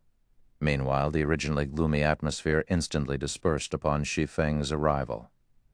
Guild Leader, you're even more amazing than the Fountain of Life. By simply joining the team, you have caused everyone's spirits to recover instantly. Their fighting powers have doubled. Fire Dance joked. I never knew I had such an effect. Shi Feng laughed. They all could not help but laugh with him. Instantly, the atmosphere relaxed. How are things on your side? Shi Feng asked. Darkstar has us forced into a corner, and it's practically impossible for barge through any of the exits. At most, I think we have another half an hour before we'll have to make a final stand against them. Fire Dance gave Shi Feng a brief explanation of their current position. Meanwhile, as a veteran of the battlefield, Shi Feng quickly grasped the general situation. If Fire Dance and her group faced Darkstar's 3,000 players in direct combat, the conclusion would be obvious. Even if they had Shi Feng with them, the result would be the same, after a long moment of silence. I understand. Head to these coordinates. I'll meet you guys there, Shi Feng said. Now that Fire Dance's group had been forced to such a corner, even Shi Feng could not turn the tides. Darkstar had 3,000 players fighting for them, not just 100 or 200. At this stage of the game, most players should have already learned quite a few skills, and of them, there would definitely be a few life-saving skills. Furthermore, their fighting techniques would have improved greatly. It was no longer possible for Shi Feng to slaughter them by the hundreds as he had with Martial Union. Fortunately, Shi Feng was very familiar with the Silverleaf Forest. After giving it some thought, he concluded that there was only one location Fire Dance and the others could head to survive. The chances for survival was less than 30%. However, a 30% chance of survival was far better than none at all. After all, if they faced Darkstar's 3,000-strong army, they would die 10 out of 10 times. Hopefully, Aqua Rose can take action quickly. Otherwise, we really will suffer a total defeat." Following which, Shi Feng disconnected his call with Fire Dance. He then activated the Seven Luminaries Ring's space movement once more, teleporting to the meeting location that he gave Fire Dance's group. Although guild war orders could seal off the usage of teleportation scrolls, they were completely useless against the power of the Seven Luminaries Ring. On the gravel road leading to the Silverleaf Forest, the players from World Dominators had already started battling the players from Ouroboros throughout their battle. Both sides had constantly sent for more reinforcements, involving more and more players in the fray. Both sides were first-rate guilds with extraordinary backgrounds. To hinder Gentle Snow's advance, World Dominators had sent over 10,000 players to this fight. Meanwhile, Gentle Snow had even more players on her side. Currently, her army had increased to over 14,000 players. The intensity of the battle between these two guilds far outstripped the battle between Dark Star and Zero Wing. This massive encounter had shocked many players in White River City. Just what was happening in White River City? Why were 4 of the top 6 guilds in White River City battling it out against each other? Moreover, it wasn't just a minor skirmish between guilds. These 4 guilds had actually started a full-fledged war against each other, where only one side would rest when the other was obliterated. Such a situation was simply unimaginable in other cities. Players were still in the initial stages of God's Domain, and currently every guild in God's Domain fully occupied themselves with raiding dungeons and development. Yet these 4 guilds in White River City actually dared to start a full-fledged war. Regardless of which side won or lost, they would all be losers in God's Domain. Snow, this war is getting out of hand. Both sides have already incurred over 1,000 fatalities. If this situation continues, Emperor's Light and the Assassin's Alliance might be tempted to take advantage of the situation. I think we should retreat for now. After fighting for so long, we have fulfilled our duty to Zero Wing. Zhao Yueru urged as she looked at Gentle Snow, who currently issued commands. Chapter 304, Ferocious Beasts Released. In Chapter 304, Ferocious Beasts Released. In reply to Zhao Yueru's suggestion, Gentle Snow merely shook her head and revealed a smile, not bothering to give any additional explanations. Are we just going to continue fighting like this? Although we have the advantage right now, if we wish to repel world dominators, our losses will be immense. We might very well ruin the great advantage we have in White River City. Snow, you should know that the people of Star Moon City have long since had an opinion of you. If we lose the advantage we have in White River City, they will take advantage of the situation and cause you trouble. Zhao Yueru could not make sense of Gentle Snow's thoughts. Although they were good friends with Black Flame, it wasn't enough of a reason to destroy the influence they had obtained through painstaking efforts. The fight between their 2 guilds was no longer a simple skirmish, but a war that involved over 10,000 people without sufficient benefits. One should never start a war. War was not a child's game. Not only were they required to give out rewards and compensation to the participants, but they also needed to pay for many other expenditures. To put it plainly, war was just a way for players to waste money, though it would not have mattered as much if they could pay these expenses using credits. After all, their families in the real world were both wealthy and influential. They could easily ignore such insignificant expenses. However, what they were not spending credits, but coins, a commodity that could not be easily obtained.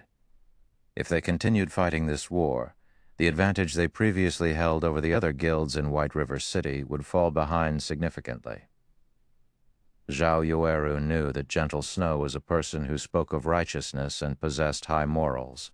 If it were for a personal matter, she would never allow her companions to fight in such a desperate war.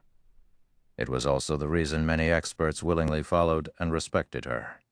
Even if it were for personal reasons, Gentle Snow absolutely would not drag in the entirety of Ouroboros in White River City. Is Zero Wing truly worth the effort to attempt to win this battle and protect them? Zhao Yueru asked in confusion. Yes, I believe my own foresight. Gentle Snow's crystal-clear eyes glowed with firm confidence. In truth, Gentle Snow wanted to say that she believed in Black Flame and Shi Feng's potential. In addition, there was also a great power hidden behind Black Flame, even to this moment. Gentle Snow had yet to glean any important information about Black Flame. Not only could he form a connection with the Starstreak trading firm, but he was also allowed to sell his products there.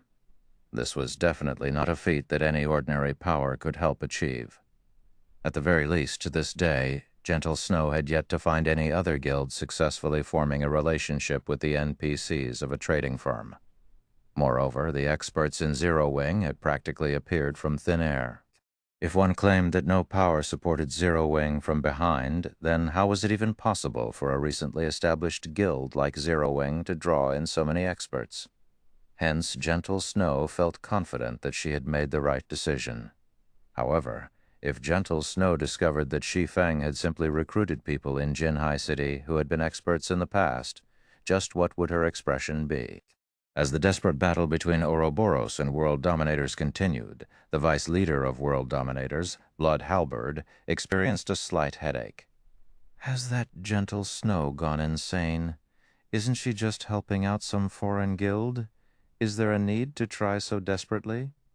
Blood Halberd appeared disappointed and confused as he looked at the casualty report he had received. As of this moment, they had lost over 1,500 players. Just the compensation they had to pay out had already reached astronomical amounts. The more Blood Halberd read the death toll written in the report, the darker his expression became. No matter how he considered things, World Dominators would undertake a huge loss this time. Guild Leader Tyrant, World Dominators has incurred an immense loss due to your great plan. If you don't compensate us appropriately, don't blame me if the relationship between our guilds turns sour. Blood Halberd was furious now. He felt that Lone Tyrant had used him as cannon fodder. Vice Leader Blood, please calm your anger. This entire incident was purely an accident. I did not expect Gentle Snow to be a madman. Rest assured, I will definitely compensate you for your losses. Lone Tyrant agreed to Blood Halberd's demands without hesitation. Or to put it in another way, he did not dare hesitate. Although Darkstar was powerful in White River City, it was still weaker than Ouroboros. If a misunderstanding occurred with World Dominators, it would be a disaster if they joined hands with Ouroboros to deal with Darkstar. Hence, Lone Tyrant had no choice but to compensate them. After all, he was the one who had requested World Dominators to hinder Ouroboros. However, Lone Tyrant's heart ached when he thought about how he needed to compensate for over 1,500 deaths. Fine. Since Guild Leader Tyrant has made such a promise, I won't say anything more. While Blood Halberd and Lone Tyrant conversed, Aqua Rose and the members of Zero Wing finally arrived at the battlefield between Ouroboros and World Dominators. It's up to all of you now, Shi Feng spoke in the guild channel. Guild Leader, leave it to us. At worst, we will just have to die once. No matter what, we are going to teach World Dominators that if they wish to join hands with Darkstar to face us, they better not think of leaving unscathed. Right, since they wish to start a war, we will show them that anybody who dares provoke Zero Wing will suffer the consequences. Energy filled the 3,000-plus members of Zero Wing that had hurried to the battlefield. The moment Shi Feng gave the order, they would instantly transform into ferocious beasts and tear apart their enemies. Good, listen to my command. Assassins, your job is to use stealth and sneak over to World Dominators' healers. Shield warriors, guardian knights, berserkers, and swordsmen. All of you are to charge into the heart of World Dominators and break their formation. Healers, follow the group closely and keep everyone in the unit alive. As for ranged attackers, block their path of retreat. We will not let a single one of them leave here alive. Aqua Rose will be in charge of commanding the ranged classes. Under Shi Feng's commands, everyone from Zero Wing took organized action.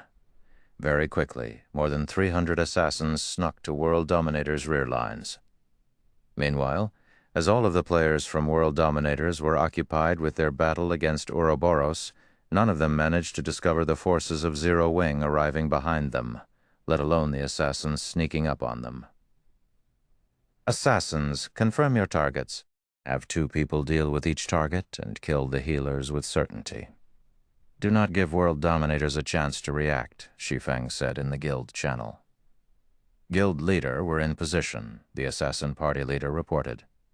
Good. On the count to 5, take action together. After the assassins make their move, shield warriors and guardian knights, remember to activate your life-saving skills immediately as you start your charge. You all are to become a wall for everyone else and block of every bit of damage sent at you. As you move closer to world dominators, everyone is to attack using the frost grenades that you received to break their first line of defense. Afterward, shatter their formation. Does everyone understand? Shi Feng said, following which, as Shi Feng started his countdown, everyone began to grow nervous. It was especially true for the assassins tasked with launching the first attacks. Meanwhile, the healers of world dominators stood comfortably in their positions as they carried out their duties. None of them had any sense of danger instilled in them at all. However, they could not be blamed for this after all. They had an army of over 10,000 strong between the perceived enemy and themselves. No enemy should be able to touch them unless they broke through the defensive lines. Also, even if one or two players managed to sneak past the front lines, what could they possibly do to several hundred healers? The moment they revealed themselves, they would die instantly. Good. On my command. 5, 4, 3, 2, 1, kill. Let not a single one of them go. After Shi Feng's shout, all 300-plus assassins took action simultaneously, with every 2 assassins launching attacks on a single healer. When ambushed by an assassin, any ordinary healer would lose more than half of their HP, let alone an ambush by 2 elite assassins. Momentarily, many of World Dominator's healers felt a sting at the back of their heads. After they were forced into a fainted state, 2 piercing cold daggers slashed across their necks, followed by 2 frightening damages appearing above their heads. In the next moment, their bodies were no longer under their control. In the blink of an eye, World Dominators lost close to 200 healers. Immediately, Zero Wing's melee players began their charge. A moment later, Aqua Rose used a guild war order to lock down the entire region, preventing any from using a return scroll to leave the battlefield. Chapter 305, Zero Wing's Might. Chapter 305, Zero Wing's Might. The sudden loss of almost 200 healers stunned everyone from World Dominators. It's an ambush. Run. Faced with several hundred assassins so close without any protectors by their side, the only way the healers of World Dominators could escape death was to run towards the main army of World Dominators. However, healers were inherently slow. The assassins from Zero Wing quickly caught up to them. Originally, if these healers had worked together to retaliate against the assassins from Zero Wing, they could have at least offered some semblance of resistance. It would not have been so easy to kill them. However, their decision to run immediately created chaos, and those who could have originally survived died as well. Without any healing or resistance, these healers were lambs to the slaughter. Zero Wing's assassins killed them arbitrarily. By the time the rear guards of World Dominators came to the rescue, a majority of their healers were already dead. Just as the surviving healers thought they were safe, they quickly discovered several thousand players charging in their direction. Every one of these players was like a ferocious tiger as they crashed into their enemies' ranks, and the several hundred players who served as World Dominators' rear guards were instantly dispersed. This situation allowed the assassins to continue their slaughter of the healers. Guild leader not good. Our rear line has been ambushed and we've lost over half of our healers already. These newcomers are fierce, and the rear line needs help to hold them off. One of the team leaders defending against Zero Wing's ambush hurriedly reported. What? Who are these people? Blood Halberd had been busy issuing commands from the front lines all this time. The moment he received the report, he immediately turned to look. He discovered that there were actually several thousand players charging and killing into their ranks, and anyone from World Dominators who tried to block their charge instantly died. These newcomers were like a sharp blade, instantly splitting World Dominators' forces in half with their precision charge. World Dominators currently fought a desperate battle against Ouroboros, and the damage they received from such an ambush was self-evident. Without the healers' support, the shield warriors and guardian knights who stood on the front lines rapidly fell, one after another. The front line was also continuously forced into a retreat, and within moments, over 100 players from World Dominators had died. Damn. Just who are they? To actually dare start a war against World Dominators, do they not want to live anymore? Blood Halberd's eyes had already become blood red from anger. He wished he could immediately chop their ambushers into 1,000,000 pieces. Guild leader, they're wearing a 6-winged emblem on their chests. They should be players from Zero Wing, a ranger reported. Zero Wing? Weren't they fighting Darkstar? Why have they suddenly appeared here? Questions filled Blood Halberd's mind. However, he halted his thoughts as he spoke through the guild's war channel. These losers have actually dared ambush us. They're simply overestimating themselves. Everyone turn around and focus all your attacks on Zero Wing. Wipe these fools from Zero Wing out first. Blood Halberd was one of the upper echelons of World Dominators, and he had experienced many battles that involved tens of thousands of players in the past. Thus, he was very clear on what actions he needed to take right now. World Dominators was no longer a match for Ouroboros in this battle, now that Zero Wing had ambushed them from behind, launching a pincer attack with Ouroboros. World Dominators was in a fatal situation. If they continued this battle, they would suffer total annihilation. The only options they had was to either break through from one side or defend their positions and wait for help. Since the second option was clearly not viable, the only option they had left was to break through and escape this battlefield. However, it was clearly impossible for them to break through from Ouroboros' side. That left them with annihilating Zero Wing. Regarding numbers and total combat power, World Dominators was above Zero Wing by leaps and bounds. Meanwhile, on Ouroboros' side, Gentle Snow very quickly noticed that someone had ambushed World Dominators. Moreover, the ambush came from directly behind World Dominators. Although Gentle Snow did not know who launched the attack, this was a great chance that she could not miss. They might even be able to give World Dominators a huge blow in this situation. Everyone, charge forward. Don't let World Dominators reorganize their formation. Gentle Snow commanded her forces, wearing a faint smile on her face. To readjust their formation, World Dominators turned around to attack Zero Wing. Unfortunately, that decision came at a high price. Unwittingly, World Dominators lost thousands of their members. Blood Halberd's heart bled at this sight. Although they had fought Ouroboros for a long time, they had only lost around 1,000 or so players. Now, in just a few short minutes, they lost several times that amount. Kill! Annihilate Zero Wing!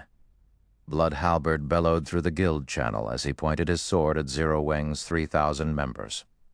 Currently, World Dominators still had close to 10,000 players alive. It would be an easy task for them to deal with just 3,000 players. Both sides immediately entered a desperate struggle, flames and arrows filling the skies. A few independent players that stood a distance away were thoroughly shocked when they witnessed this scene. This battle was far more realistic and shocking than any movie they had watched before. Sounds of smashing and swords clashing filled the surroundings. There was also the constant stream of spells bombarding the land, sending debris and dust flying into the air. This was truly a bloody battlefield. In this battlefield, personal strength was insignificant. When struck by hundreds of fireballs and frost arrows, even the most powerful MTs would die instantly. Very good. It should be about time to use them now. Shi Feng closely observed the battle through the live stream from Aqua Rose. After watching both sides clash for some time and seeing how closely packed the players on the enemy's side were, Shi Feng commanded in the guild channel, "Use all your frost grenades and magic scrolls now, hold nothing back, and use all of them at once." The members of Zero Wing, who had long since hungered for this moment, immediately tossed the frost grenades in their hands. This time around, the members of Zero Wing only used basic frost grenades. Moreover, frost grenades were only half as effective when used against players, so each basic frost grenade only dealt 100 damage to players. However, with several thousand players using them simultaneously, the accumulated damage could easily exceed 10,000 points. Currently, a majority of the players in God's domain were around level 15, and even top-tier experts would be level 20 at best. Meanwhile, a level 20 shield warrior or guardian knight would only have around 3,000 HP. In the face of so many basic frost grenades, these players were cannon fodder. They could die at any given moment. Shortly after the basic frost grenades were thrown, a large swath of players from World Dominators died. As for those lucky enough to survive, they transformed into pure white ice sculptures. Immediately, the reinforcements from World Dominators who were just about to charge over were stunned stiff on the spot, intense fear permeating their hearts. As for gentle Snow, who stood at a far distance, she had only noticed the center of the battlefield suddenly transforming into a snowy field. In this lush green land, surrounded by blistering hot temperatures, this white contrast made for relatively beautiful scenery. However, Blood Halberd was not in the mood to appreciate this pleasing sight. Zero Wing's combined frost grenade attack had instantly killed over 1,000 players. Adding in the follow-up control effect of the frost grenades and Ouroboros's continuous assault from behind, the death toll in this brief moment was at least 3,000. Moreover, even without this wave of frost grenades, Blood Halberd had discovered something very important. Although Zero Wing only had around 3,000 members, a large majority of them were elite players. Not only did they possess high levels, but their equipment was also of good quality. With these two advantages, these players could easily take on 2 to 3 average players. If the 10,000 or so players of World Dominators faced off against 3,000 average players, it would not take them very long to annihilate the latter and break out of this pincer attack. However, it was a completely different story if they faced 3,000 elite players. There was absolutely no way to break through this hurdle in a short time. Not to mention, they also had to pay a huge price to do so. It was the same situation when World Dominators had initially hindered Ouroboros's advance towards the Silverleaf Forest. At that time, they had only used several hundred elite players to block Ouroboros's army of 2,000 players. Now that World Dominators faced 3,000 elite players, in addition to the previous frost grenade attack, Blood Halberd began to consider suicide. If he had known about this earlier, he would have chosen to break through the pincer attack through Ouroboros's side. It would have been much easier that way. How did Zero Wing come into possession so many elite players? Blood Halberd could neither understand why, nor did he try to understand it, as there was only one thing he could do right now. "Everyone, listen to my command. All of you use return scrolls and leave this place immediately." Blood Halberd shouted reluctantly in the guild channel. This could not be helped. If they received several more waves of frost grenade attacks from Zero Wing, in addition to Ouroboros's assault, World Dominators would be annihilated. There was only one thing they could do now. Escape, although it would be both costly and time-consuming to use return scrolls, and even more people would die. It was a much better alternative than suffering total annihilation. "Guild leader, this is not good. This area has been sealed." "We can't use return scrolls." Chapter 306. The Price of Being a Passerby. Chapter 306. The Price of Being a Passerby. His subordinate's report stunned Blood Halberd. "Do they really intend to fight to the bitter end?" Blood Halberd's eyes turned crimson, his current mood similar to an imminent volcanic eruption. With the entire area sealed off, preventing the use of return scrolls, World Dominators had no way to escape. The steep slopes on both sides of this area left only one line of movement available. One could only advance forward or retreat backward. There was no third option available. Right now, however, Ouroboros blocked the road back to the city, while Zero Wing blocked the road to the Silverleaf Forest. Originally, Blood Halberd felt only contempt for Zero Wing's attempt to launch a pincer attack on World Dominators. Now that he had personally witnessed Zero Wing's strength, however, Blood Halberd no longer dared underestimate Zero Wing.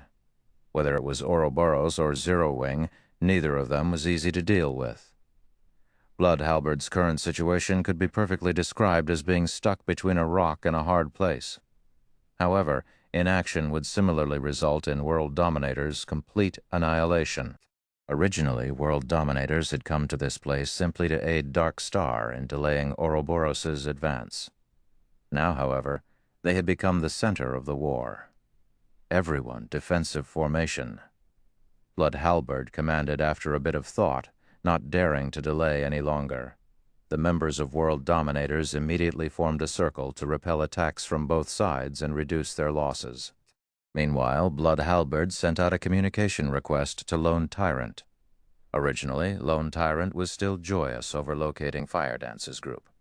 However, he suddenly received an urgent call from Blood Halberd. "Vice Leader Blood, I will definitely send over the compensation after this entire matter is dealt with. Please stop rushing me," Lone Tyrant said, slightly annoyed. "Compensation?" Blood Halberd's anger boiled over when he heard this word. Originally, Dark Star was the one responsible for dealing with Zero Wing. However, World Dominators now had to handle both Zero Wing and Ouroboros, placing Blood Halberd's guild in such a dangerous situation. Was this something mere compensation could make up for? "Guild Leader Tyrant, I promise to help you delay Ouroboros, not to start an all-out war with them. Now, not only have you let Zero Wing's forces run away, you're even making World Dominators face two guilds at once. Meanwhile, you, Guild Leader Tyrant, only know how to utter the word compensation. Guild Leader Tyrant, you're good. You're very good." The more Blood Halberd spoke, the angrier he got. He felt that Lone Tyrant had plotted against World Dominators all this time. First, Lone Tyrant had let them fight it out with Ouroboros. Then he had allowed Zero Wing's forces to escape. In order to escape, Zero Wing could only pass through the area where World Dominators and Ouroboros were fighting. In the end, Zero Wing had no choice but to start a fight with World Dominators. With this plan, Lone Tyrant could kill 3 birds with 1 stone. Success meant that 3 of the top 6 guilds in White River City would receive a huge blow, with Dark Star the only beneficiary of this chaos. Lone Tyrant was certain that there was a misunderstanding the moment he heard Blood Halberd's words. After all, he had not intentionally allowed Zero Wing to escape. Instead, the players from Zero Wing had left on their own, and they just happened to encounter World Dominators on their way back, which resulted in World Dominators suffering a pincer attack. Everything was simply a coincidence. As for Zero Wing's decision to directly oppose World Dominators, any normal person would not do that. Currently, Dark Star was in an all-out war with Zero Wing, a war that would end only when one side was completely annihilated. Just before, Black Flame had even publicly declared that he would make Dark Star pay the price of 30,000 people. So why would they suddenly go and provoke a first-rate guild like World Dominators? Only a person who wished to die a quicker death or a person with brain damage would declare war simultaneously on 2 of the top 6 guilds in White River City. However, no matter what Lone Tyrant said now, Blood Halberd definitely would not believe him. Hence, Lone Tyrant hurriedly said, "Vice Leader Blood, I truly know nothing about this matter. I'll send my army over there right away. If we execute a pincer attack, I'm sure we can wipe out Zero Wing." "Well, come quickly then," Blood Halberd shouted in rage. The more he listened to Lone Tyrant speak, the more disgusted he was with this person. Lone Tyrant had actually used World Dominators as bait. However, the priority right now was for the guild to escape this predicament. Everything else was secondary. "Okay, I'll have them head over immediately." Lone Tyrant ended the call and promptly contacted his troops stationed outside the Silverleaf Forest. Of the 6,000 players there, Lone Tyrant sent 5,000 over to deal with Zero Wing, while the remaining 1,000 stayed behind to continue blocking the exits of the Silverleaf Forest. However, as time slowly passed, World Dominator's situation turned grimmer and grimmer. Zero Wing's 3,000 elites were incredibly zealous. After several consecutive charges, although Zero Wing lost several hundred of their members, World Dominators lost at least 3 to 4 times that number. Not to mention, Ouroboros was also madly assaulting them on the other side. After gathering up his courage, one of the team leaders of the elite teams, Lonely, walked up to Blood Halberd and asked in a soft tone, "Guild Leader, if this situation continues, we'll definitely be finished. Are the reinforcements from Dark Star not here yet?" If the elite members of World Dominators were to lose 2 or 3 levels, in addition to most of the weapons and equipment on their bodies, World Dominators would definitely not be able to compete for White River City any longer. "I know that, but they still need around 10 minutes before they can arrive at this moment. Blood Halberd's heart was bleeding in pain. However, he was helpless in this situation, unless, of course, Zero Wing or Ouroboros showed mercy and let them go. Blood Halberd's eyes shone when this thought occurred to him. He was not out of options yet. World Dominators and Ouroboros were bitter enemies, so it was obviously impossible to ask Ouroboros to show mercy. However, there was a slight possibility of success with Zero Wing. After all, World Dominators had never come into direct conflict with Zero Wing before. Also, Zero Wing's main enemy was Dark Star, while World Dominators was simply a passerby in this matter. Hence, Blood Halberd immediately tried to contact Shi Feng. "Vice Leader Halberd, to what do I owe this pleasure?" Shi Feng asked, a smile on his face. When he received Blood Halberd's call, he had chosen to accept it right away. "Guild Leader Black Flame, the war between our guilds is just a misunderstanding. World Dominators has a feud only with Ouroboros. We came here simply to fight Ouroboros, and we truly never intended to fight your guild. In regard to the losses and inconvenience caused to your guild, I can compensate you on behalf of World Dominators, as long as Zero Wing stops attacking us right now. I will immediately have our guild's finance department send over 1 million credits to serve as compensation. What do you think? Guild Leader Black Flame." Although Blood Halberd had tried to speak casually, he could not completely hide the panic in his tone. After all, at least one elite member of World Dominators was dying with each passing second 1 million credits in past virtual reality games. Even well-known gaming workshops needed a month's time to earn such a sum. Hence, Blood Halberd's offer of 1 million clearly showed his sincerity. So it was all a misunderstanding. Shi Feng acted as if he had come to a sudden realization, letting Blood Halberd feel a hint of hope. However, before Blood Halberd could even feel joy, Shi Feng's tone changed abruptly as he said, "I am moved by Vice Leader Halberd's generosity. Sadly, one of my shortcomings as a person is that I am extremely headstrong. Since it is a misunderstanding, let us just continue this misunderstanding, then. You're making an enemy out of World Dominators. Aren't you afraid of our retaliation?" Blood Halberd screamed in anger. "Vice Leader Halberd, what's there to get angry about? The moment we started playing this game, we were bound to meet with some trouble. If you aren't even prepared to suffer such a small setback, I think it is better for you to retire sooner rather than later. Although World Dominators is only playing the role of a passerby in Dark Star's plan this time by provoking Zero Wing, you also have to pay a terrible price." Shi Feng chuckled. "However, don't you worry. Dark Star will soon be joining you all." After Shi Feng disconnected the call, he then contacted Aqua Rose, saying, "No need to be polite. Leave none of them alive. Show everyone the consequences for those who dare to be a passerby and have thoughts about Zero Wing." Chapter 307, Famous in a Single War. Damn. This Black Flame is practically a mad dog that bites anyone it sees. Blood Halberd cursed. "I'll definitely remember this matter. If there is a chance in the future, I'll definitely not let him off. Vice Leader, we've lost too many healers. This long battle is also taking a heavy toll on the remaining healers' mana.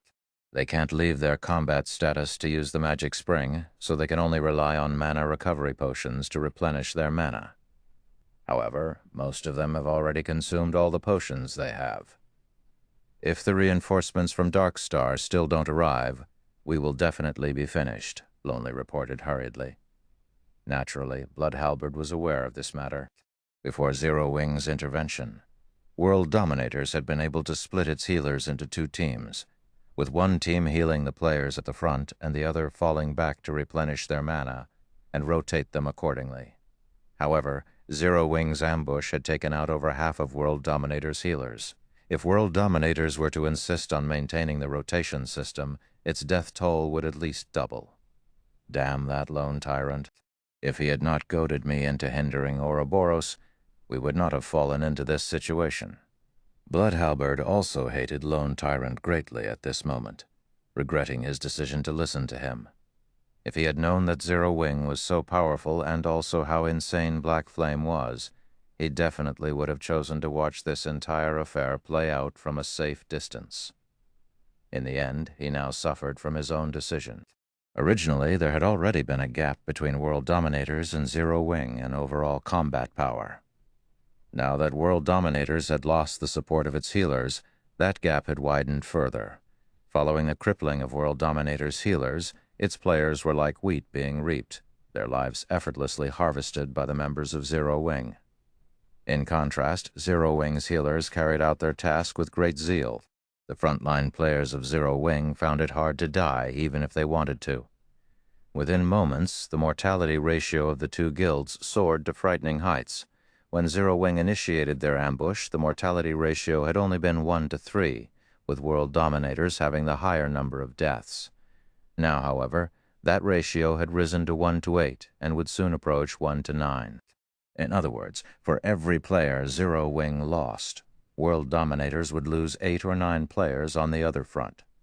The players from Ouroboros were fighting valiantly as well, and they had succeeded in pushing the original mortality ratio of 1 to 1 2 up to the current ratio of 1 to 3. No, we can't wait any longer. At this rate, we'll be completely annihilated by the time the reinforcements from Dark Star arrive. Both anger and grief filled Bloodhalberd at this moment. World dominators had started this war with over 10,000 members. Yet now only 5,000 or so members remained alive. Immediately, Bloodhalberd shouted in the guild channel, "All of you, charge together with me. We're leaving with as many lives as we can." At Bloodhalberd's command, everyone from World Dominators commenced a desperate charge while ignoring even the magical bombardments from enemy mages. Naturally, such an exodus only made it much easier for Zero Wing and Ouroboros to kill them. The price these two guilds had to pay also lessened greatly. However, with 5,000-plus players desperately trying to escape en masse, it was also impossible for the two guilds to kill every single one of them. In the end, less than 500 of the 10,000-plus members World Dominators had started this war with made it out alive. Everyone else died. After suffering such a massive loss, World Dominators no longer had any chance of competing for dominance in White River City. Zero Wing really is amazing. Although they only number around 3,000 or so, a large majority of them are actually elite players. After obtaining victory in this battle, Zhao Yueru had a renewed opinion of the guild called Zero Wing. With only around 5,000 members in Zero Wing, its total member count was not even comparable to a third-rate guild's. However, after Zhao Yueru witnessed the combat power its 3,000-plus members displayed in this battle, she no longer found it strange for Zero Wing to be considered one of the top 6 guilds in White River City. Zero Wing was indeed worthy of its fame. Second-rate and third-rate guilds would be no match for Zero Wing at all. Moreover, the destructive force displayed by the frost grenades that Zero Wing had used was simply too shocking. If not for those tools of mass destruction, this war might still be ongoing right now, while the price Ouroboros had to pay would also be greater. Snow, your foresight is as diabolical as always. Zero Wing is indeed not a simple existence. Zhao Yueru giggled. Although World Dominators managed to escape with a few hundred of its members, its heavy losses this time means it no longer has any chance of fighting over White River City. Without this old nemesis of ours, Ouroboros has a greater chance of becoming the overlord of White River City. Gentle Snow rolled her eyes at the giggling Zhao Yueru. The girl actually dared describe her in such a way. However, Zero Wing's performance had truly surpassed her expectations. Although Zero Wing had a mere 3,000 or so members on their side, in the face of World Dominators' overwhelming numbers, Zero Wing had lost only a paltry 1,000 or so members. This was definitely a brilliant battle record. If the beginning of this battle had not been so intense, the peak of mortality occurring during this period of time, Zero Wing would have lost at most 500 or 600 members in this entire battle. Meanwhile, World Dominators had lost over 10,000 players. One could just see how powerful Zero Wing was after the end of the battle. Both sides started distributing the spoils of war. Even leaving aside the equipment that was originally dropped by both sides, the number of weapons and equipment dropped by the 10,000-plus players from World Dominators remained quite considerable.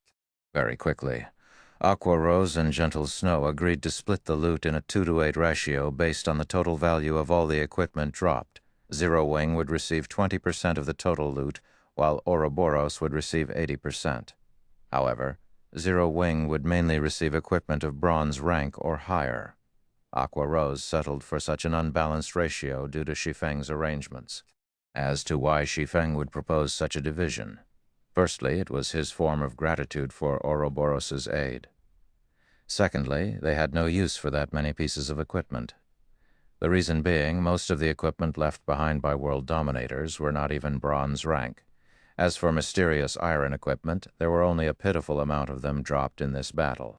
Arming the guild's normal members with such poor quality equipment might be fine, but for the elite members, Shi Feng had yet to fall to such a low standard. Hence, he was satisfied as long as he could obtain some bronze-ranked weapons and equipment to arm the newcomers of the guild. Meanwhile, after the battle involving tens of thousands of players ended, the independent players who had been observing it uploaded recordings of the entire battle to the forums. The battle instantly became a sensation in White River City. Nobody could have ever imagined that Zero Wing was actually so fierce.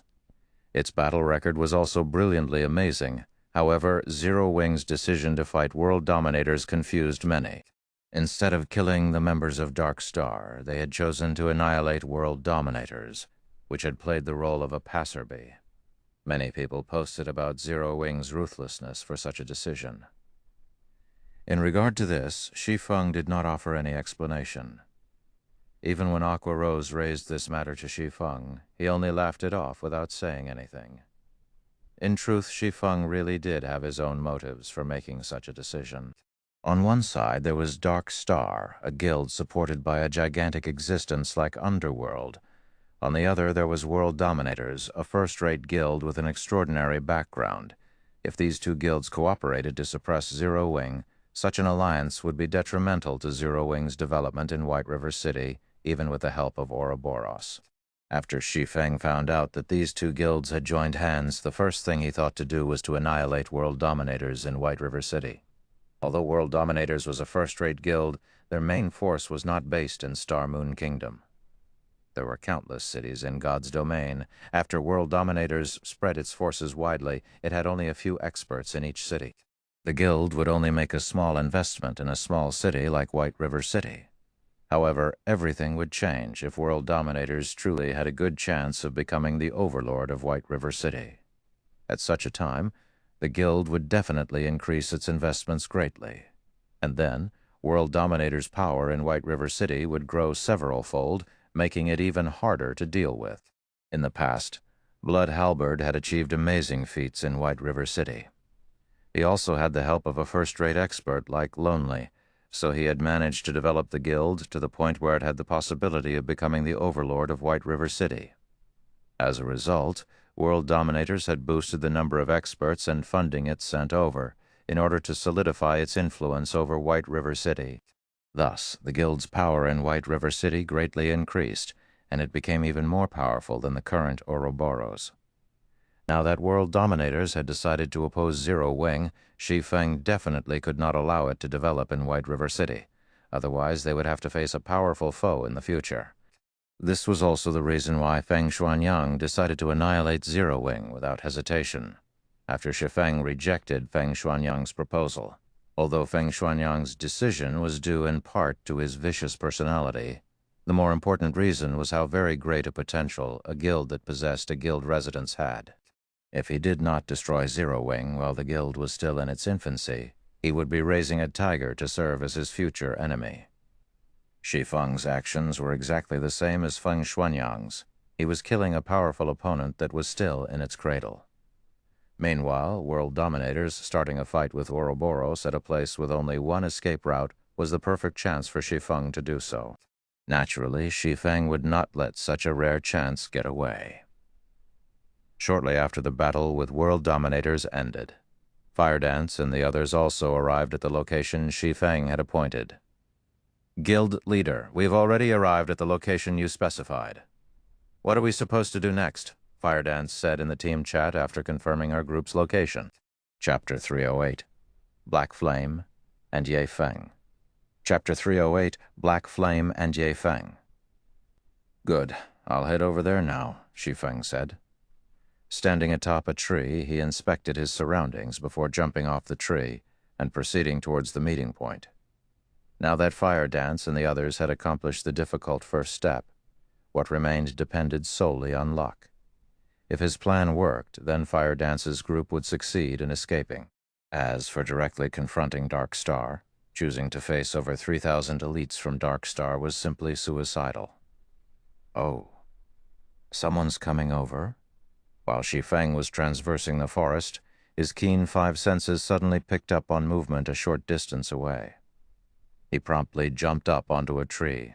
Towards the west side of the forest, a team of over 100 elite players was currently searching the vicinity as they moved. The majority of these players were red names, creating a very eye-catching sight. Moreover, none of them tried to hide their presence, which made it very easy for Shi Feng to discover them. Uncle South Wolf, Zero Wing has played a significant role in the war between Ouroboros and world dominators this time. We also can't overlook the combat power Zero Wing displayed. It is definitely not as simple as it appears in the video recordings of their battle. If Zero Wing had not suddenly ambushed world dominators from behind, world dominators would not have lost so overwhelmingly now. World dominators in White River City is only an empty shell of its past self. Blood Halberd is also continuously lambasting Lone Tyrant with a barrage of curses. However, since Lone Tyrant does not dare to become hostile with Blood Halberd, he has no choice but to suffer in silence. Black Flame is truly decisive with his actions. Not only did he eliminate world dominators from White River City, he has also severed a large portion of Dark Star's support.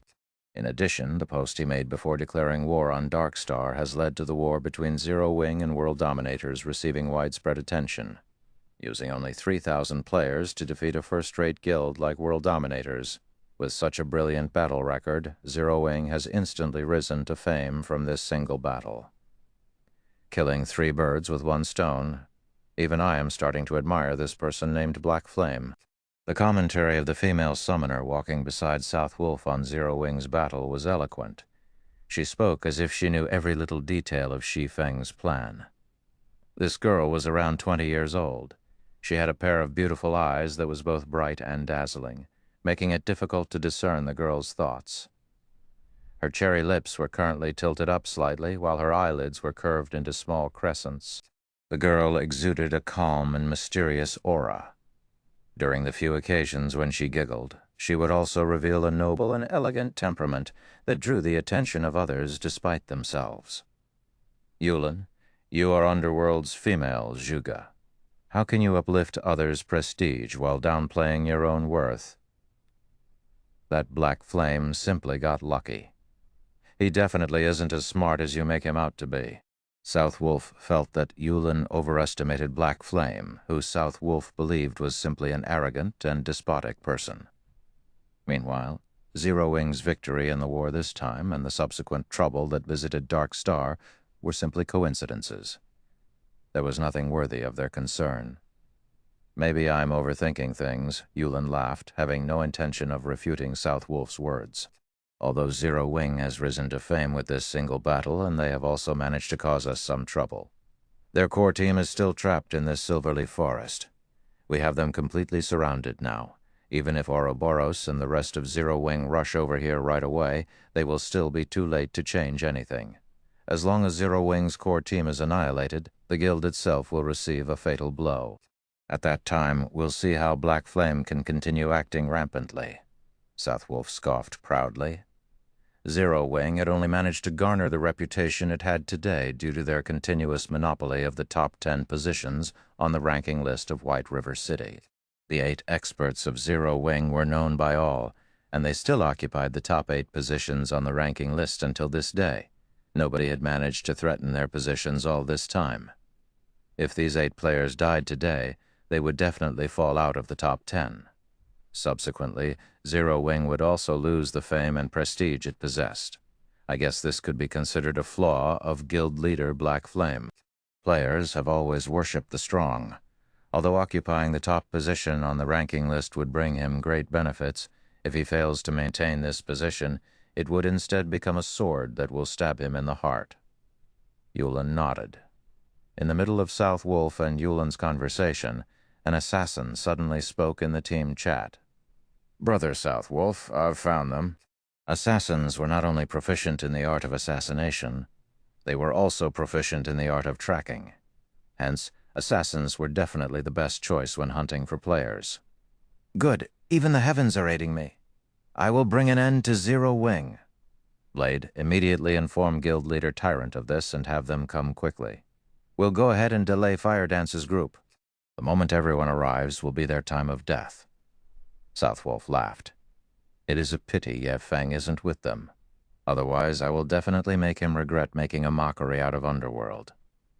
Regardless, I will use the deaths of Zero Wing's core team members as a greeting gift to him."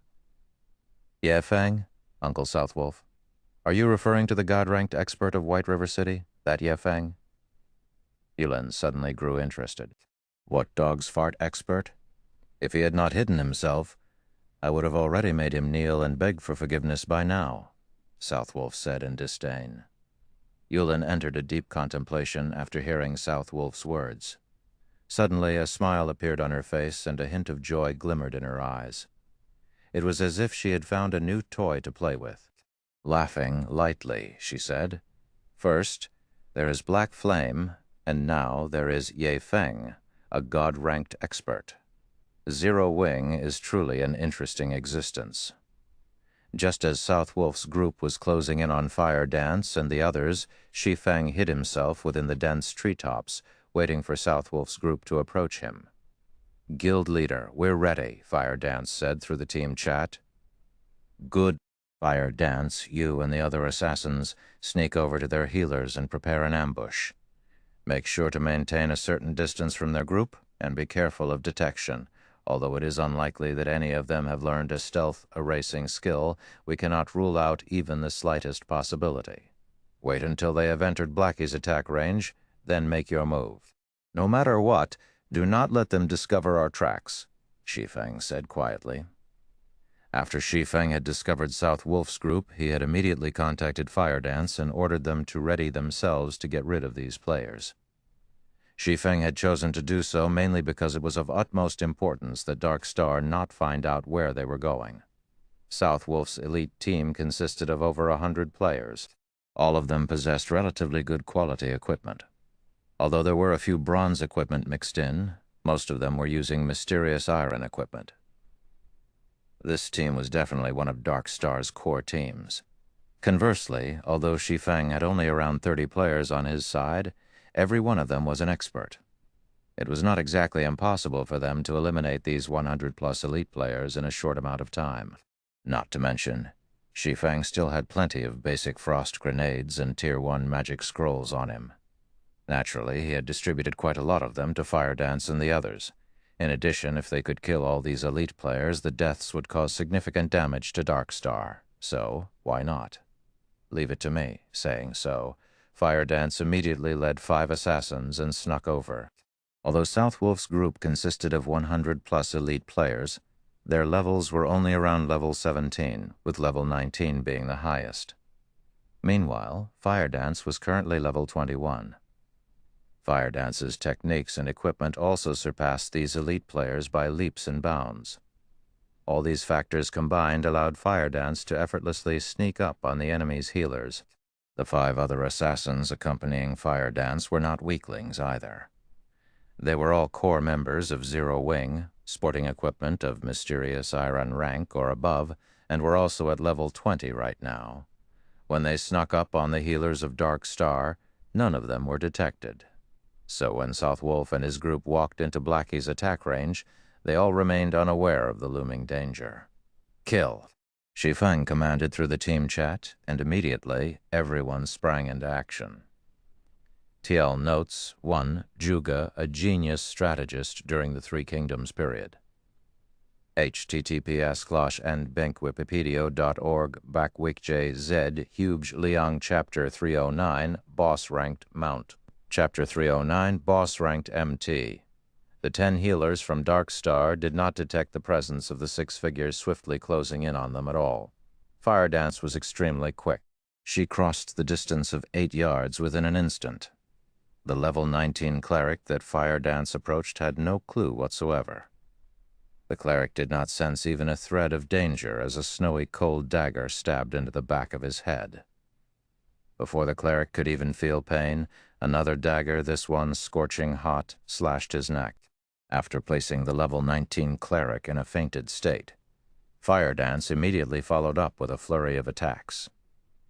Backstab, Shadow Strike, Quadruple Assassinate. A series of frightening damages appeared above the cleric's head. Fire Dance was currently using the pair of fine gold-ranked daggers she had received from Shi Feng.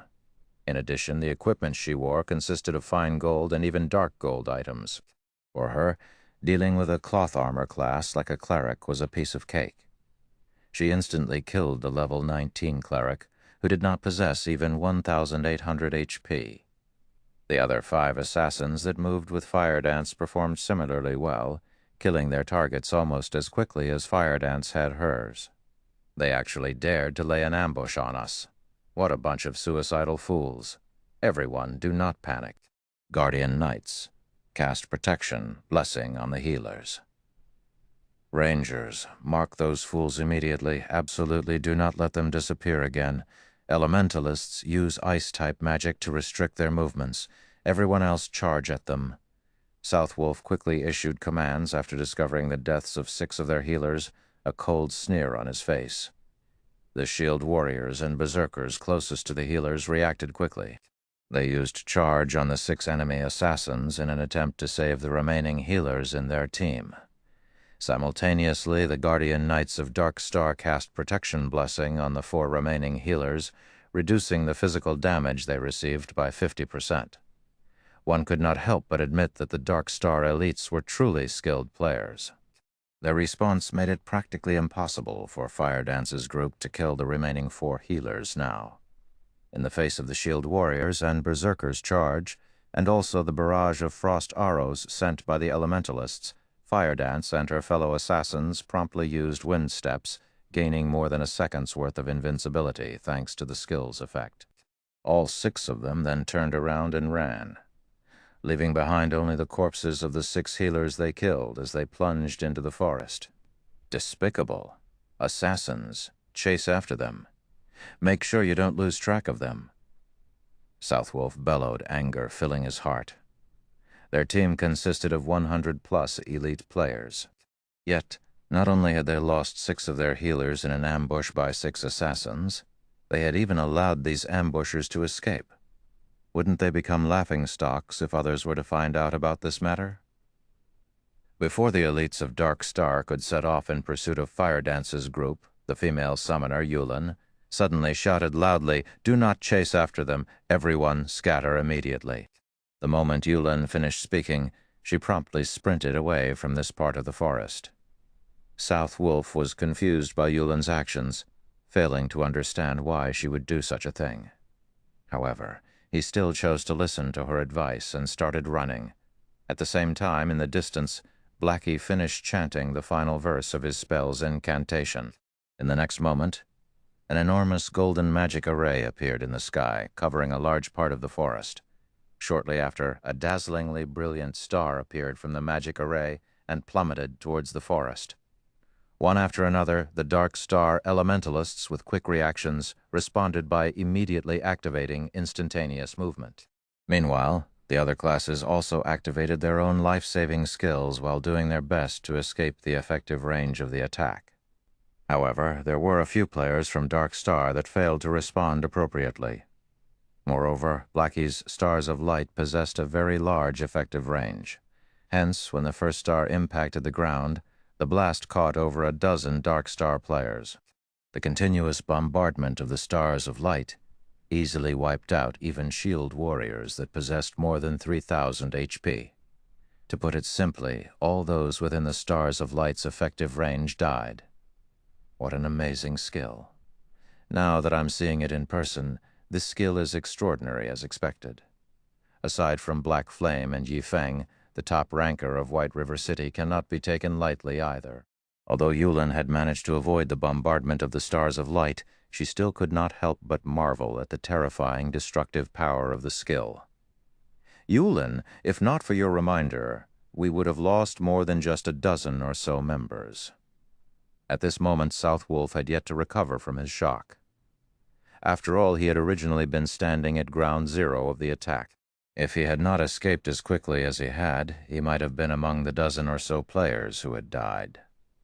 Uncle Southwolf, please contact Guild Leader Tyrant immediately and have them on the lookout in their vicinity.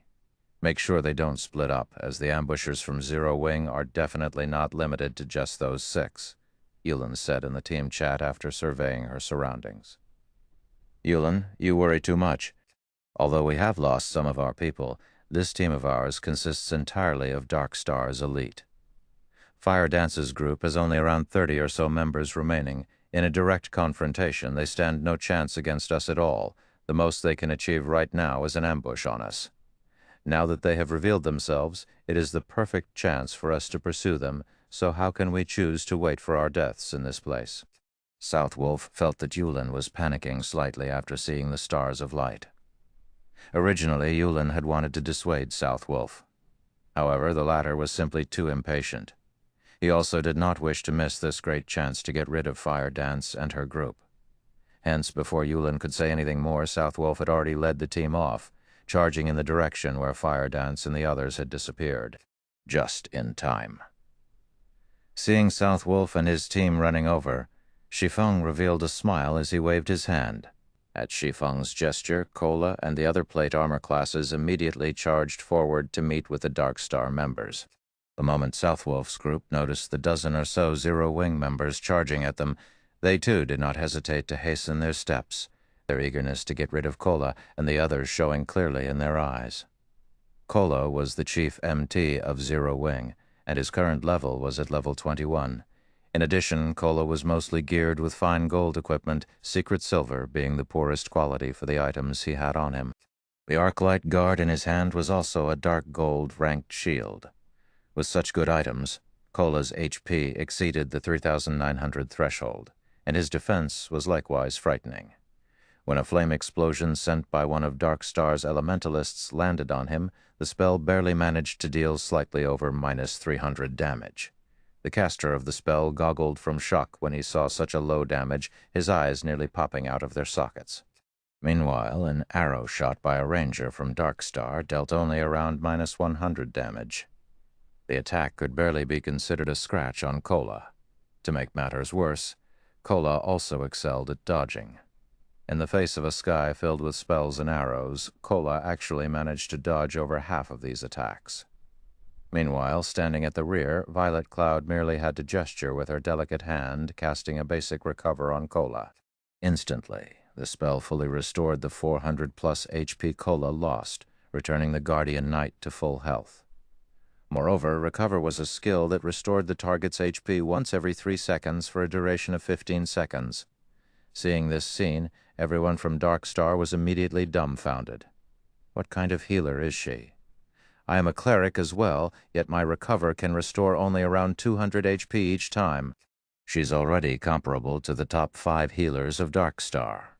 A cleric for Dark Star commented in shock. Originally, they were already having a hard time trying to kill Kola.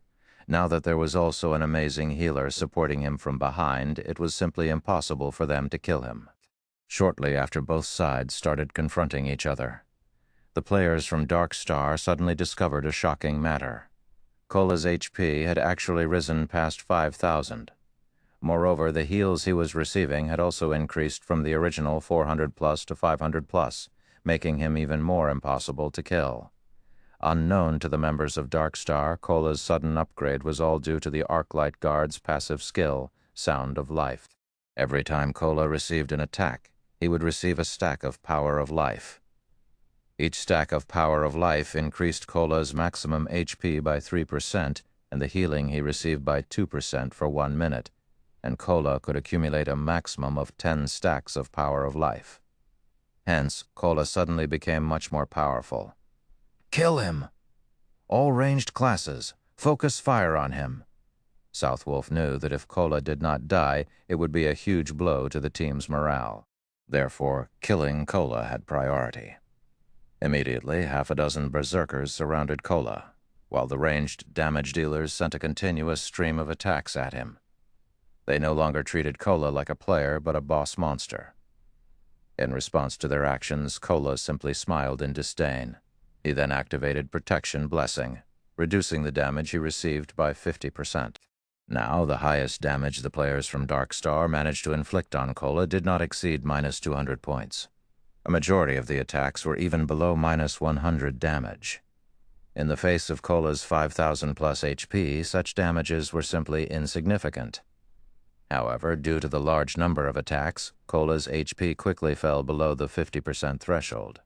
Right then, Violet Cloud took action again. She casually cast Guardian Shield and Recover on Cola. At Violet Cloud's current level, her Guardian Shield would provide her target with a buff that could absorb over minus 700 damage.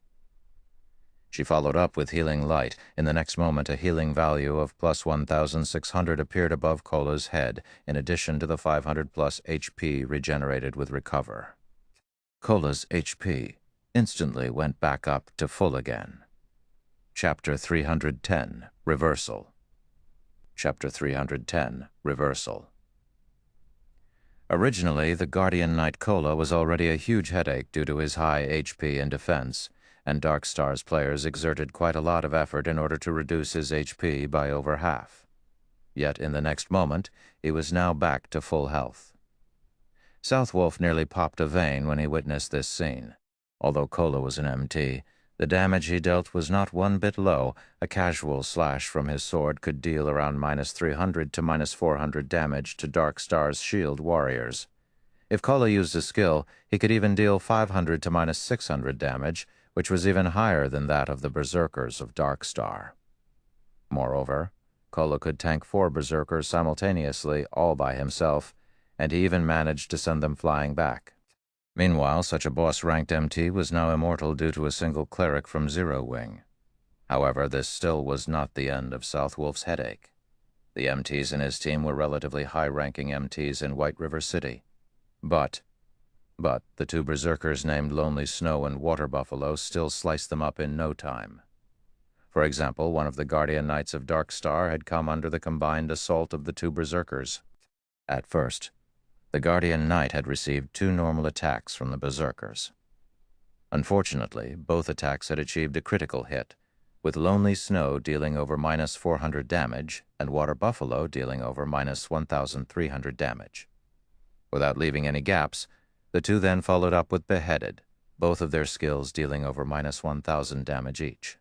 As a result, even though the Guardian Knight had 2 healers focusing on him, his 3,000 HP was still reaped away within an instant.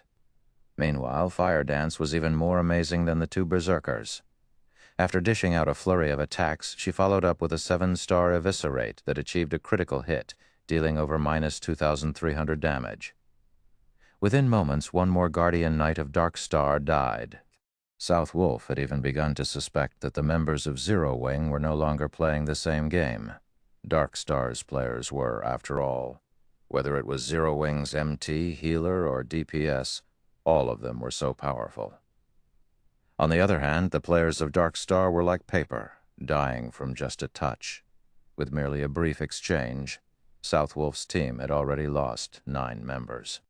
It should be known that all these players were core members of Dark Star. They were not random noobs that could be found anywhere on the streets of White River City. Each and every one of them was a skilled player, and they all had a good sense for battle. Although they were not comparable to experts, neither were they far from one. Yet even so, these elite players still died with barely any resistance. As the battle continued, the players from Dark Star grew more and more frightened. They had yet to kill a single player of Zero Wing even until now. This was definitely a huge psychological blow to the elites of Dark Star. Don't panic. We outnumber them thrice over. Assassins and Rangers take out their healers first. As long as the healers are dead, the others will soon follow, even if their combat power is superior. South Wolf was no idiot, and he immediately sought to utilize Dark Star's advantage. Zerg Tactics. It was the easiest tactic for obtaining victory in any virtual reality game. As South Wolf had the numerical advantage, he could afford to divide his troops into two groups, one to pin down the enemy forces and another to circle around and strike at the enemy's weak point. Very quickly, over 20 assassins and rangers from Dark Star flanked Zero Wing's forces and immediately charged towards Violet Cloud's group of 5 healers. Contrary to expectations, however, even when Violet Cloud's group noticed Dark Star's players charging towards them, none of them chose to run away. Instead, they continued healing their allies at the front, paying no attention to their attackers at all. In regard to the healers' lack of reaction, Dark Star's players did not give it too much thought. They simply continued charging forward, having concluded that Zero Wing's healers had already given up on escaping, when there was only a short distance of 8 yards between the assassins and Violet Cloud's group. An intermediate frost grenade suddenly landed, exploding in the midst of the assassins. Dark Star's rangers, who stood 30 yards away, also received an intermediate frost grenade of their own. In the blink of an eye, both groups were frozen solid. A damage of -400 also appeared above each of their heads. Although the 8 assassins immediately used Vanish to escape the freezing effect, they were still unable to advance as an ice wall appeared, blocking the path between them and Violet Cloud's group. Meanwhile, the person responsible for casting this ice wall was one of the 5 demon generals that Shi Feng had recruited, Ice Queen Su Qianliu. Ice wall was the perfect skill for this scenario without magic immunity. If the assassins were to charge into the ice wall, their movement speeds would slow to a crawl. At that time, their fates would be as good as sealed. Although Ice Wall had a short duration of only 2 to 3 seconds, it still provided the healers with a brief but important moment of respite. As for the Rangers of Dark Star, none of them had any skills that could be used to dispel the effects of control skills, and neither did any of them possess any life-saving skills. Hence, they could do nothing but stand there and watch. At this moment, Shi Feng used silent steps and suddenly appeared behind these frozen rangers. To Shi Feng, a group of immobile players was entirely negligible. Shi Feng was currently at level 23. He was also equipped with the newly acquired 7 Luminaries ring and had recently received the Golden Stigmata. His overall attributes surpassed these elite players manyfold. Moreover, Shi Feng currently had the Aura of Fire activated, the aura effect increasing his damage by 30%, while also reducing his target's defense by 30%. Immediately, Shi Feng sent a level 8 thundering flash at the group of rangers. Green arcs of lightning crackled as they instantly pierced the bodies of these rangers. Damages of Meta 101 color 0102, Meta 1558, and Meta 2440 appeared above each of the 12 rangers' heads. Although none of Shi Feng's attacks had achieved a critical hit, these rangers had only around 2,000 HP. Meanwhile, Shi Feng's thundering flash had dealt more than -4,700 damage in total, far surpassing the ranger's maximum HP. The members of Dark Star saw Shi Feng killing all those rangers with a single strike. Each and every one of the witnesses was completely dumbfounded, their jaw hanging wide open. South Wolf nearly had his eyes pop out of their own sockets. The 12 rangers simultaneously collapsed to the ground, their actions in complete unison. In the next moment, piles of weapons and equipment were scattered around their bodies. In this chaotic battlefield, this scene was both striking and shocking.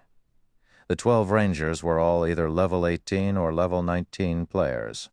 Most of the equipment they used was also level 15 mysterious iron equipment, and every one of them had more than 2,000 HP.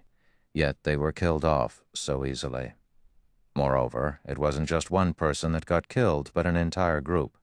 For a moment, South Wolf believed that he was dreaming. He even considered giving one of his subordinates a slap, and then asking said subordinate if it hurt to confirm whether or not this was a dream. As for the assassins of Dark Star, who had been waiting for the ice wall to disappear, after witnessing this unforgettable scene, they had completely forgotten their original task of dealing with Violet Cloud's group of healers. They idly stood there as they watched their ranger companions die, their minds empty of all thought. They then swallowed a big gulp of saliva as they suddenly recalled an important matter. With the number of murders they had committed so far, if they died as well, not only would they lose 2 to 3 levels, they would even lose all the equipment on their bodies. Watching from a distance, Blackie was similarly astonished by the instant deaths of the 12 elite players. However, he had long since grown inured to Shi Feng's horror-inducing feats, so he quickly regained his composure and threw a basic frost grenade at the still-dazed assassins of Dark Star, freezing them once more. This time, none of the assassins could use Vanish to remove the freezing effect on them, hence they could only obediently stay frozen, following which Blackie chanted an incantation and used Hellflame. One could easily imagine the might of a Hellflame that was powered by the epic ranked staff Mavis's Guard. Damages of over -1,000 points immediately appeared above these assassins' heads, and within 3 seconds all of these assassins turned into ashes, leaving behind a pile of shining weapons and equipment. However, this was still not the end. After Shi Feng had dealt with Dark Star's Rangers, he then cast Firestorm, the activatable skill of the aura of fire at the heart of the battlefield. Firestorm inflicts 500% damage within a range of 10 yards for 5 seconds. Cooldown, 5 minutes. In terms of damage, Firestorm did not lose out to Stars of Light by much. However, it had a much smaller effective range. Currently, Kolo was surrounded by plenty of Dark Star's elite players. Before anyone could react, a storm of flames suddenly emerged above them, and the HP of all of Dark Star's players within 10 yards of Kola fell at a crazy rate. Although Shield Warriors and Guardian Knights were classes with high HP and defense, Shi Feng's equipment was simply too amazing, which resulted in his current attack power being well over 800 points. With such a high base value, even though the Shield Warriors and Guardian Knights of Dark Star possessed plenty of damage reduction items, they still received more than -2,000 DPS. As for the other classes, they received more than -3,000 DPS. Even when the Shield Warriors and Guardian Knights activated their life-saving skills, which allowed them to halve the damage they received, they still could not avoid death. After Firestorm ended, all of Dark Star's players caught within its effective range were reduced to cinders. Only Kola and the other frontline members of Zero Wing remained alive. Dark Star's 40 or so frontline players had died. All of a sudden, Zero Wing's side outnumbered Dark Star's Black Flame. "Why are you here?" Southwolf instantly recognized the person responsible for killing the majority of Dark Star's players. At this moment, Southwolf's eyes were filled with incomparable shock as his trembling finger pointed at Shi Feng's crimson-red name. Southwolf failed to understand why Black Flame would appear at this place. He also could not understand why Black Flame was so powerful. Wasn't Black Flame just a forger, originally? There had been a huge numerical difference between the two sides. However, in the blink of an eye, a strategic change occurred, all because of Black Flame's fleeting blow. Dark Star was no match for Zero Wing, even when Dark Star had the advantage of numbers. Now that the situation was reversed, the end result was obvious. TL notes. Ice Wall. If you played Dota 2, no further explanations are needed. If you don't play Dota, this is a skill belonging to one of the heroes in the game, Invoker. Although Ice Wall is an actual wall of ice, it is not a pathing blocker, determined by the game developers, and any unit can pass through it.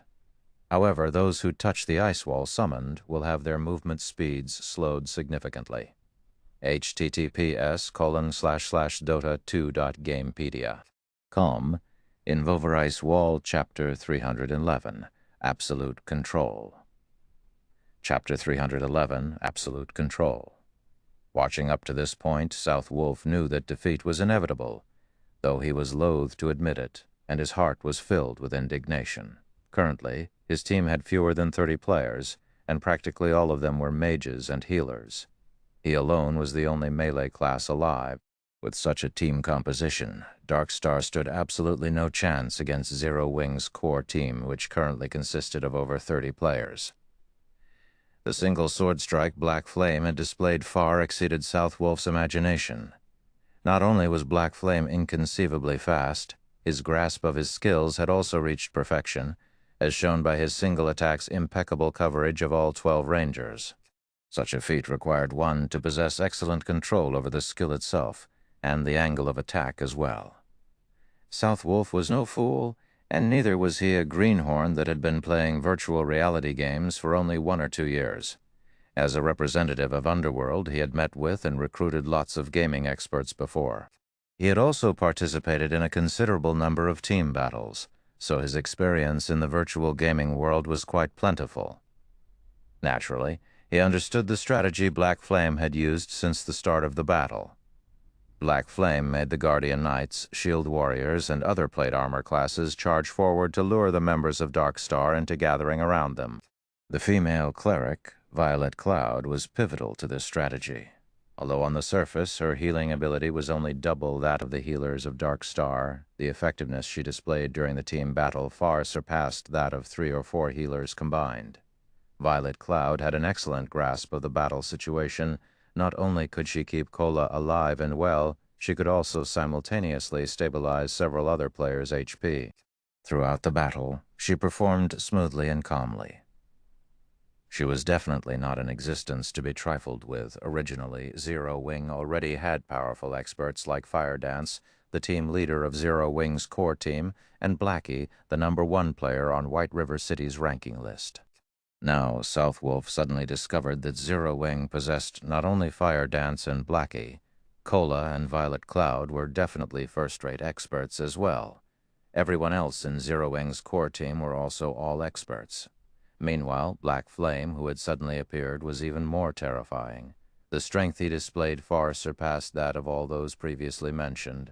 The scene South Wolf witnessed was like a replay of the god-ranked expert Shi Feng slaying the hundreds of players of Martial Union. South Wolf could not figure out why there were so many experts gathering at a newly established guild like Zero Wing.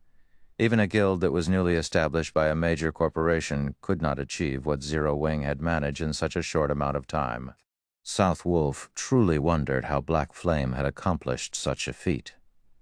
Although South Wolf was shocked by Black Flame's personal strength and by Blackie, who possessed a strategic-level skill that could affect the entire battlefield. Black Flame, you are indeed amazing. However, the entire Silverleaf Forest is already under Dark Star's control. Although your team of 30 or so players can easily defeat an elite team with more than 100 players, do you think you can do the same against 3,000 players? You have simply delayed the time of your demise. South Wolf laughed coldly as he looked at Shi Feng, his current appearance making it seem as if he no longer cared about the many elite players that had died. Let's go. It will be their time of death when Guild Leader Tyrant arrives. Since his team was no match for Zero Wing, South Wolf naturally would not remain in this place and increase his losses. The fact that he had discovered Black Flame, Zero Wing's guild leader, here easily made up for the elite players he lost after all. Black Flame's death would become a huge blow to Zero Wing's reputation and prestige.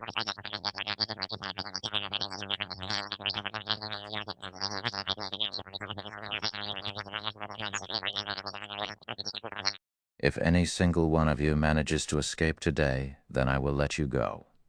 Shi Feng waved, and all 30-plus members of Zero Wing immediately charged forward, starting their hunt of South Wolf and the surviving players of Dark Star.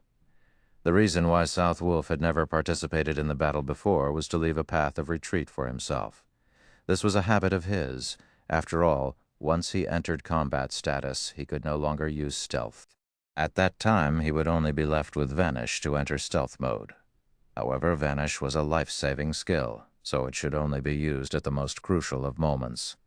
Looking at the enemy players charging at him, South Wolf revealed a disdainful expression, just as he was about to use stealth and hide himself in the dense forest. What's going on? South Wolf suddenly discovered that he could not use the skill. Like a prisoner deprived of his freedom, South Wolf frantically called out his skill bar to look for the cause of this situation. Boss South Wolf, we can't use our skills. What are we supposed to do now? The elementalists of Dark Star asked, frightened. Originally, they had intended to cast Ice Wall to delay Zero Wing's charge. Now, however, none of them could use any of their skills, and an elementalist that could not use skills was like a lamb to the slaughter. Aside from sacrificing their lives to earn a few extra seconds for their allies, they were helpless. Run first, talk later. Southwolf was confused about this situation as well, and he suspected that something must have gone wrong with the system. Since none of them could use skills, they could only rely on their 2 feet to escape. As an assassin, Southwolf had great confidence in his own speed. However, just as he was turning to escape, he suddenly discovered that his movement speed had been greatly reduced. Everyone else from Darkstar faced a similar situation as well. Just what is going on? Southwolf started panicking as the players of Zero Wing raced closer and closer to them. However, he was simply helpless in the situation. In the next moment, Southwolf noticed a black figure dashing past Cola and the others. Like a mad gale, the figure instantly caught up with the escaping players of Darkstar. This person was none other than Shi Feng himself. At present, Shi Feng's agility exceeded 240 points, and there were also the bonuses provided by the equipment he wore. In terms of movement speed, Shi Feng was definitely ranked at the apex of Star Moon Kingdom.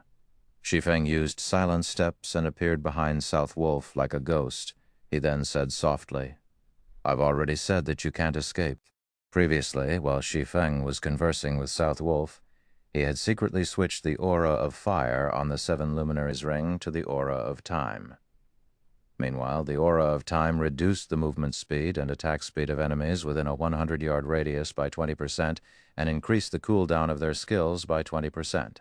When its activatable skill, Absolute Time, was used, it would even prevent enemies within a range of 50 yards from using any skills or tools for 20 seconds. After Shi Feng used Absolute Time to envelope this entire area, everybody from Darkstar could not use any skills or tools for 20 seconds. Darkstar's current surviving members mostly consisted of mages and healers, so this restriction had truly rendered them completely helpless. One could say that the moment Southwolf's team stepped into this region of the Silverleaf Forest, their lives passed into Shi Feng's hands. Just what did he do? Southwolf's heart was filled with shock when he noticed Shi Feng appearing behind him. Before Southwolf could even ponder on the subject, Shi Feng's abyssal blade had already left its scabbard. Countless silver lights pierced the numerous vital points on Southwolf's body. Southwolf had only leather armor, so every one of Shi Feng's attacks managed to cause over -500 damage, while critical hits dealt over -1,000 damage. On the other hand, the mysterious iron-ranked chest piece Southwolf wore was like a piece of tofu. Not only was it easily pierced by Shi Feng's abyssal blade, each attack it received greatly diminished the armor's durability. Just 3 strikes had nearly reduced it to scrap already. Shi Feng's attacks were lightning fast, and he had brandished his sword 8 times in a single series. By the time Southwolf had recovered from shock, his 2,000+ HP was completely gone. Suddenly, Southwolf's field of vision turned gray, while his body fell to the ground involuntarily.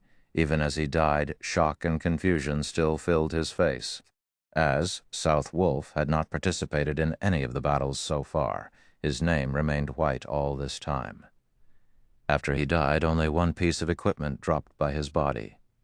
He also lost only a single level, however, were Shi Feng's attacks as simple as they looked. The reason why Shi Feng had chosen not to use any skills, and had instead carried out only normal attacks, was to destroy the equipment on Southwolf's body.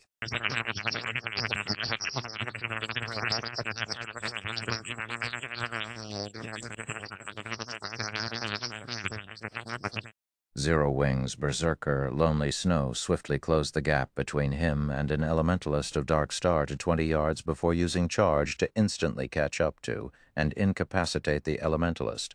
After that, Lonely Snow used Thunderclap, Violent Strike, Suppression, and Whirlwind Slash in rapid succession, making quick work of the elementalist. Following closely, everyone else from Zero Wing took action as well, against a group of mages and healers that could use neither skills nor tools. In addition to the fact that these classes were innately slow runners, the members of Zero Wing required no time at all to finish off the surviving Darkstar members. As these players died, they left behind piles of weapons and equipment. What a fun battle. Those bastards from Darkstar think that they are so amazing. but now, all of them are dead. Kola laughed loudly as he looked at the weapons and equipment scattered all over the ground. The frustration he had accumulated from continuously running away was completely swept away now. Fire Dance nodded her head in agreement, a faint smile appearing on her face. She then said with a light chuckle, "This battle was indeed a good stress reliever. None of us died this time, while Dark Star lost over 100 players. After this battle, Dark Star will have to reorganize their plans to pursue us. If they could deal with a team of over 100 elite players in such a short time, it also signified that Dark Star would be simply sending its members to their deaths if a team had fewer than 230 players. In order to reduce its losses, Dark Star would definitely consolidate its teams and at least double or triple the member count of each team." At this moment, Blackie and the others were laughing without restraint as well. After all, they were able to kill over 100 elite members of Dark Star. This would, without a doubt, be a huge blow to Dark Star. Collect the loot. Dark Star will be arriving here soon, Shi Feng commanded. The loot they obtained from killing the 100-plus elite members of Dark Star was extremely bountiful. They had collected close to 1,000 weapons and equipment, and a majority of them were even mysterious iron rank. The harvest they got from this single battle far exceeded even the harvest Aqua Rose obtained from the battle that involved tens of thousands of players. Even Shi Feng was somewhat moved by this harvest, kill and plunder. Just from this battle, they had obtained the resources required to arm an elite team of 100 players. This was precisely the reason why, in the past, many large guilds preferred to kill and plunder the core teams of smaller guilds.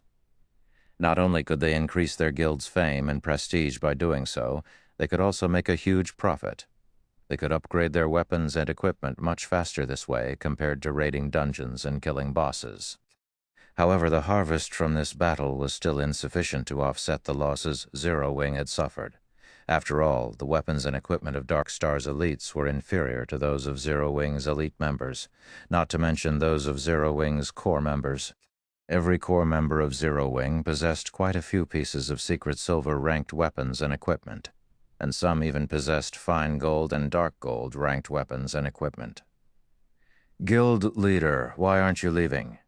Fire Dance looked curiously at Shi Feng, who had jumped onto a large tree. "You guys go first. I'll hold down the fort." Shi Feng was not a lord who would sit comfortably in his throne while his subordinates fought. Since he was already here, naturally he needed to take something away from Dark Star. "But, guild leader, this place is too dangerous." "You're also not an assassin," Fire Dance said worriedly. "You guys have done enough. Let your guild leader handle the rest." Shi Feng waved them off, hurrying Fire Dance and the others to the designated location. Upon hearing Shi Feng's words, everyone from Zero Wing was immediately moved. In God's domain, guild leaders who were willing to brave danger for his fellow guild members were definitely as rare as a phoenix's feather. Not to mention, Shi Feng was currently a famous existence in God's domain. If he were to die, his reputation would be greatly affected. "Then I'll stay behind as well," Blackie said. "How could I be left out from such an important matter?" Kola stepped forward. Suddenly, everyone else started voicing intentions to remain. "All of you stop making a fuss and leave with me. You all will only be a hindrance to guild leader if you stay behind." Fire Dance could feel the cold killing intent radiating from Shi Feng at this moment. She knew that he could no longer hold himself back. She then raised her head and looked at Shi Feng, saying, "Guild leader, you have to be careful. Rest assured, I know my own limits." Shi Feng laughed. He then retrieved a basic stealth scroll from his bag.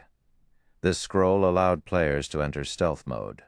The stealth scroll's effect had a duration of 1 hour, and as long as players did not carry out any attacks during this period of time, the scroll would remain in effect. Shortly after Fire Dance and the others departed, Yulin came hurrying over to this place with a huge team of more than 300 players. Sure enough, all of them died. Yulin sighed softly when she saw the ground littered with corpses. However, she was not surprised by this outcome. Obviously, the ambush before was meant to lure them into a trap. However, South Wolf had been too eager for success. which resulted in a team wipe, as she had expected. "Revive them?" Yulin said to the healers in her team. Immediately, the 30-plus healers in the team started using resurrection skills. If players died outside of a dungeon, there were 2 methods for them to revive. The first method was to revive back at the cemetery. However, players were required to wait for half an hour before they could do so. The other method was to have one of the healer classes use a resurrection skill. Players could be revived immediately using this method. However, upon resurrection, players would have to wait another 10 minutes before resurrection skills could be used on them again. A short while later, all 100-plus elite players had been revived. Meanwhile, after being resurrected, Southwolf felt fortunate over the fact that he was not a red name. He had only lost 1 piece of equipment and fallen by 1 level after he died. Yet, when he discovered that most of the equipment he wore had been turned to scrap, he nearly went insane. Southwolf had been using level 15 mysterious iron set equipment, which could be obtained only from a level 15 team dungeon. In order to obtain the complete set, Southwolf had expended a huge amount of time and effort. Now, however, all of them were destroyed. Unlike field bosses, team dungeons reset only once every 3 days, and there were only a limited number of level 15 team dungeons within the region of White River City. Gathering the complete set had taken Southwolf 2 cycles. If he wished to obtain the set once again, he would have to wait through another 2 cycles. At this moment, Lone Tyrant arrived at the scene. He then asked, "Southwolf, what happened here? How did all of you die?" Southwolf was someone from Underworld, so he did not particularly care how many players from Dark Star had died. He cared more about himself instead. However, the same could not be said for Lone Tyrant. The strength of Dark Star determined his future as its guild leader. Now, more than 100 elites from his guild had died for no reason. The worst part was that these elites had lost most, if not all, of their weapons and equipment. The levels they lost could be recovered, but it would not be as easy to recover the equipment. We were lured into an ambush unprepared, and all of us got killed. However, I discovered something even more important. I don't know how he managed it, but Black Flame is now with the core team of Zero Wing. He has also become a red name at this point, so this is the perfect chance for us to destroy Zero Wing. Although Black Flame is very powerful, we should have no problems dealing with all of them if we send in a team of 300 to 400 players. We can still catch up if we chase after them right away. Southwolf's words immediately allowed Lone Tyrant and Yulin to come to a realization. "Truly an interesting person," Yulin muttered softly, her interest towards the player named Black Flame growing. As for Lone Tyrant, his expression turned grim upon receiving this piece of information. Obviously, with Black Flame commanding Zero Wing's core team, their combat power had increased to frightening heights. Also, from Southwolf's description of the one-sided battle that took place before Lone Tyrant also learned that Black Flame was a great expert. Not only did Black Flame possess extraordinary combat power, he also possessed a strategic-level skill. A team of 100 elite players would definitely be insufficient to deal with him. Hence, they needed to rearrange their team compositions. Each team now had to have 200 players at the very least. Otherwise, they would only suffice as cannon fodder. Black Flame, you've actually dared show yourself here. Since you've come seeking your own death, don't even think about leaving this place alive today. Lone Tyrant revealed a sinister expression. He inwardly mocked Shi Feng for his foolish actions. In order to save Zero Wing's core team, Shi Feng had actually disregarded the dangers and barged into Lone Tyrant's domain. Shi Feng must not know how to write the word death. Chapter 313, Killing the Commander. Gather everyone immediately and surround this area. I don't believe that they can grow wings and fly away, Lone Tyrant sternly issued his command. The news of World Dominator's defeat had already spread, and very few in White River City did not know about the battle that took place. This result had greatly boosted Zero Wing's prestige. If Dark Star could get rid of not only Zero Wing's core team, but Zero Wing's guild leader, Black Flame, also, then they could destroy the fame that Zero Wing had accumulated up until this point. At that time, Dark Star would also garner fame themselves, killing 2 birds with 1 stone. Naturally, Lone Tyrant would not let go of such a valuable opportunity. Immediately, everyone from Dark Star started moving. Previously, they had tried to cover too large an area in their search. Now that Shi Feng and the core team of Zero Wing had exposed themselves, Lone Tyrant quickly concentrated their hunt. Soon, more and more Dark Star members gathered at the stated location in the dense forest. Shi Feng, who remained hidden in a tree, did not panic at this situation. Instead, he continued to wait for all the members of Dark Star to arrive. "Come, come, the more, the merrier."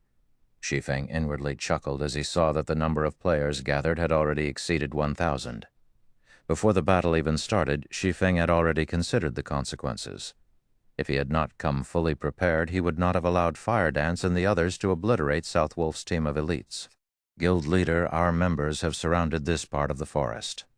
As long as any Zero Wings members show themselves, it will be their death," a ranger reported as he walked up to Lone Tyrant. "Good. Start shrinking the encirclement." Lone Tyrant laughed satisfyingly. He then looked towards Ming Sha, the team leader of the Underworld Guards, and respectfully said, "In a moment. We will have to rely on Brother Ming Sha and your men to take care of the experts from Zero Wing. Rest assured, young Master Feng sent us to deal with Fire Dance and her team of experts. Although there is now an additional black flame added to the equation, the Underworld Guards can resolve the solution all the same." "We won't let any of them escape," Ming Sha replied and nodded his head. In order to extinguish Zero Wing's core team, Feng Xuanyang had specifically sent a team of Underworld Guards to assist Dark Star. Feng Xuanyang had gone all out on this hunt. Every Underworld Guard was an expert that Underworld had spent many years searching for to recruit. Underworld had also spent massive amounts of resources on nurturing these experts further. Compared to Absolute Heaven, the top-tier assassin that Shi Feng faced before, these Underworld Guards were stronger, not weaker. Meanwhile, Feng Xuanyang had sent a team of 20 of such guards. One could just imagine the frightening might this team possessed. Even a 100-man elite team from Dark Star was no match for this team. Also, the leader, Ming Sha, was an expert among experts. In the virtual gaming world, he ranked near the top. Regarding pure combat techniques, he was on the same level as the Snow Goddess, Gentle Snow. However, as Gentle Snow was in possession of a huge amount of resources in terms of equipment, Ming Sha was definitely no match for her. Originally, Feng Xuanyang had arranged for Ming Sha to go to White River City to deal with Ye Feng. However, Ye Feng was simply too elusive, as if he had completely vanished from White River City. Feng Xuanyang sent Ming Sha to deal with the top experts of Zero Wing, such as Fire Dance and Blackie. In regards to Ming Sha's strength, Lone Tyrant had personally experienced its power.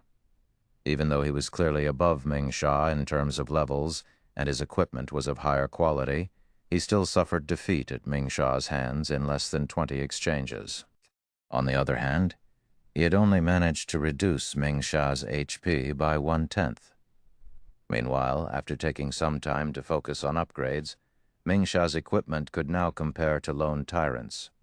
Now, Ming Sha was mostly geared with several pieces of level 15, secret silver set equipment, and fine gold equipment. He also wielded a level 15 fine gold greatsword, the Bone Shatterer. His equipment certainly ranked at the very top of White River City. Lone Tyrant had estimated that if he fought Ming Sha now, he would last 10 exchanges at most before his defeat. Now that he had so many players surrounding this area and a powerful team of experts like the Underworld Guards supporting him, even a top-tier assassin like Fire Dance could not escape. Just as Lone Tyrant felt confident and was about to declare that he would annihilate everyone from Zero Wing, a figure suddenly appeared in the top of a nearby tree. "Someone's there." Ming Sha, who possessed acute senses, immediately discovered the figure. As Ming Sha turned his sights to the intruder, everyone similarly followed his line of sight. Indeed, in the top of the tree, they discovered a person quietly watching them. Black Flame. South Wolf immediately recognized the figure, his eyes burning with rage as he revealed this person's identity at South Wolf's reminder. Everyone finally realized Shi Feng's identity. After all, Black Flame had always been a mysterious existence, and most players had never actually seen Black Flame before. Now that this intruder had revealed himself, everyone from Dark Star discovered that Black Flame was just an ordinary-looking, middle-aged man. He did not even possess the type of aura that a guild leader should have. No matter how they looked at him, he was only an ordinary man. So it is guild leader Black Flame.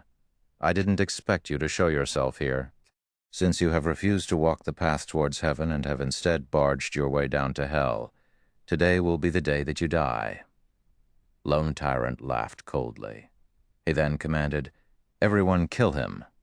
Immediately, over 1,000 players from Dark Star surrounded and charged at Shi Feng.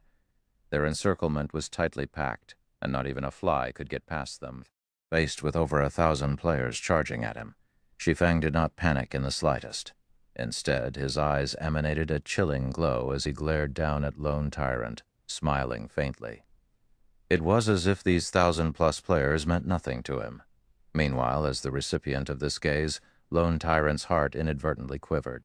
However, Lone Tyrant quickly dispelled this feeling because he did not believe Shi Feng could do anything to him while so many players surrounded him.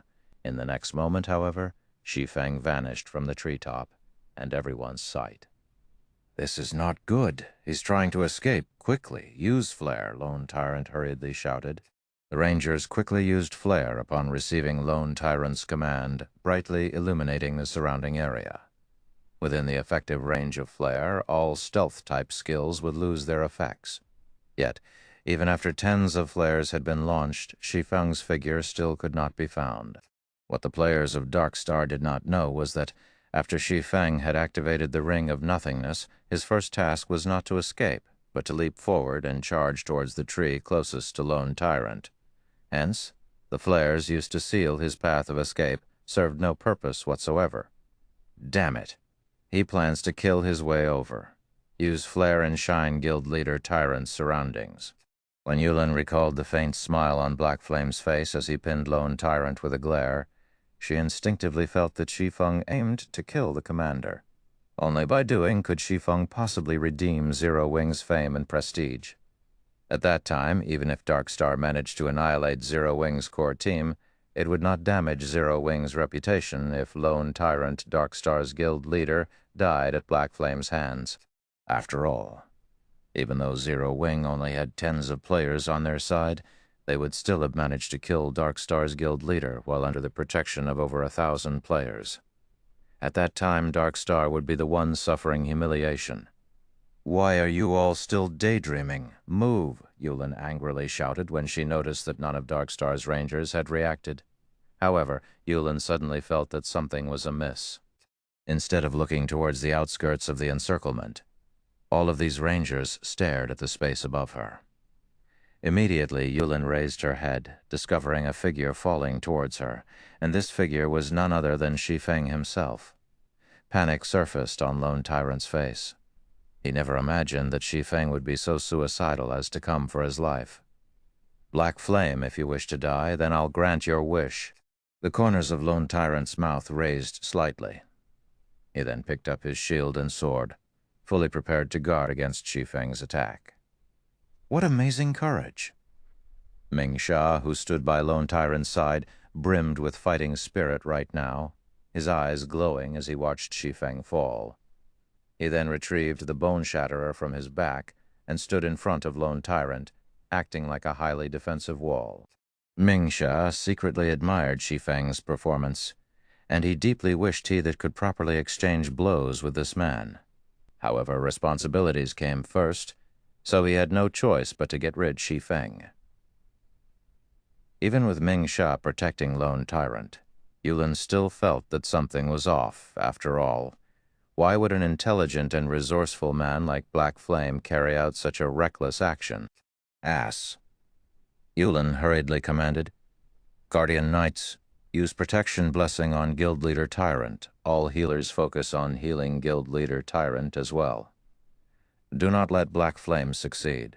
Chapter 314 in True Expert, Chapter 314 in True Expert. When Shi Feng landed soundlessly on the ground, he was only 20 yards away from Lone Tyrant. In the next moment, Sacred Heals graced Lone Tyrant one after another. Lone Tyrant was one of the top 10 players on the ranking list of White River City. He was one of the apex MTs throughout White River City as well. Although he was only level 21 at the moment, he had over 3,700 HP, and he was not much weaker than Cola. With high HP and defense, physical damage classes such as assassins, berserkers, swordsmen, and rangers would find it extremely difficult to kill Lone Tyrant. Not to mention, Lone Tyrant now had a large team of healers keeping him alive.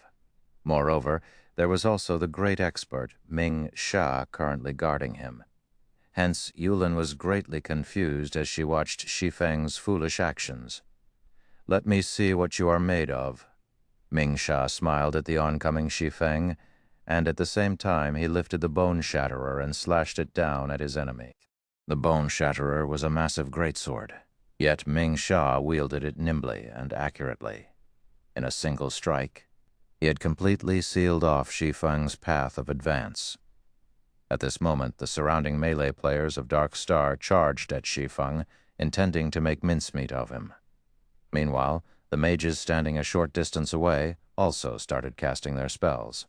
As long as Ming Sha managed to delay Shi Feng for a few more seconds, Shi Feng would receive the bombardment of hundreds of spells. Even Zero Wing's chief MT, the Guardian Knight Cola, would lose his life if he received so many spells, not to mention a swordsman like Shi Feng. Yet, as if he did not see these mages readying their attacks, Shi Feng continued to charge forward, showing no intentions of slowing.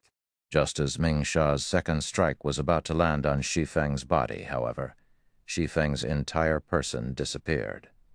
Subsequently, Ming Sha's Bone Shatterer struck only air, generating a powerful gust of wind. The elementalists, cursomancers, summoners, and all other ranged classes that were about to launch their attacks also interrupted their chanting after they lost sight of their target. Where is he? When Ming Sha failed to find Shi Feng in front of him, he could not help but examine his surroundings. Suddenly, Ming Sha felt a chilling intent coming from behind him. Spinning around, he discovered that, just like a ghost, Shi Feng had soundlessly appeared behind Lone Tyrant. If not for his acute senses, he would not have detected Shi Feng's presence at all. After Shi Feng used silent steps to appear behind Lone Tyrant, he immediately activated absolute time. With himself as the center point, all enemies within a 50-yard radius were now unable to use any skills or tools. Shi Feng then brandished the Abyssal Blade, casting Abyssal Bend on Lone Tyrant. Meanwhile, Lone Tyrant only felt a cold wind blowing on his back. Only after Shi Feng started brandishing the Abyssal Blade did Lone Tyrant notice that someone stood behind him. Horrified, Lone Tyrant hurriedly leaped forward, hoping to dodge the attack aimed at his back. As insurance, Lone Tyrant even intended to cast Protection Blessing on himself. However, Shi Feng was simply too fast. He had activated Absolute Time and Abyssal Bind almost simultaneously. Discovering that he could not activate Protection Blessing, Lone Tyrant's heart grew extremely anxious. In the next instant, 9 pitch-black chains bound his body, preventing him from moving even an inch. Meanwhile, the healers standing in the distance could only watch this scene play out. With their skills locked, the most they could do was provide moral support. Damn. Seeing that Shi Feng was the only person standing close to Lone Tyrant, Ming Sha realized that he had been tricked. Shi Feng had deceived him into leaving Lone Tyrant's side. Suddenly, a feeling that he had just been played for a fool grew in Ming Sha's mind. This was the first time he had felt such a feeling. Lone Tyrant was bound and completely unguarded right now. He was unable to resist in the slightest. If he, Ming Sha, had stayed by Lone Tyrant's side, even if Lone Tyrant were bound, he could have still helped defend against attacks. Now, however, he was almost a full 10 yards away from Lone Tyrant. If this were any other day, he could have closed the distance between them using the charge he had specifically reserved. Now, however, none of his skills would work. Even if he wanted to save Lone Tyrant, he was powerless to do so. However, he only needed around 2 seconds to close a distance of 10 yards. As long as Lone Tyrant could survive that long, Ming Sha was confident in stopping Shi Feng, preventing Shi Feng from dealing any more damage to Lone Tyrant. Naturally, Lone Tyrant had considered this as well. Hence, even when faced with Shi Feng's Abyssal Blade and Purgatory's Shadow, he still revealed his confidence as if saying, "What can you do to me?" He was a guardian knight who possessed 3,700 HP. It was simply impossible for Shi Feng to kill him in 2 short seconds. Unfortunately, reality had cruelly slapped Lone Tyrant in the face. When Shi Feng's chop landed on Lone Tyrant, who now had his defense reduced by 100% due to the effects of the Abyssal Bind, a frightening damage of -1,500 appeared above Lone Tyrant's head. This single slash had erased Lone Tyrant's confidence.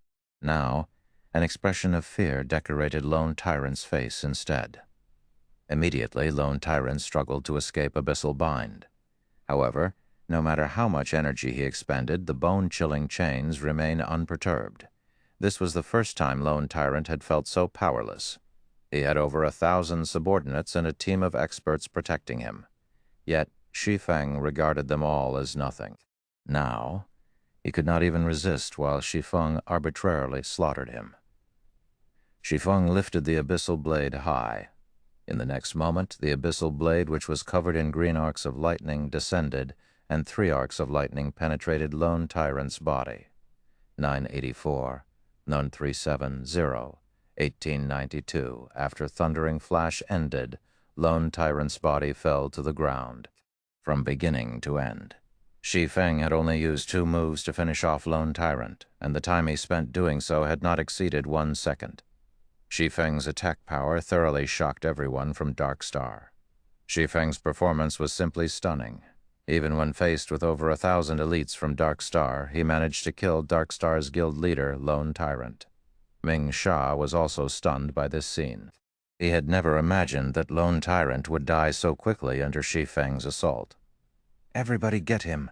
No matter what, do not let him escape," Ming Sha bellowed as he felt unprecedented humiliation. After finishing off Lone Tyrant, Shi Feng sent a chilling gaze to his surroundings. Those who received his gaze inadvertently halted their steps, and none dared to look Shi Feng in the eyes.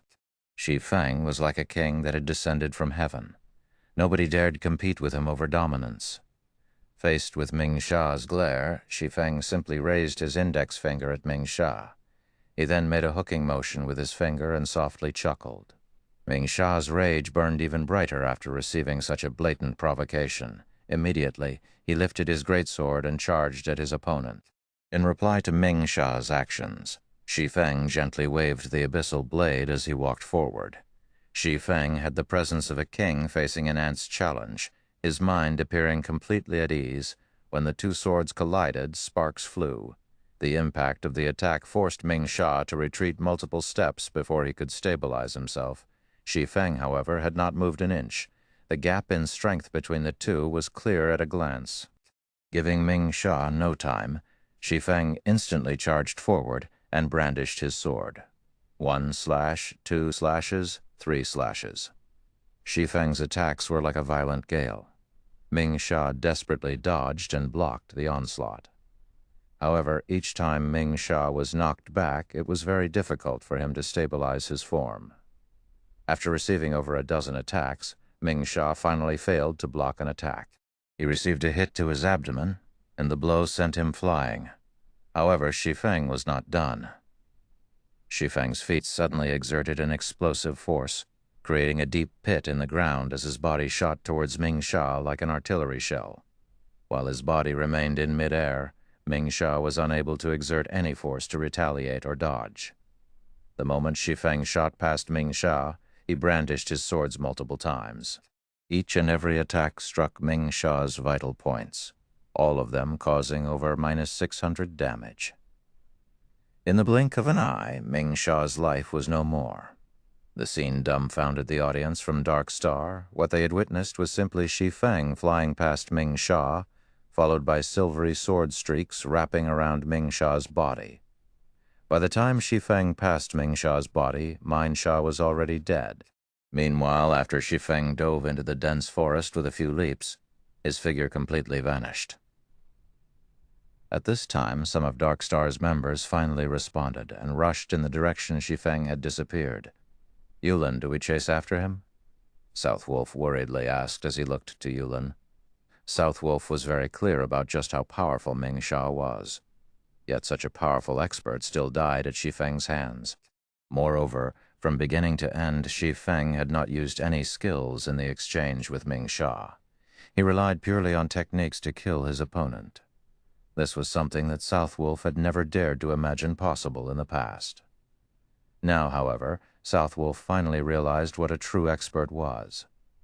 Yulin shook her head and released a soft sigh, saying, "No.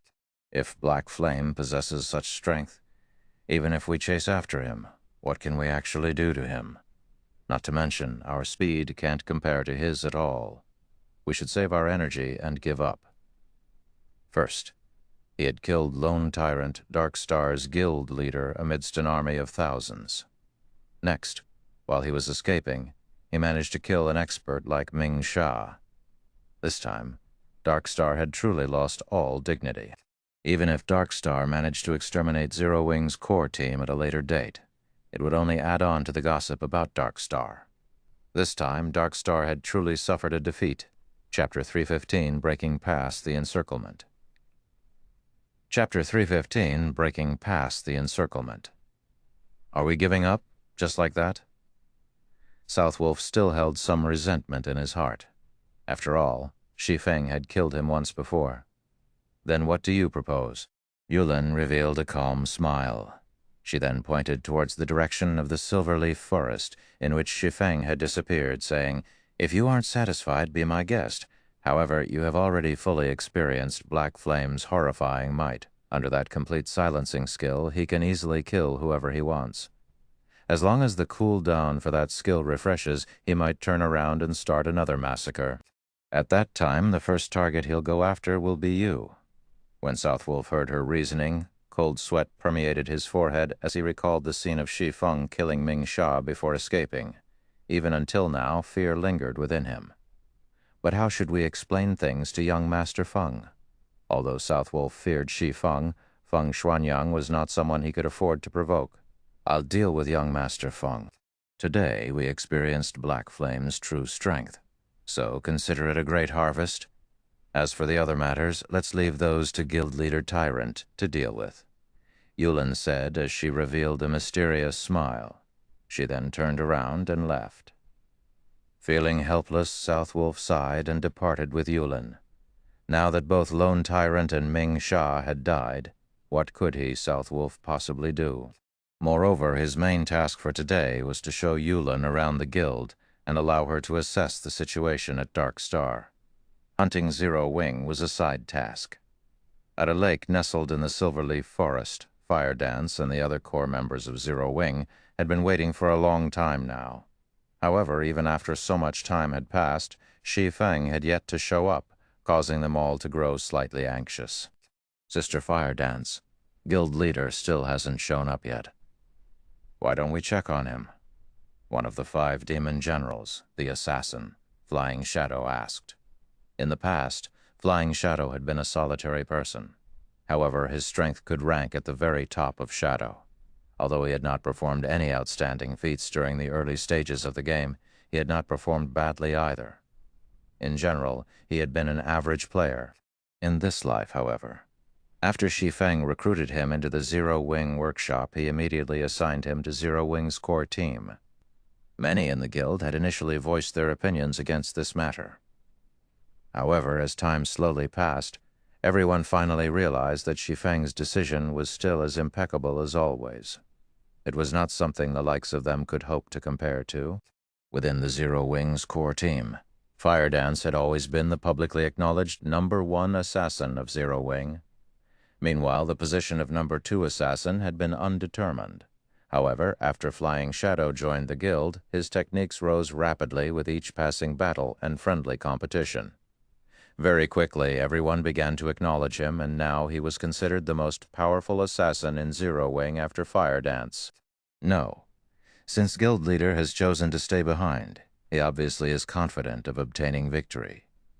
We will only be a hindrance if we try to help. Fire Dance shook her head and rejected Flying Shadow's proposal. In reality, however, she was also worried about Shi Feng at this moment. A black figure pierced through the brush, landing by the lakeside soundlessly. Before anyone noticed, this black figure had arrived before them. Fire Dance and Violet Cloud were the first to detect this figure's presence. Instinctively, Fire Dance retrieved the daggers from her waist, preparing to meet with a great enemy. Soon after, everyone else discovered the presence of this newcomer as well, and they too promptly readied their weapons. Although they could not see this black figure's appearance clearly, the pressure the figure emitted was no less than a lord-ranked boss. Guild leader. Fire Dance quickly recognized Shi Feng's appearance, and she was greatly shocked when she felt his aura. Previously, as they had been in a hurry to escape, she had not noticed Shi Feng's change. Now that she confronted Shi Feng face to face, she suddenly realized that Shi Feng's strength had greatly improved. Right now, even she could not determine exactly how powerful Shi Feng was. It was especially true for the sharp and frightening aura he emanated.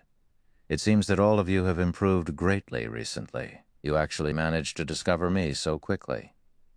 Shi Feng examined his guild members and revealed a satisfied smile. Battles in God's domain were unlike any other virtual reality game. The improvement of a person's strength was not limited to techniques and equipment. One must also possess a bestial intuition. After all, the penalty for death was not low, so such an intuition was essential when engaged in combat in the fields. In reality, if players did not suffer death when grinding out in the fields, they could easily reach level 200 within 2 years, yet Shi Feng had taken a decade to reach level 200 in the past. Death was inevitable when battling in God's domain. In the past, Shi Feng had died countless times while participating in all sorts of combat. In God's domain, danger always lurked around the corner. Guild wars were only a small part of the dangers in God's domain. Thus, it was of utmost importance for a player to nurture a bestial intuition to avoid unnecessary deaths. It was also a key to leveling up quickly. People's lives in reality were simply too peaceful, so this bestial intuition had been completely buried deep in their bodies. However, as players experienced more battles in God's domain, this intuition would slowly rise to the surface. Meanwhile, the rate at which players improved also correlated to how strong their intuition became, and this was one of the main factors differentiating average players from experts. Shi Feng chose to appear so stealthily to test everyone's intuition, and the result had not disappointed him. Compared to several days ago, everyone present had improved greatly, though when compared to Fire Dance and Violet Cloud, everyone else's improvement paled slightly.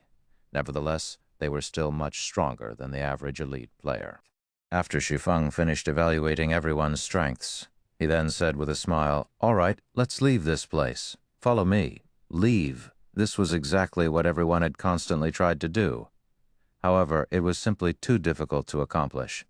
Currently, Darkstar's forces locked down the Silverleaf Forest. With their team of slightly more than 30, it was impossible to fight their way out of the forest.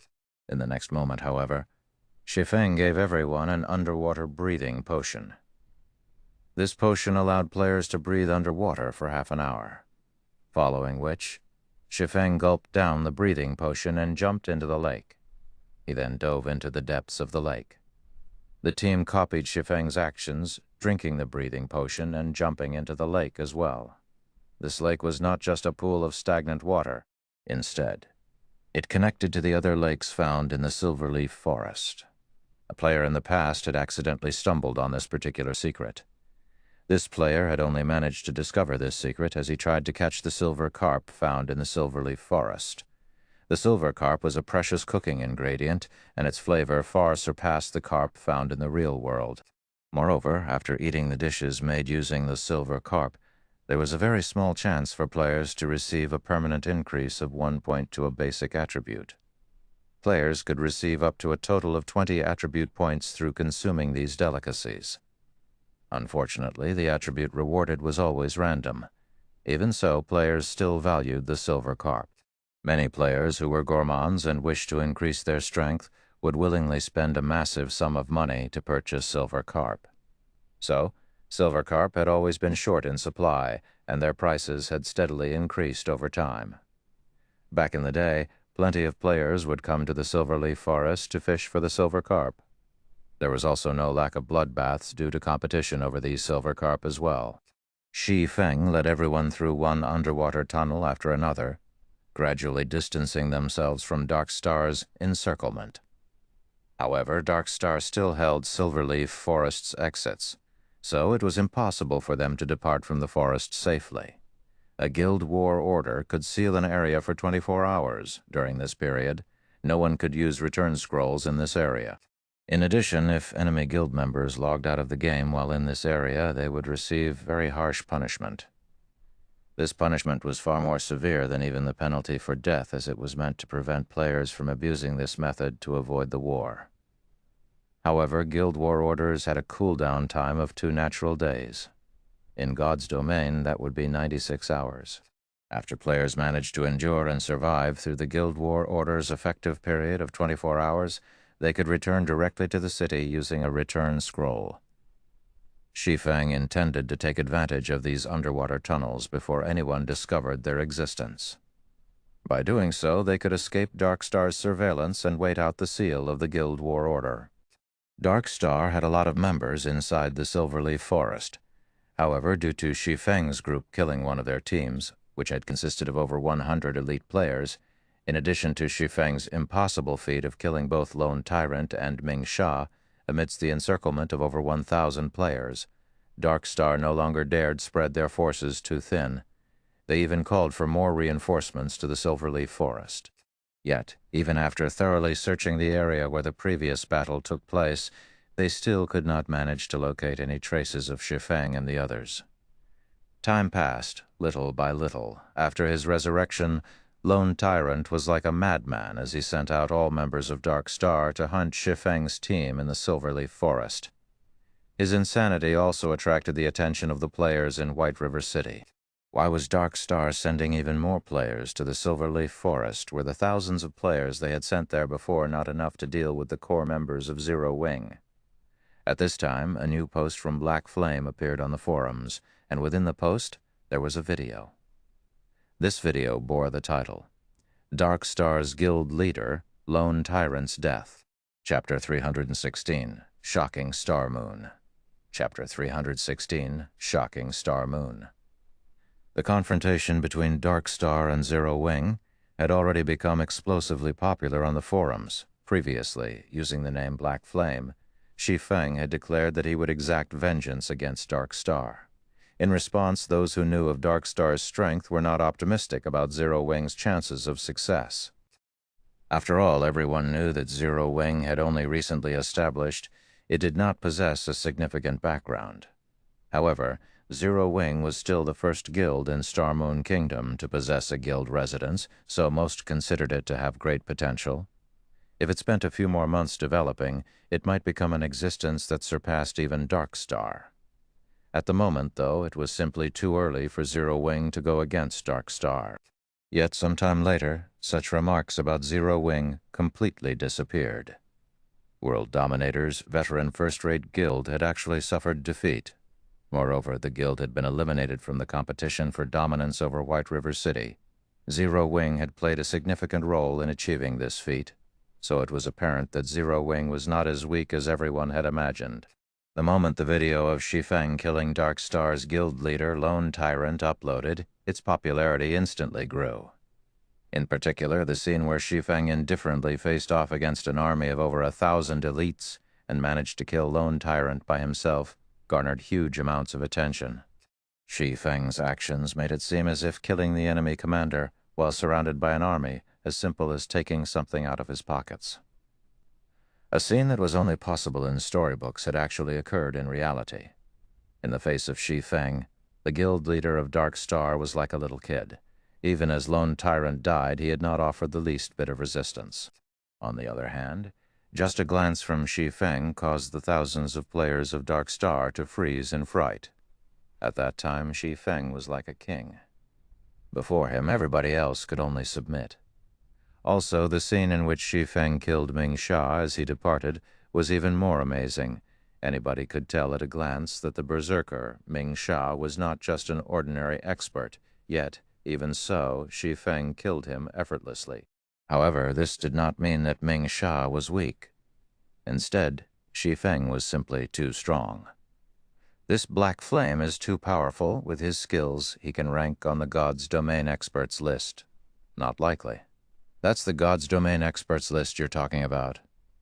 The secret pavilion has collected information on all experts in God's domain to compile that list, and the God's domain experts that rank on it are all monsters. Previously, even though the God-ranked expert, Shi Feng, had killed over 100 players all by himself, he still failed to earn a spot on that list. The secret pavilion was famous in the virtual gaming world, and one could find the secret pavilion's presence in practically every virtual reality game available. The experts list compiled by the secret pavilion was also well received by many players. After all, by browsing through the experts list, one could easily find information such as the major events that had occurred in God's domain, what kind of experts were present in the game, who the number one player was, and more. Players had no need to go through the trouble of searching for such information through the official forums. Any player who managed to earn a place on the experts list was a target for recruitment of all of the major workshops in the gaming industry. Although nobody knew whether Black Flame was capable of ranking on the experts list, undoubtedly, he had already earned his fame in Star Moon Kingdom. In the future, whenever people talked about Zero Wing, the first thing that would come to their minds would be Black Flame. Damn it. Damn that Black Flame. Lone Tyrant burst into an uncontrollable rage when he discovered the video Shi Feng had uploaded. His original plan to destroy Zero Wing had completely backfired, and instead, he became the laughingstock throughout Star Moon Kingdom. Have we not found them yet? Lone Tyrant bellowed. Dark Star had suffered a tremendous loss this time. Not only had it lost more than 1,000 players to Zero Wing, but Dark Star's fame and prestige had also been destroyed. Lone Tyrant's reputation had gone up in flames. To make things worse, he still had to compensate World Dominators for its losses. The amount they had to pay would definitely put a dent in Dark Star's funds, damaging the guild's development. In this war, Dark Star had suffered a double loss. However, Lone Tyrant was completely helpless about this situation. Guild leader, we've already increased the number of people searching for them to 15,000. However, it's as if they grew wings and flew away. Even after rummaging through the entire Silverleaf Forest, we still can't find any traces of Zero Wing. I suspect that they have long since left the forest. Otherwise, if Black Flame and the core members of Zero Wing were still here, Zero Wing's and Ouroboros' forces would have carved a path of blood into this forest by now. They wouldn't have dispersed and went on to do their own things. Lone Tyrant's confidant explained slowly.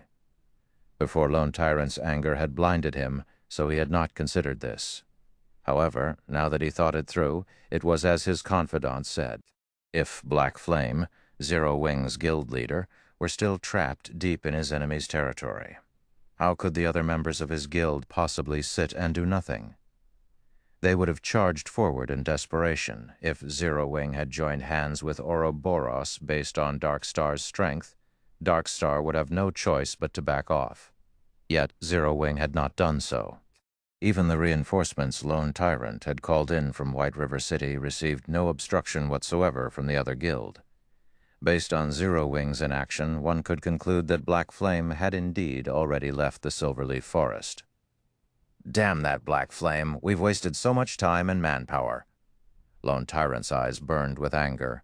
However, he was simply helpless against Zero Wing. It was no longer possible to deal with their enemy now. Previously, he had the help of World Dominators to hinder Ouroboros. Now that World Dominators was out of the competition, if Dark Star wished to deal with Zero Wing, it would have to fight both Zero Wing and Ouroboros simultaneously. Even with Underworld's support, it was still not an opponent for these two guilds. Suddenly, Lone Tyrant seemed to age by several years. Pass on my command, everybody is dismissed. Those who should rest, rest. Those who wish to level up, go level up. As for the rewards and compensations, I will issue those later. After Lone Tyrant finished speaking, as if all the strength in his body drained away, his entire person became powerless. Soon after, everyone from Dark Star departed from the Silverleaf Forest, one after another. As for the seal of Guild War Order, that too had dissipated. When the thousands of players from Dark Star hunted Shi Feng's group, having nothing better to do, Shi Feng and the others had spent their time searching for silver carp at a lake. Currently, nobody that knew how precious silver carp were. Moreover, now that the underwater areas of the silverleaf forest had yet to develop, one could find a large number of silver carp in the lakes in the area. Even in the very beginning, each silver carp sold for 20 silver coins. Presently, 20 silver was worth 3,000 credits. It could compare to the monthly salaries of white-collared workers. By the time everybody discovered the silver carp's value, its price had soared from the initial 20 silver coins to 2 gold coins. To an average player, such an amount was a fortune. During the several hours Dark Star had hunted them, Shi Feng and the others had managed to catch over 20 silver carp. They even discovered multiple treasure chests. Although they were only bronze and mysterious iron rank, it was still a considerable harvest. Guild leader, as you predicted, Dark Star has released the seal on the Silverleaf Forest, Fire Dance reported excitedly. Although everything had gone according to Shi Feng's plan, when everyone witnessed the area seal lifting so quickly, they could not help their astonishment. It was as if everything was within Shi Feng's grasp. That's that. However, we are now red players. If we aren't nobles of White River City, we won't have any way to enter the city safely. Most of us are already level 20, so if we wish to upgrade ourselves further, we need to complete our class change.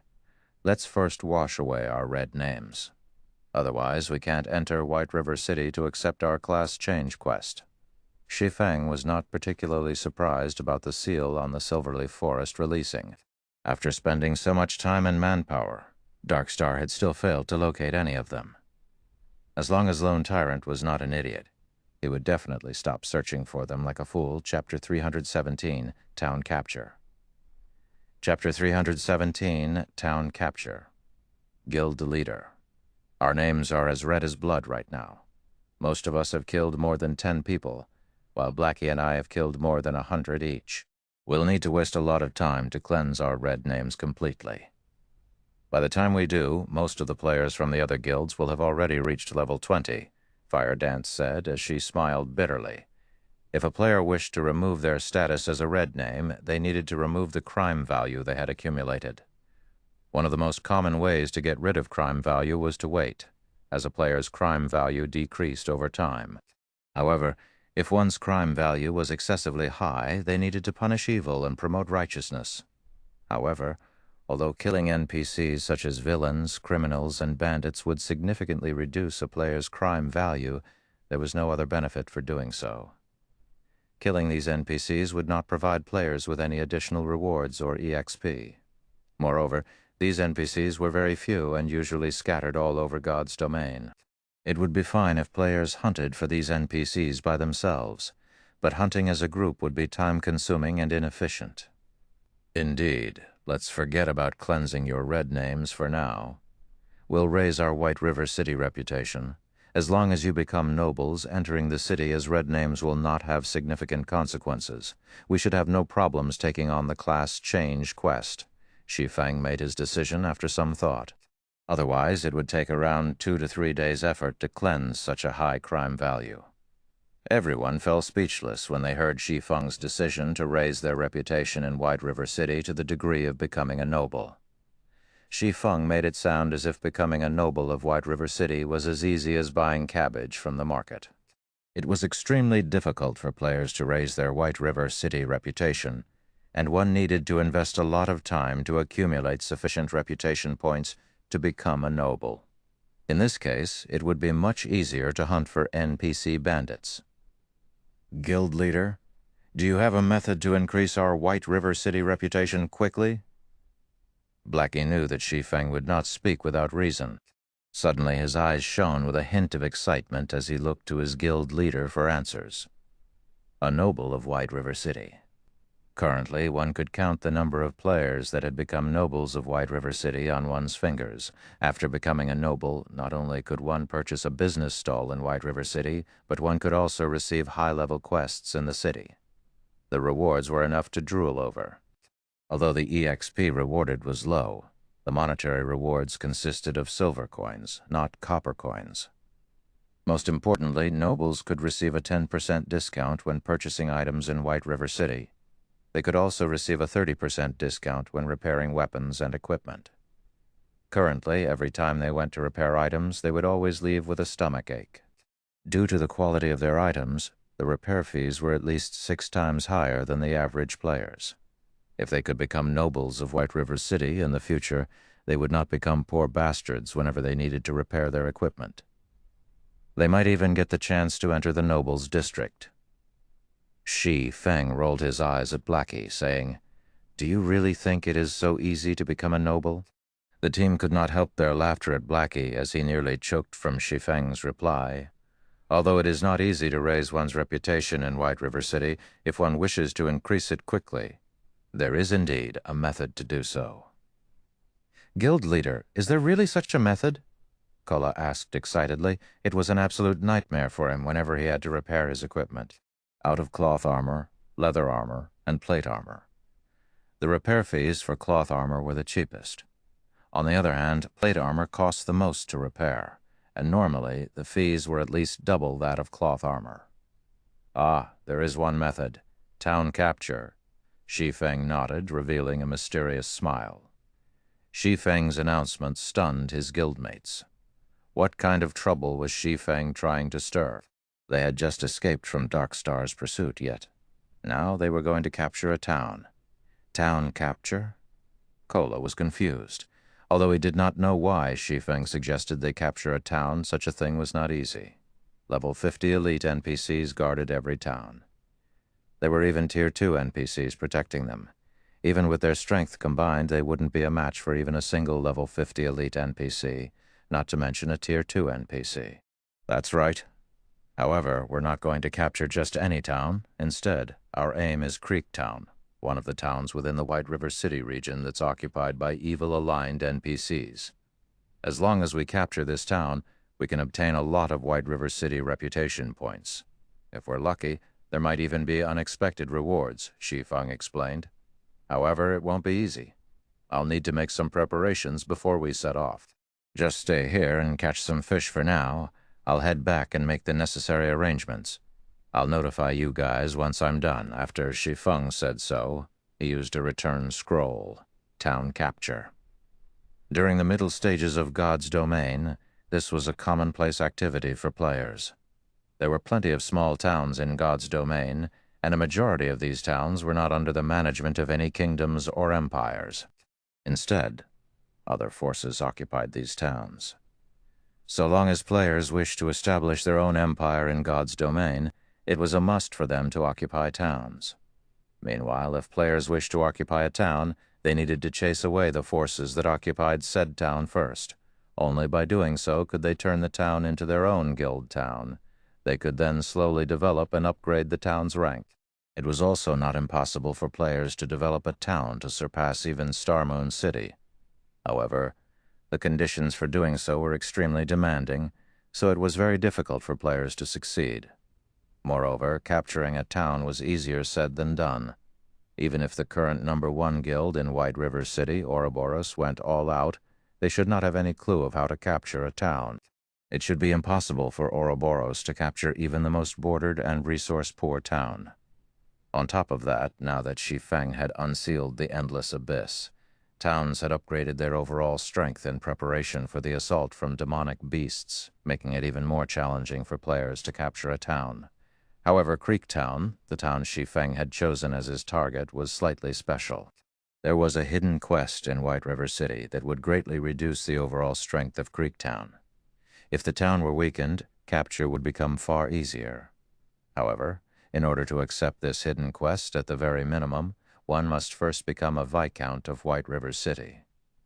Fortunately, Shi Feng just happened to be just that.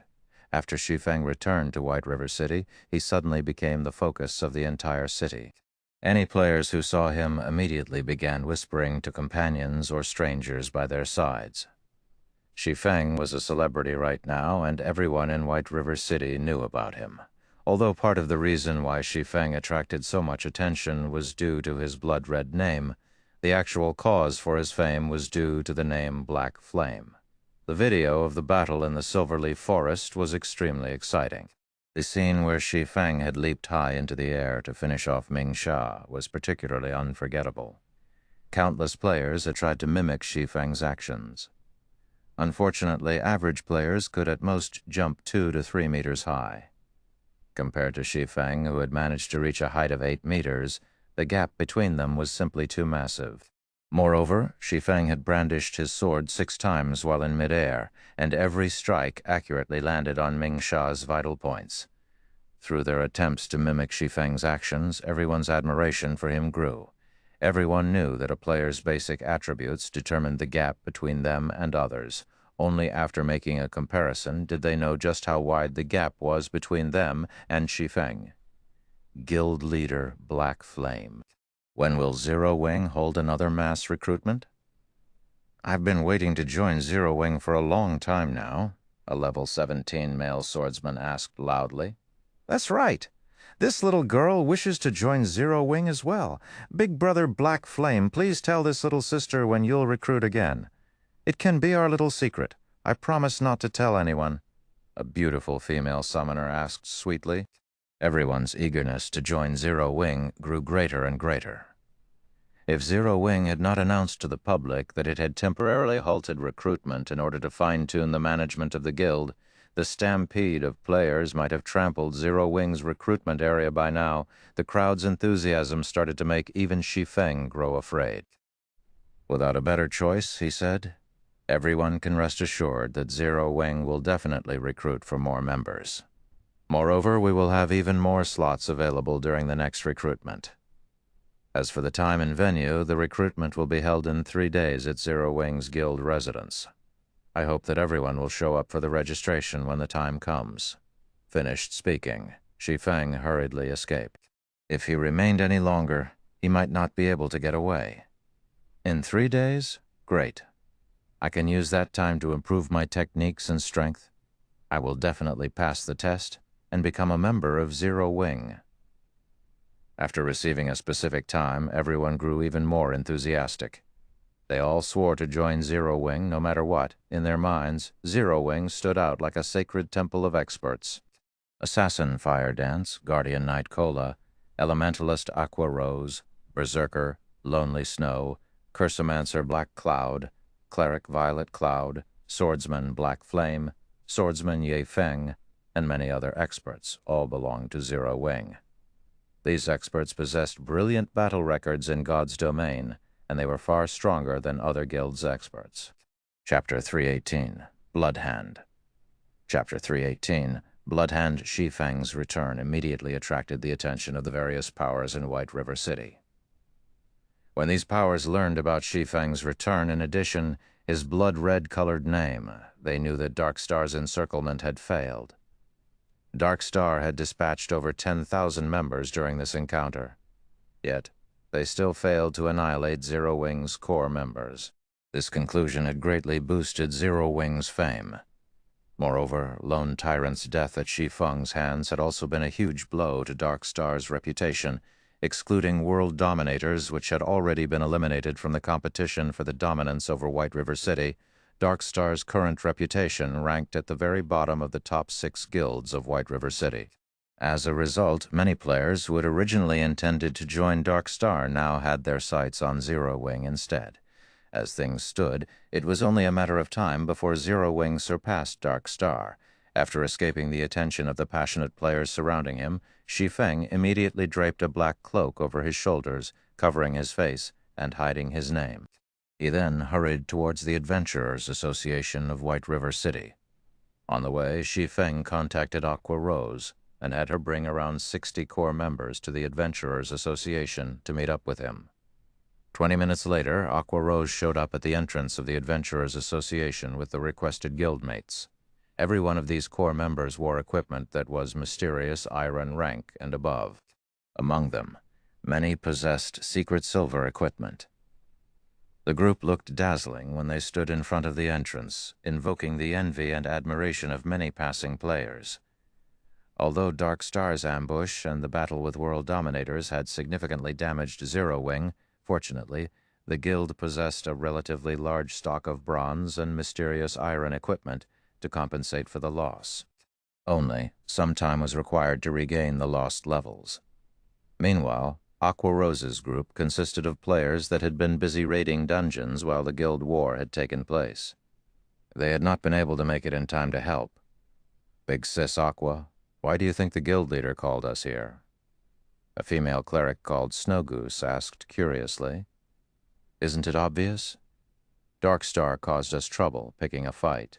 Our guild leader obviously wants us here to plan our payback, a berserker said, laughing.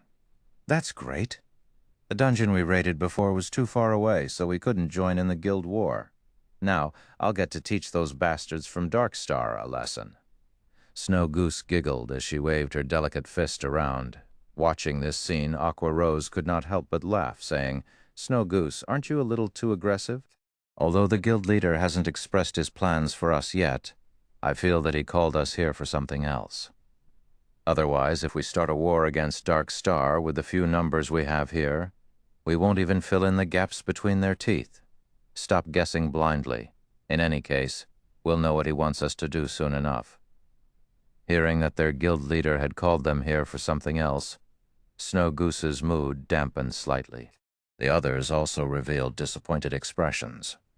Shi Feng finally arrived after Aqua Rose and the others had waited at the Adventurers Association's entrance for a short while. Guild leader, why are you still wearing a cloak? Are we not allowed to expose ourselves in this operation? Should we leave and sneak back over here? Aqua Rose could not help her confusion when she saw Shi Feng hiding his face. At this moment, Shi Feng looked like a wanted criminal who was afraid of being discovered. I hadn't intended to use it. However, being too famous doesn't help me either. If I removed my cloak, I don't think I will get further than the front door of the Adventurers Association, Shi Feng said, laughing bitterly. Forget about it. Invite me to the team and let's get down to business. From Shi Feng's brief explanation, Aqua Rose imagined the comical scene of a horde of players mobbing Shi Feng. Involuntarily, Aqua Rose's lips hooked up into a bright smile. The dignified guild leader of Zero Wing had been fearless even against an army of thousands, yet now he was actually afraid of his fans' enthusiasm. After Aqua Rose invited Shi Feng to the team, she passed the team leader position to Shi Feng. After becoming the leader of the team, Shi Feng immediately examined everyone's level, and he could not help but feel proud at what he saw. A majority of the team was level 19, while a small portion had already reached level 20. This was unimaginable in any other guild. As the various large guilds competed over the first clear of the 3 great dungeons, naturally they would not hurry to level up. In truth, the guild's actions were similar to putting the cart before the horse. Although obtaining the first clear of the 3 great dungeons was important, God's Domain worked differently from other MMOs. If players paid too much attention to their gains and losses during the early stages of the game, they could easily miss other opportunities. Take the promotion to become a Tier 1 class, for example. Level 20, dungeons specifically catered to Tier 1 classes. The only reason Fire Dance and the others had managed to clear level 20 dungeons was mainly due to the excellent equipment they possessed. Otherwise, it would have been extremely difficult to achieve such a feat. Not to mention, there were still the 50-man and 100-man level 20 large-scale team dungeons. The earlier they completed their Tier 1 promotion, the better their chances were of obtaining the first clear of the 100-man team dungeon. The only benefit of obtaining the first clear of the level 10-3 great dungeons was fame among players. By obtaining the first clear of a level 20, 100-man team dungeon, however, not only could they increase their fame, but they could also encounter a great opportunity. Let's head to the second floor, Shi Feng said in the team chat. Normally, nobody visited the second floor of the Adventurers Association. This place did not receive individual guild players. Instead, this place was exclusive to guild teams. Sister Aqua, why do you think the guild leader has led us here? Snow Goose asked curiously. I don't know. Aqua Rose shook her head. She, too, could not see through their guild leader, Shi Feng. However, it was precisely because of this that she had chosen to join Zero Wing. She then continued, However, this is where guilds come to take on large-scale quests. I wonder what kind of great quests the guild leader plans to accept. At this time, Shi Feng sat in front of the VIP counter. With a smile, the beautiful receptionist behind the counter asked, Lord Viscount, how may I be of service today? I wish to take on a guild crusade quest. Shi Feng requested. Okay. However, as the Zero Wing Guild is only a 3-star guild, there are only 4 locations available for a crusade. May I know which location Lord Viscount desires? The receptionist listed the 4 locations. They were rather remote towns, barren wastelands. However, dark forces occupied each location. Without 2,000 to 3,000 level 30 Tier 1 players, one should not even consider capturing it. Of course, this was only in the case for attacking normally. If it were a crusade, however, the difficulty of capturing the town would significantly decrease. Even so, it was still extremely difficult. If one attempted to capture these towns with only 100 players around level 20, it would be suicide. Creek Town, then. Shi Feng was very familiar with the crusade quests available in White River City. He chose Creek Town, which was occupied by the Blood Hand Association, without hesitation. Among the many dark forces in the White River City region, the Blood Hand Association was one of the weakest and smallest powers. It ranked at the very bottom. Taking on any of the other 3 locations, each of which was controlled by lower middle-class dark forces, would be nothing more than suicide for Shi Feng and his team. They would have no chances of successfully capturing the town at all. Okay. A 1-star crusade quest will require a deposit of 30 gold coins.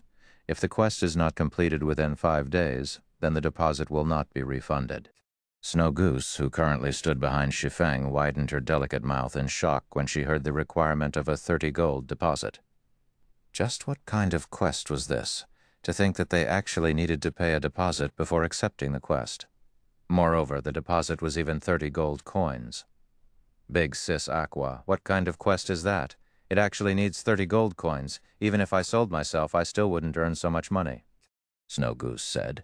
Stunned, Snow Goose's words left everyone speechless. Shi Feng, on the other hand, merely revealed a calm smile as he paid the 30 gold coins deposit gladly. He then said in the team chat, "This is a guild crusade quest. Unless one becomes a true noble of White River City, they can't even accept such a quest. Moreover, 30 gold coins is actually very cheap. Cheap." Everyone was truly speechless this time. At this stage of the game, 30 gold coins was practically the maximum a third-rate guild would possess. If they could not complete this crusade quest, those 30 gold coins would be gone forever. Chapter 319, Windbreaker. Chapter 319, Windbreaker. After Shi Feng accepted the 1-star Guild Crusade quest, he led everyone to the Twilight Temple. The Twilight Temple was a main hub for healer classes. Here, clerics, oracles, and druids could take on quests that rewarded high-level skills related to their classes. "Guild leader? What are we doing here?" Aqua Rose asked, confused. "We're looking for assistance." Shi Feng smiled faintly, not bothering to explain further.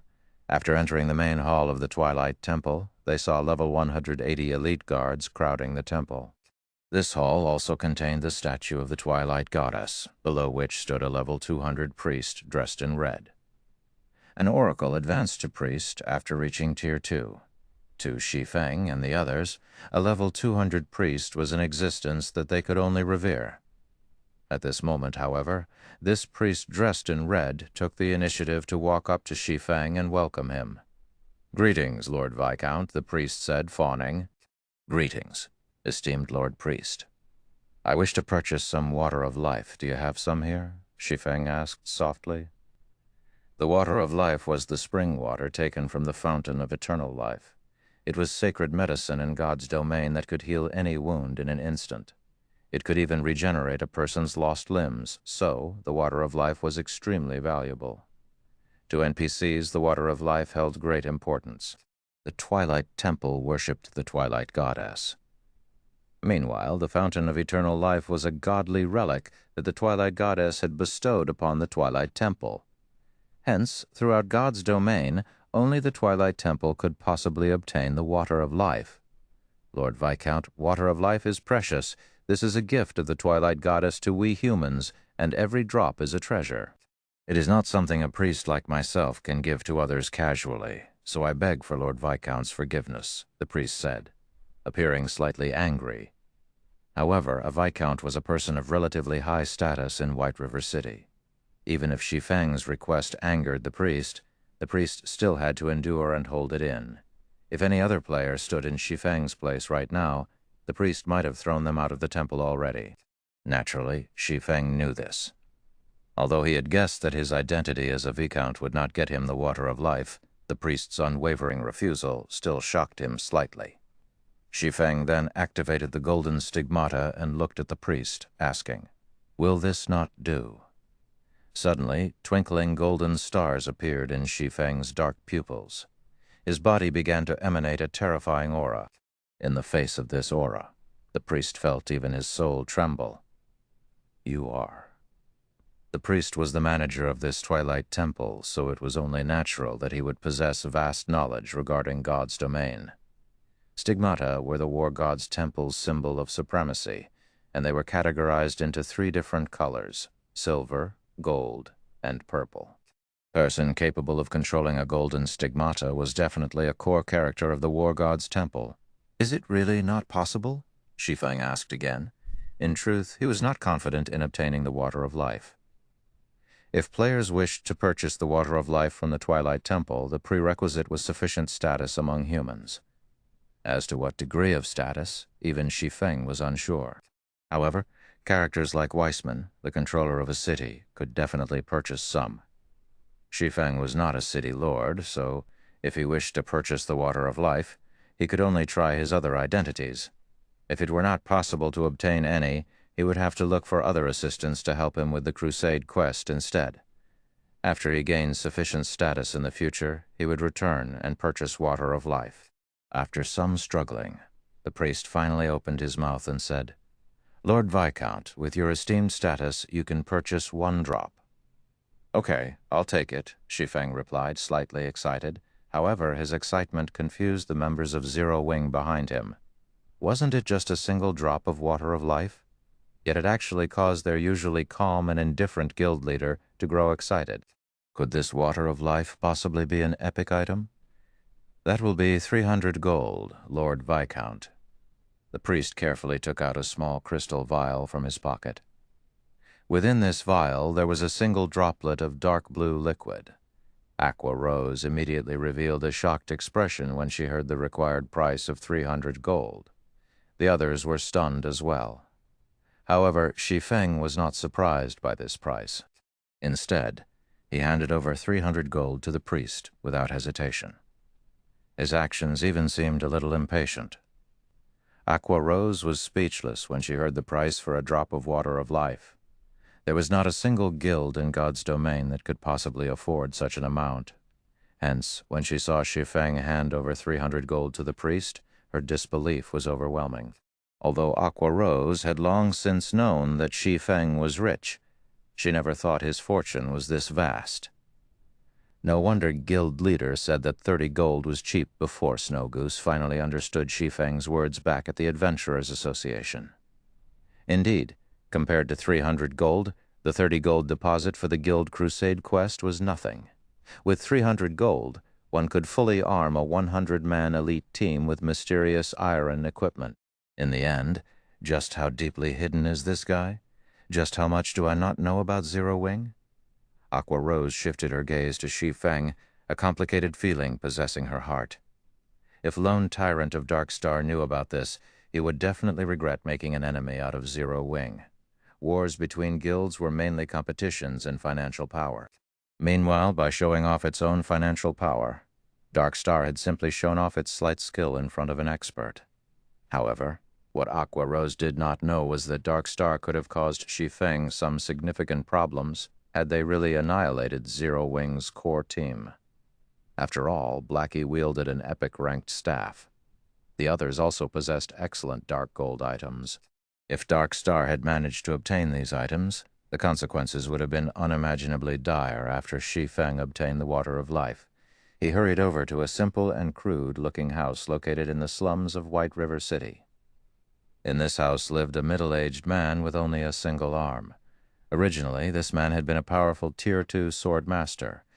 However, during the Great Demon War, he had lost one of his arms, and subsequently his strength deteriorated, reverting to an ordinary citizen. This man was Kite. Even before he had lost his arm, Kite had not been very famous in Star Moon Kingdom. After all, he was simply a Tier 2 swordsman, something common. The reason Shi Feng had come for Kite was mainly that of his potential. 5 years after God's Domain had officially launched, Kite had another name, Windbreaker. Nobody would have thought that a one-armed man living in the slums of White River City would, after becoming the personal guard of a player, one day grow to become a Tier 5 titled Sword Saint. The more shocking matter was the fact that the owner of this Windbreaker was actually just an independent player with subpar techniques, and this player was simply a lifestyle player.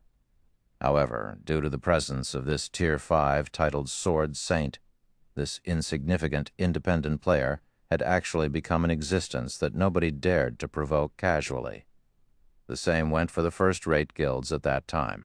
Many first-rate guilds and super guilds had also offered astronomical prices in order to recruit this independent player. Moreover, the prices they offered were much higher than what they would usually offer when recruiting a Tier 5 expert. The reason being, NPCs were different from players. NPCs of the same rank were much more powerful than players, not to mention a Tier 5 Sword Saint that received a title. Kite's strength far surpassed other ordinary Tier 5 Sword Saints. If ranked according to tiers, a title Sword Saint could be considered a Tier 5.5 class, and only Tier 6 God-ranked players could possibly suppress this Windbreaker. "Esteemed Lord Viscount, how may I be of service to you?" Kite asked in a tone that was neither servile nor overbearing when he saw Shi Feng entering his house. Although he had become a cripple with low status, his bearing was completely different when compared to the priest back at the Twilight Temple, Chapter 320, Personal Guard. In Chapter 320, Personal Guard, when Shi Feng saw Kite's depressing state, Shi Feng wondered just how much determination that independent player, Drunk Xiao, had when he decided to recruit Kite as his personal guard and invest in grooming swordsmen. However, reality had proven that Drunk Xiao certainly had impressive foresight. When choosing a personal guard, players relied on two things, foresight and luck. If a player made the wrong choice, they could only blame themselves for being dull and impatient. Before placing an NPC under their command, players had absolutely no access to said NPC's data. They would have no access even if they took in an NPC as a normal guard. In the case of Anna, Shi Feng could only view her data because she was an assistant provided due to an epic quest. Anna belonged to Shi Feng completely, so she fit under the category of a personal guard.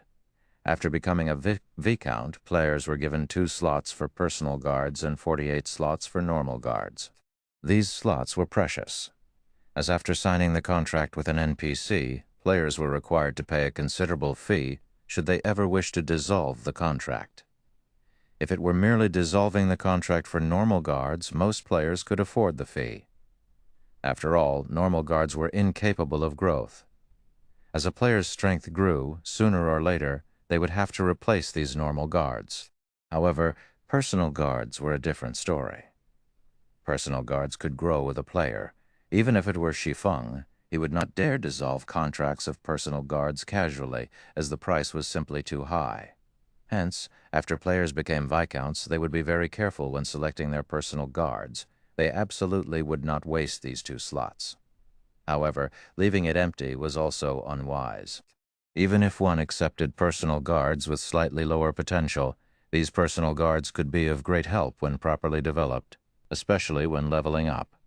Moreover, the sooner one started nurturing a personal guard, the stronger they could become later on. Also, players could not simply recruit any NPC they wished. For example, players could not recruit NPCs directly affiliated to the various kingdoms, empires, or the several strongest powers of God's domain. In other words, the NPCs must not be affiliated with any powers. In addition, the stronger the NPC was, the harder it was for a player to put them under their command. Hence, thoughts such as recruiting a level 200 Tier 5 NPC should be kept to one's dreams.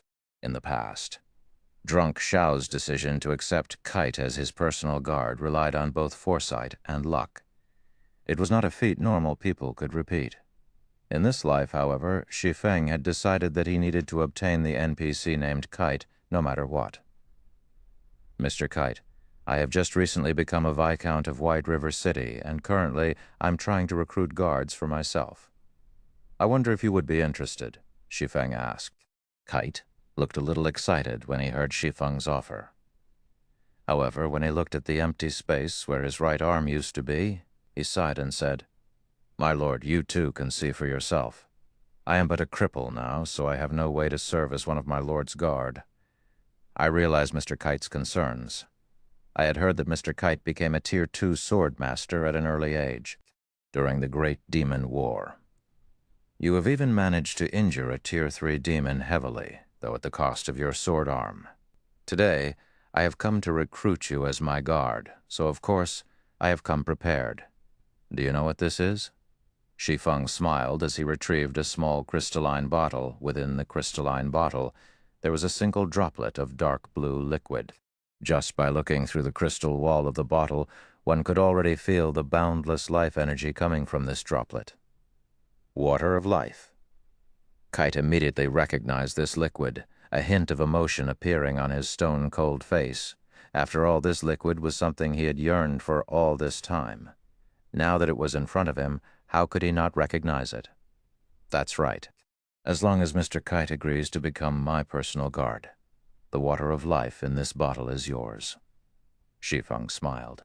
Esteemed Lord Viscount, are you truly willing to use this precious water of life on a mere sword master like me? Kite asked carefully. In reality, Shi Feng's offer was touching. My lord, you should know that with this droplet alone, even a Tier 3 powerhouse would agree to become your personal guard. Aqua Rose was greatly shocked when she heard Kite's declaration. She never realized the water of life was so precious. A single droplet could actually convince a Tier 3 NPC to serve as a player's personal guard. That was a Tier 3 class. Players revered even Tier 2 classes, let alone Tier 3 classes. If their guild could have a Tier 3 NPC as a guard, they could simply annihilate anyone who provoked them. Unfortunately, Aqua Rose's thoughts were too good to be true. Although the water of life could be enough to recruit a Tier 3 powerhouse, Shi Feng was simply too weak right now. He would not be able to recruit a Tier 3 NPC even if he wanted to. Of course, I already know that, Mr. Kite. However, I value your potential even more. Based on your firm and unyielding will and the fact that you have not fallen to become a demonkin yet, I believe that you will one day become an apex powerhouse on the continent, Shi Feng affirmed. Shi Feng's words were not without justification. One should never provoke a demon. Shi Feng had simply met with the phantom of a Tier 4 great demon, and as a result, he bore its curse. If Charlin, a Tier 3 divine official, had not dispelled the curse for him, he would have had no choice but to delete and restart a new account. Meanwhile, Kite had fought a real Tier 3 demon, so how could he have avoided receiving its curse? A demon's power was the evilest force that could corrode a human spirit. However, after suffering the demon's curse for so many years, although Kite had lost his powers, he continued to live normally. He had not turned into a Demenkin. If Kite had not possessed a firm and unyielding will, the demon's power would have devoured him long ago. Mr. Kite, I wonder if you are willing to become my guard, Shi Feng asked seriously. Since Lord Viscount is willing to accept a cripple like myself, how could I possibly reject my lord's good intentions? From today onwards, my lord will be my only master. I swear allegiance. Kite dropped to a knee in front of Shi Feng, receiving the water of life respectfully. System, do you wish to assign Kite as your personal guard? Shi Feng clicked, agree, following which, Kite's data appeared in Shi Feng's NPC managing interface. Kite, Ye Feng's personal guard. Gender, male, age 39. Loyalty, 90. Charm, 60. Physique, 40. Wisdom, 81. Growth potential, 26. Class, Tier 1 Swordsman, level 30. HP, 8,000, 8,000. Attack power, 600, 720 defense, 3,100. Attributes, Strength, 125, Agility, 130, Endurance, 200, Intelligence, 90, Vitality, 180. Although Shi Feng had mentally prepared himself when he looked at Kite's data, his heart could not help but twitch. Setting aside Kite's other attributes, his growth potential was only at 26 points. This number was simply maddening. Shi Feng truly wondered how drunk Xiao had managed to endure and nurture Kite in the past. Common ranked personal guards had 0 to 30 growth potential. Basically, no one wanted such personal guards. Bronze ranked personal guards had 31 to 50 growth potential. These were the lowest ranked personal guard players would usually possess. Mysterious, iron ranked personal guards had 51 to 70 growth potential. Meeting personal guards of such rank was rare.